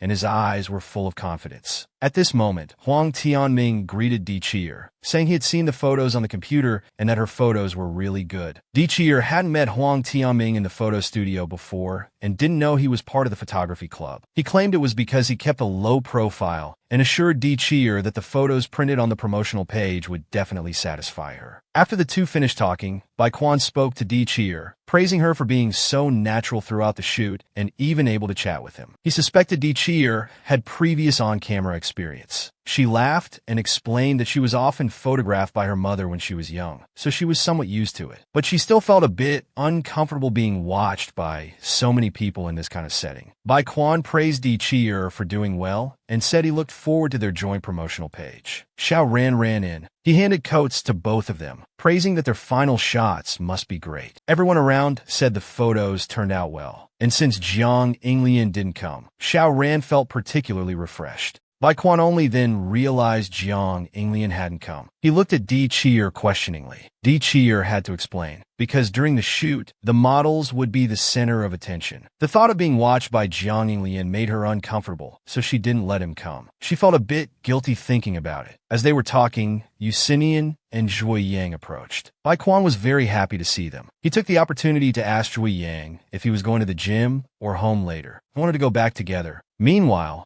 Zhang Yinglian received a message saying the shoot was over. He also got a message from Huang Tianming saying he had a surprise for him. Then a bunch of Di Qi'er's photos came through. He explained these were from the recent shoot and asked his friend not to share them. Zhang Yinglian felt a bit embarrassed and angry. He thought Huang Tianming was treating him like a pervert. Although he thought this on the surface, he couldn't help but look through the photos and save them one by one. The scene changes. Zhui Yang felt it wasn't his imagination that Bai Quan had become a bit clingy lately. He turned and asked why Uncle Kai hadn't come to pick him up. Bai Quan explained that he had told the driver not to come. This was misunderstood as him wanting to fire Uncle Kai. Bai Quan quickly denied this and admitted he wanted to go home with Zhui Yang. After understanding, Zhui Yang called Uncle Kai to come to school and pick up Bai Quan. He then tapped Bai Quan's head, scolding him for what he was thinking, wanting to squeeze onto a bus in such cold weather. He told him to wait for Uncle Kai and go straight home. Bai Quan looked at Zhui Yang, feeling sorry for him having classes and rehearsals, yet never looking at him. To attract attention, Bai Quan mentioned he had a violin assessment test and asked Zhui Yang to cheer him on. He said with his encouragement he would surely perform well. Zhui Yang gave a perfunctory encouragement. Bai Quan complained about the insincere attitude, saying he should at least look him in the eye. He felt disappointed that the other was avoiding eye contact while encouraging him. Seeing this, Zhui Yang finally couldn't help but pat Bai Quan's head, telling him not to be upset and encouraging him that he would surely get a good score. At this moment, Uncle Kai arrived with the car. Zhui Yang told Bai Quan to get in quickly, but Bai Quan asked him to hold out his hand. He placed a Christmas gift in Zhui Yang's hand before turning to leave. Watching Bai Quan's back, Zhui Yang couldn't help but wonder what love really was. It could give warmth to people, yet also make them greedy. This time, even if he didn't have the right to be loved, could he still hope for this favor? Meanwhile, Bai Quan returned home. The maid helped take his coat and informed him that the madam had returned. Bai Quan guessed his mother was probably in the study and decided to go check. The maid noticed the young miss had been in a good mood lately and felt happy too. By now, Bai Quan had entered the study and saw his mother reading. She knew her daughter had violin lessons in the evening and wondered why she came back so late. Bai Quan looked embarrassed. She thought the school activity would take longer, so she had asked for leave from her teacher in advance. She didn't expect the activity to end so early. After chatting for a bit, her mother told her to go eat quickly, then return to her room to prepare for the final exams. After Bai Quan left, Uncle Kai entered the study. He had been worried that the madam would misunderstand the young miss, but now realized he had overthought. He felt apologetic. The madam didn't understand why Uncle Kai was worried about this. Bai Quan was her daughter. They weren't enemies. It was someone else she disapproved of. Uncle Kai didn't understand. He thought the madam had forgiven Zhui Yang. The madam scoffed. Zhui Yang had almost cost her daughter's life. How could she forgive him? Not only that, what made him even more dislikable was that despite being in the prime of his youth, there was no light in his eyes. The scene changes. Zhui Yang finally waited for his father to return home. He told him the food was on the table and just needed to be reheated. He also asked if his father was very busy at work, as he had been coming home late recently. His father didn't respond. Instead, he nagged his son to work hard for the exams. Turning around, he saw his son sitting improperly and immediately scolded him. Zhui Yang refused to change, saying his father wasn't meeting him for the first time. At this point, he noticed how tired his father looked. After a moment of silence, he stood up and went to the kitchen to help reheat the dishes. Worried that 2 dishes wouldn't be enough for his father, he decided to make a steamed egg as well. His father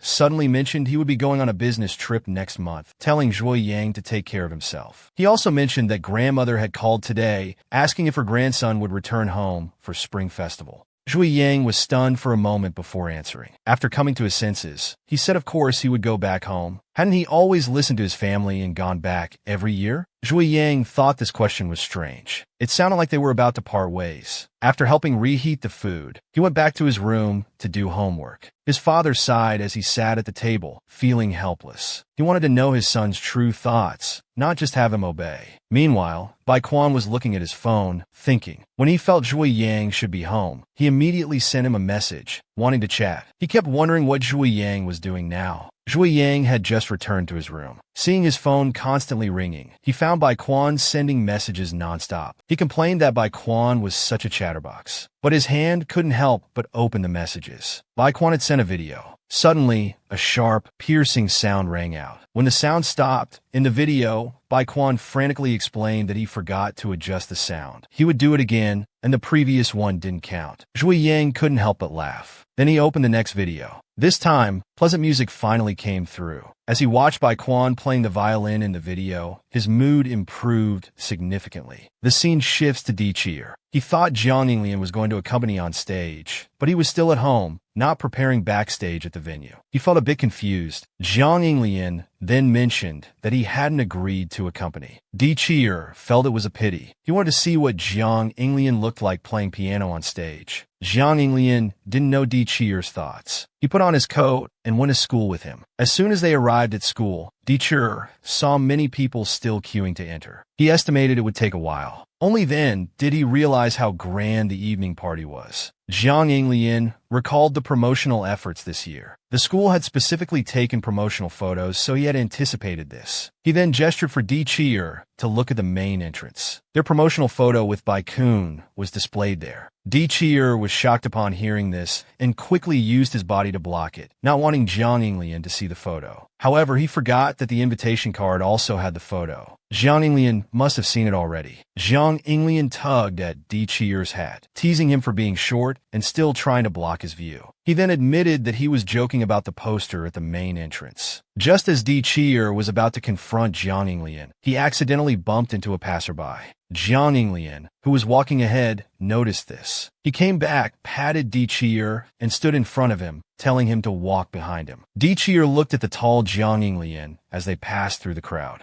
Being protected behind him, he couldn't help but think. Jiang Yinglian was only in his first year of high school. He would surely continue to grow taller. Di Cheer felt he should also try to grow taller. They finally queued up to enter. After choosing their seats in the hall, Di Cheer noticed it was warmer inside than outside. He took off his hat and picked up the program, wanting to see when Bai Quan would perform. Jiang Yinglian thought Di Cheer had been looking forward to the evening party for a long time. However, Di Cheer explained that he had already made plans with Bai Quan to come watch his performance. Jiang Yinglian rested his face on his hand, watching Di Cheer's excited expression. He couldn't help but think that Bai Quan must really like him. Not long after, the evening party finally began. The host came on stage to speak. Jiang Yinglian wanted to know when Bai Quan would perform. Di Cheer told him that Bai Quan had 2 pieces to perform and would be the closing act. Di Cheer turned his head, seeing Jiang Yinglian sitting lazily in his chair. He thought he was tired. Jiang Yinglian said he just wasn't as excited as Di Cheer. Di Cheer was indeed very excited. Bai Quan had put a lot of effort into this performance. Other performers were also confident, presenting themselves in a very attractive manner. They were practically shining. Meanwhile, the students preparing backstage were all very nervous. They were encouraging each other. Bai Quan, standing among them, looked around and finally saw Zhui Yang. He walked directly to his friend's side. Zhui Yang asked if he needed any help. Bai Quan teased that he was really responsible. Then he asked Zhui Yang not to leave after the performance, saying he had something to tell him. Zhui Yang wanted to know what it was about, but Bai Quan chose to keep it a secret. At this moment, Bai Quan heard the group gathering and quickly ran over. Zhui Yang stood behind. Recalling how Bai Quan had winked at him earlier, he couldn't help but blush. He also wondered where Bai Quan had learned that from. Meanwhile, Bai Quan waited for the host's introduction before going on stage with the group. Di Cheer saw his friend on stage and reminded Jiang Yinglian beside him. Bai Quan stood in the lead vocalist position, leading the group in singing. Looking at the formation on stage, Jiang Yinglian thought they looked like they were taking a graduation photo. Di Cheer criticized him for ruining the atmosphere. As they talked, they unconsciously leaned closer to each other. After making eye contact, they quickly sat up straight. Both of them blushed a little. They also found it strange how they had gotten so close without realizing it. Had they become that familiar with each other? Time passed slowly. The New Year's Eve party ended. The host was still reading the closing remarks. Jiang Yinglian started reminding Di Cheer to pack up, preparing to leave. At this moment, Di Cheer saw Bai Quan waving in their direction. He immediately responded happily, praising Bai Quan's performance.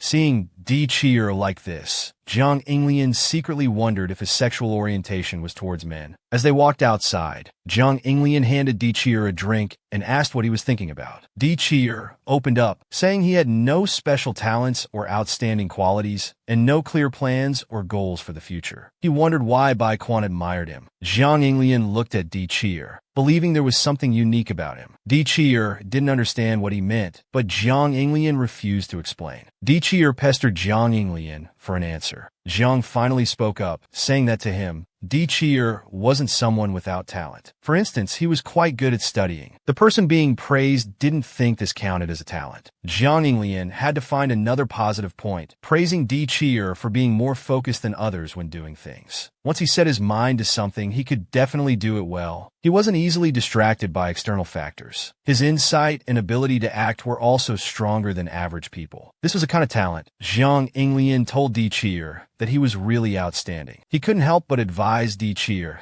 that although he had high standards for himself, he shouldn't be in a hurry. It was fine to go at his own pace. Di Cheer felt a bit shy hearing this, wondering if he was really that good. Jiang Yinglian then remembered the promotional photos Di Cheer had taken, praising him for taking good photos too. As they were talking, Zhui Yang was waiting for Bai Quan, who hadn't come out yet. He was worried something might have happened and decided to go into the auditorium to look for him. At this time, Bai Quan was being persistently invited to have a late-night snack. He had clearly refused, but the person was still pestering him. Zhui Yang saw this scene. Just as he was about to go help, he saw Bai Quan lose his temper. Bai Quan said he had already declined the invitation and that He Yi's persistent behavior was really annoying. He was frightened and left wisely. Zhui Yang, having witnessed the whole thing, burst into laughter. He said He Yi's shocked expression would be unforgettable for a while. Bai Quan embarrassed that his angry side was seen, was looking down. Hearing this, he finally looked up and shouted that he hated He because he had once caused Zhui Yang to get hurt. Zhui Yang was very touched,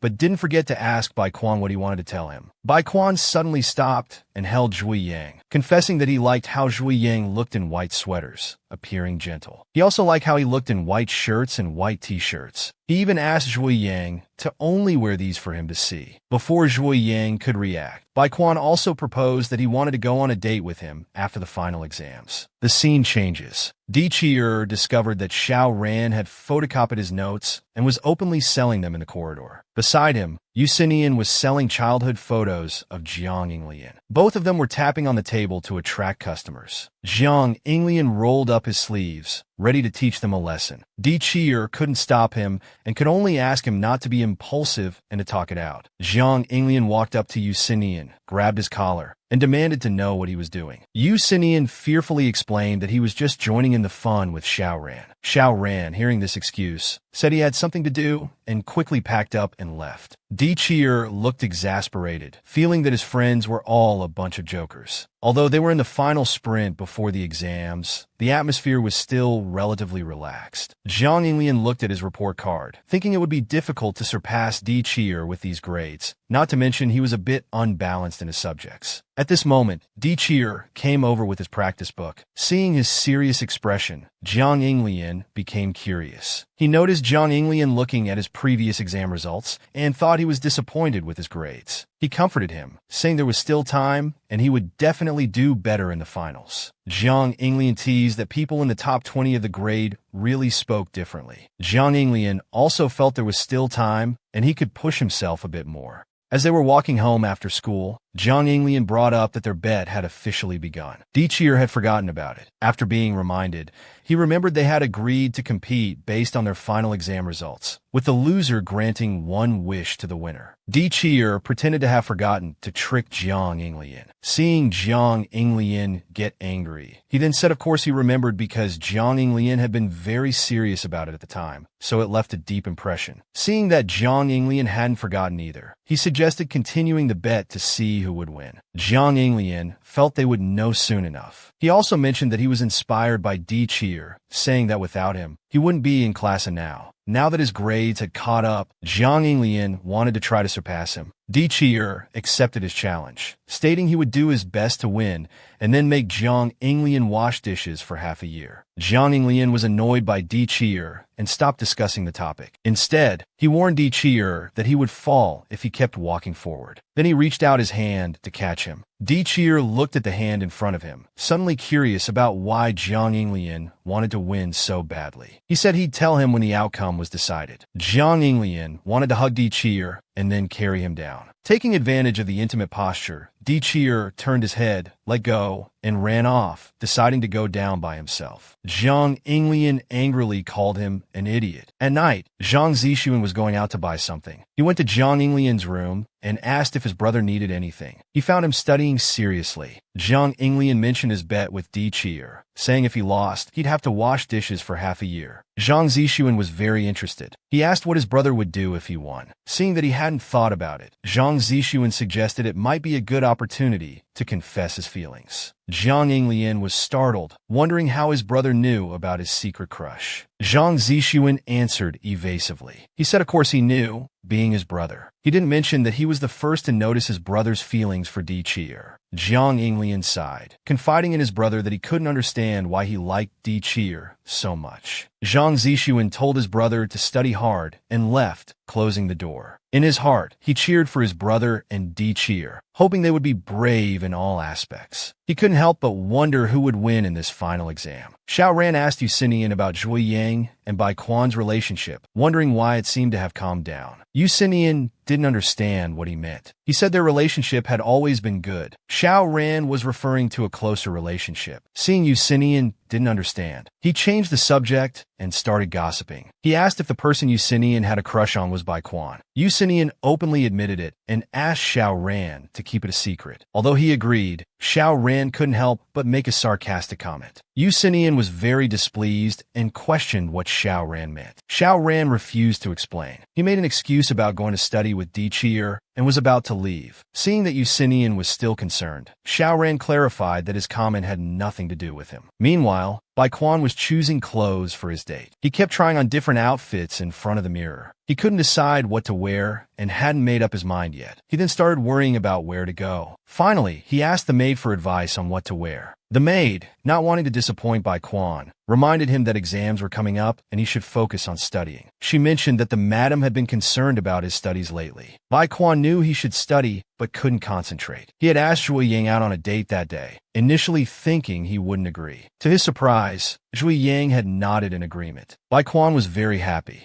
He was looking forward to their date. Thinking about this, he picked up a new outfit and asked the maid how it looked. The maid, seeing Baikwan smile, inwardly admired the young lady's beauty and seriously helped choose clothes. At the same time, Xiao Ran was tutoring Di Chi'er and took the opportunity to send Jiang Yinglian downstairs. Jiang Yinglian was very dissatisfied. Zhang Zixuan watched the commotion and curiously asked his brother if he still hadn't gotten along well with Xiao Ran. Jiang Yinglian felt helpless. He could only explain that it was somewhat better, at least they could communicate. Zhang Zixuan found his brother's low standards amusing. He couldn't help but laugh out loud. After laughing, he stood up, preparing to make desserts for the guests to eat when they got tired of studying. Jiang Yinglian wanted to stop him, worried it would interfere with his brother's studies. Zhang Zixuan smiled and said it was fine. Looking at Zhang Zixuan's smile, Jiang Yinglian suddenly sighed. He was relieved they didn't like the same person. Otherwise, with his brother's gentle personality and cooking skills, who could resist? He couldn't help but gossip. He asked if his brother would live with someone of a similar personality in the future. Zhang Zixuan hadn't thought about it and couldn't answer. After all, knowing someone well would mean fewer surprises. Jiang Yinglian looked confused. In the room, Di Chi'er and Xiao Ran were still studying. Others were also seriously reviewing, except for Baikwan, who was still choosing clothes. The final exams were just 3 days away. Time flew by, and the final exams began. Jiang Yinglian held his exam admission ticket, looking for his seat according to the exam room number. He kept glancing at Di Chi'er with a competitive look. Di Chi'er was intimidated by this strong aura. Yusinian, who was behind them, found his seat and realized he was in the same exam room as Di Chi'er. He told Di Chi'er to do his best later. Xiao Ran and Jiang Yinglian worked together to pull Yusinian away, warning him not to disturb Di Chi'er during the exam. Xiao Ran planned to go to the school store to buy food. Yusinian hadn't eaten breakfast, so they decided to go together. As Di Chi'er watched his friends leave, he couldn't help but close his eyes. Jiang Yinglian noticed he didn't seem energetic and thought he might have stayed up late. Di Chi'er pretended to be fine and urged Jiang Yinglian to hurry to the exam room. Soon the exam began. Jiang Yinglian first looked through the test paper and realized that studying Di Chi'er's notes had really helped. He could solve all these problems. He turned to apologize to Di Chi'er, but saw that he looked unwell. He couldn't help but worry about what was wrong with his friend. The exam ended, and the teacher told students to put down their pens. Students who had turned in their papers began discussing the correct answers to the multiple-choice questions. Jiang Yinglian was very confident about the questions he had just answered. Math and geography were no problem. He thought Di Chi'er must have done well too.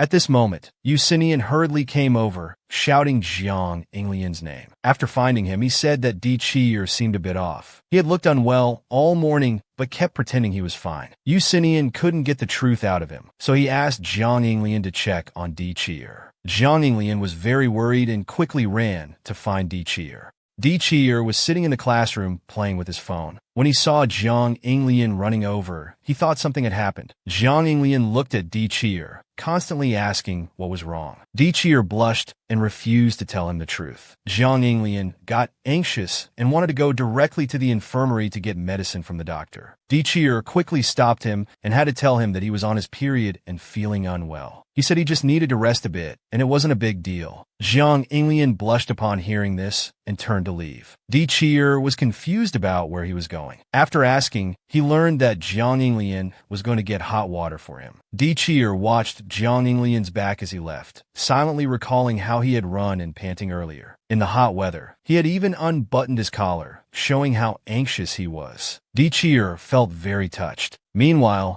Jiang Yinglian was getting hot water. He had considered that Cheer might be unwell due to lack of sleep causing headaches or stress causing stomach problems. But he hadn't thought it could be her period. He was at a loss about how to help relieve Cheer's menstrual pain. He started looking up information on his phone and accidentally burned himself with hot water because he was too focused. As Jiang Yinglian closed the thermos and checked for leaks, he noticed the date marked on the bottom. He remembered that this thermos was the one he bought for Cheer when they went to the amusement park. For months had passed without him realizing it. He missed seeing Cheer in a tank top. Thinking about this made him blush. Jiang Yinglian returned to the classroom and found Cheer resting with his head on the desk. Cheer knew it was him without opening his eyes. Jiang Yinglian was curious how Cheer knew it was him. Cheer answered without hesitation that after living together for so long, he could recognize Jiang Yinglian's footsteps. Jiang Yinglian pretended not to care and handed Cheer some pain medication, asking if he felt better. He asked if Cheer really didn't need to go to the infirmary. Seeing that Cheer insisted on not going, Jiang Yinglian didn't know how to help reduce Cheer's pain and decided to stay in the classroom to keep him company. Before they knew it, it was the day of the school closing ceremony. Xiao Ran was moving his things from the classroom back home. Because his luggage was too heavy, he was walking with difficulty. Yusinian saw this and couldn't help but sigh. He had reminded Xiao Ran earlier to pack up his desk in advance, but Xiao Ran hadn't listened to his nagging and continued walking. Yusinian couldn't bear to watch anymore and volunteered to help Xiao Ran carry his luggage. He also asked which district Xiao Ran lived in. Xiao Ran thought Yusinian wanted to deliver the luggage to his home and was about to give his address. Suddenly remembering he had something to do,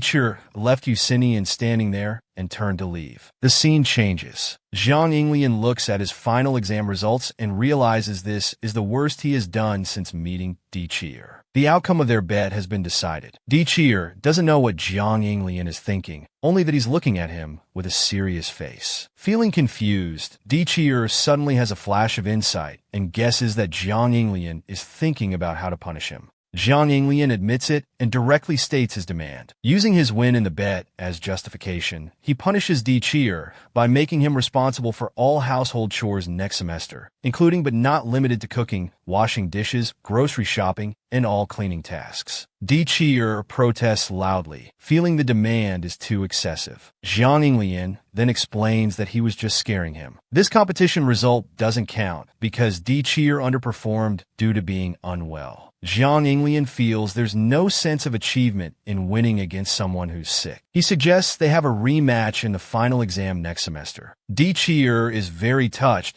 but still reminds Jiang Yinglian that he'll regret letting this opportunity pass, because Jiang Yinglian won't have a chance to win against him again. Provoked by Cheer's taunt, Jiang Yinglian angrily pinches his face. He scolds Cheer, saying if you don't beat them for 3 days, they'll climb on the roof. Cheer doesn't back down and pinches Jiang Yinglian's face too, thinking they're even. As they're quarreling, Xiao Ran suddenly appears, hugging Cheer while warning Jiang Yinglian not to get physical. He then pulls Cheer aside. Yusinian mocks that Jiang Yinglian's status in Xiao Ran's eyes is still so low. Meanwhile, Xiao Ran mentions that his grandmother misses Cheer and asks if he'll come to his house for the spring festival. Cheer agrees immediately, feeling it's been a long time since he visited Xiao Ran's grandmother. After making plans, they start discussing what gift to bring for the grandmother. Night falls. The scene shifts to the Bai family home. The madam recognizes the music piece as soon as she hears it. Butler Kai also explains. Bai Quan has been practicing the piano in his room since the exams ended. The madam suddenly questions if Butler Kai likes Zhui Yang, asking why he always speaks well of them. Butler Kai refuses to answer directly. The madam feels sorry for her daughter, saying this is last-minute preparation. But opportunities are for those who are prepared. There are no free gifts in this world. The scene changes. Bai Quan has just finished the exam. He didn't expect the exam to take so long. Now he can't make it to the agreed time. He had planned everything well during the exam, thinking the exam would end in an hour and a half. He had agreed to meet Zhui Yang at 3 p.m., and they could meet after the exam ended. Because he was so focused on the performance, Bai Quan accidentally played the wrong note. The melody was interrupted, and the teacher was very dissatisfied. He was willing to teach Bai Quan because he was more talented than others. But lately, Bai Quan has been distracted in class. After 2 months of exam preparation, he still hasn't memorized the score. Disappointed, the teacher decides not to teach Bai Quan anymore. After seeing the teacher off, the madam is also very disappointed, feeling her daughter is worse than expected. At this moment, the madam notices her daughter coming out and quickly asks where she's going. Bai Quan, suddenly called out, can only tell her mother about the date with a friend, but she's sent back to her room and told she's not allowed to go anywhere today. Seeing her daughter's unwillingness, the madam can't help but scold her for driving the teacher away and not knowing how to repent. She criticizes her for not respecting teachers and then blames Zhuo Yang. Bai Quan, seeing Zhuo Yang being blamed, feels very confused. She doesn't understand what her poor exam performance has to do with him. The madam is very dissatisfied with her daughter's defiance. She knows that her daughter initially refused to go to an international school just to wait for Zhuo Yang's return. But is the current Zhuo Yang still the same person as before? Bai Quan can't help but defend her love interest. He has always been a sunny and gentle boy, always taking care of people around him like a big brother. He's very popular. Having known each other for 9 years, Bai Quan feels she knows his character well. However, the madam believes that Zhuo Yang is not worth her daughter's consideration. Bai Quan sees that her words are useless. She just wants to ask her mother to try to understand Zhuo Yang. If her mother is willing to understand, she won't harbor ill intentions towards him. After saying this, Bai Quan opens the door and leaves home. Butler Kai is worried about the young lady's safety and wants to follow her out. However, the madam thinks it's unnecessary. Children at this age rarely listen to their parents obediently. As Bai Quan walks out the door, she complains that her mother is too much. She is Zhuo Yang's most important friend, yet her mother slanders him. Bai Quan is very angry, but the most important thing now is to meet up with Zhuo Yang. She takes out her phone to contact him first. Not paying attention, she falls to the ground. Passers-by see that Bai Quan seems to have fallen badly and quickly gather around to show concern. Sitting on the ground, Bai Quan's mind is filled with thoughts of the piece she played wrong earlier. She blames herself, believing it was an unacceptable mistake. She should have been more focused during practice. The scene changes. Zhuo Yang is still waiting for Bai Quan. She's almost an hour late now. He's worried something might have happened to her. At this moment, his phone rings. Zhuo Yang answers the call, and his expression immediately turns grim. Meanwhile, Bai Quan tries to call Zhuo Yang, but can't get through. She listens to the automated voice message in silence. In the evening, just as Zhuo Yang steps out of the elevator, he sees Bai Quan standing in front of him. He immediately invites her to his home. Zhuo Yang brings Bai Quan back home and explains that during the day, he received an urgent call and had to leave. Bai Quan isn't angry because she was supposed to meet at 3 p.m., but made Zhuo Yang wait for over an hour. At this moment, Bai Quan looks around and realizes Zhuo Yang is home alone. She can't help but inquire about the situation. She then learns that his father has gone out of town to attend an educational research conference and won't be home for a few days. Bai Quan's heart starts racing at the thought of being alone with him. Zhuo Yang turns to talk to Bai Quan, but notices her hand is scratched. Her clothes are dirty and still wet. He's very worried about this. Bai Quan then mentions that she fell on her way to meet him earlier in the day. She quickly reassures him that it's nothing serious. Zhuo Yang lets go of Bai Quan's hand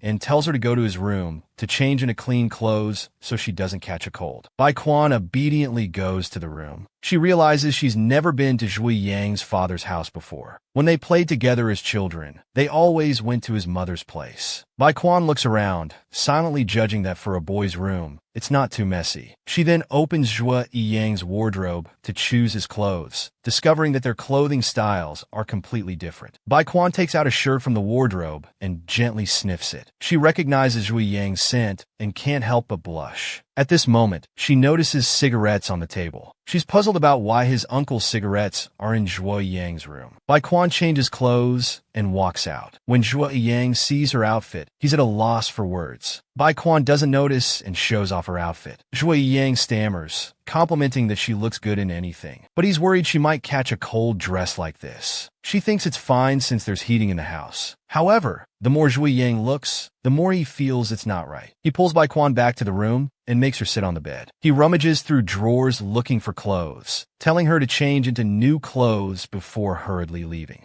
Seeing Zhuo Yang so flustered, Bai Quan thinks to herself, is changing my style really that shocking to him? But his shy look is really cute. Back downstairs, Zhuo Yang thinks about how Bai Quan looked earlier, mentally praising her cuteness and wanting her to dress like that only for him to see. At this moment, Bai Quan shouts Zhuo Yang's name, criticizing him for choosing this outfit and making her feel wrapped up like a dumpling. Zhuo Yang doesn't understand. Wasn't this the loose-fitting style she asked for? After some playful banter, Zhuo Yang goes to the kitchen to prepare dinner. Bai Quan follows, rolling up her sleeves to help. Just as she picks up the knife to cut vegetables, Zhuo Yang snatches it away. Without waiting for Bai Quan's reaction, he shoos her to the living room. He teases that a young lady who doesn't do housework at home shouldn't be helping out at his place. If her mother knew, it would be a big deal. Hearing this, Bai Quan feels hurt. She never acts like a pampered young lady. She's just an ordinary person with friends she likes and a life she aspires to.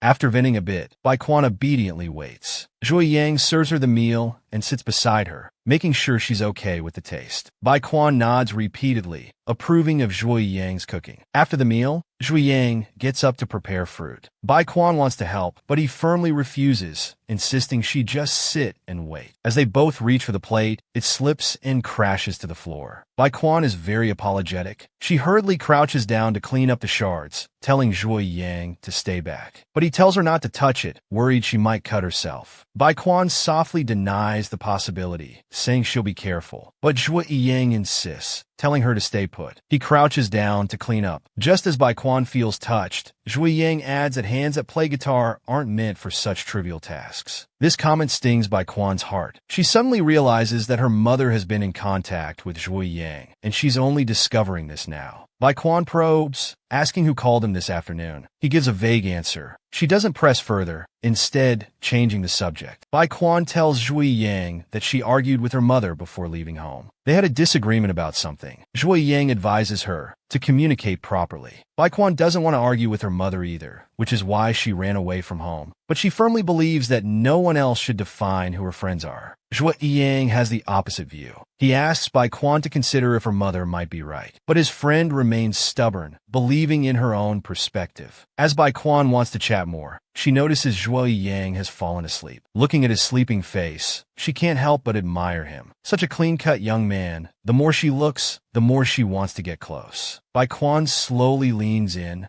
Zhuo Yang's heart starts racing involuntarily. He grips the sofa. Just as she's about to kiss him, Zhuo Yang suddenly opens his eyes and refuses. He then offers to take her home. At Bai Quan's doorstep, she turns to thank Zhuo Yang. He tells her not to be so formal and urges her to go inside, saying it's cold outside. Suddenly, Bai Quan throws herself into Zhuo Yang's arms, boldly expressing her feelings. She confesses that he's the most special person in her heart and asks him not to pretend nothing happened or reject her. Just as Zhuo Yang is about to speak, he sees Bai Quan's mother standing on the balcony. He nods a greeting to her, then urges Bai Quan to go home. Their conversation ends abruptly. Back home, Zhuo Yang looks out the window, recalling the phone call he received earlier that day. Butler Kai had called him, warning that the madam was very angry. If Zhuo Yang saw Bai Quan, he should try to persuade her not to upset her mother. He also subtly suggested that Zhuo Yang should distance himself from Bai Quan. Zhuo Yang understood and promised to keep his distance from Bai Quan starting from today. Meanwhile, Butler Kai informs the madam that the young lady has returned to her room. He carefully mentions that the young lady is very attached to Zhuo Yang. The madam feels helpless about this. She finally decides to let go, allowing her foolish daughter to try on her own. Once she falls, she'll naturally learn the pain. Butler Kai wonders if the madam's obvious dislike for Zhuo Yang might lead him to use the young lady for revenge in the future. But the madam is certain that Zhuo Yang wouldn't dare harm Bai Quan. At that moment, the mentioned Zhuo Yang is also firmly resolving to stay far away from Bai Quan.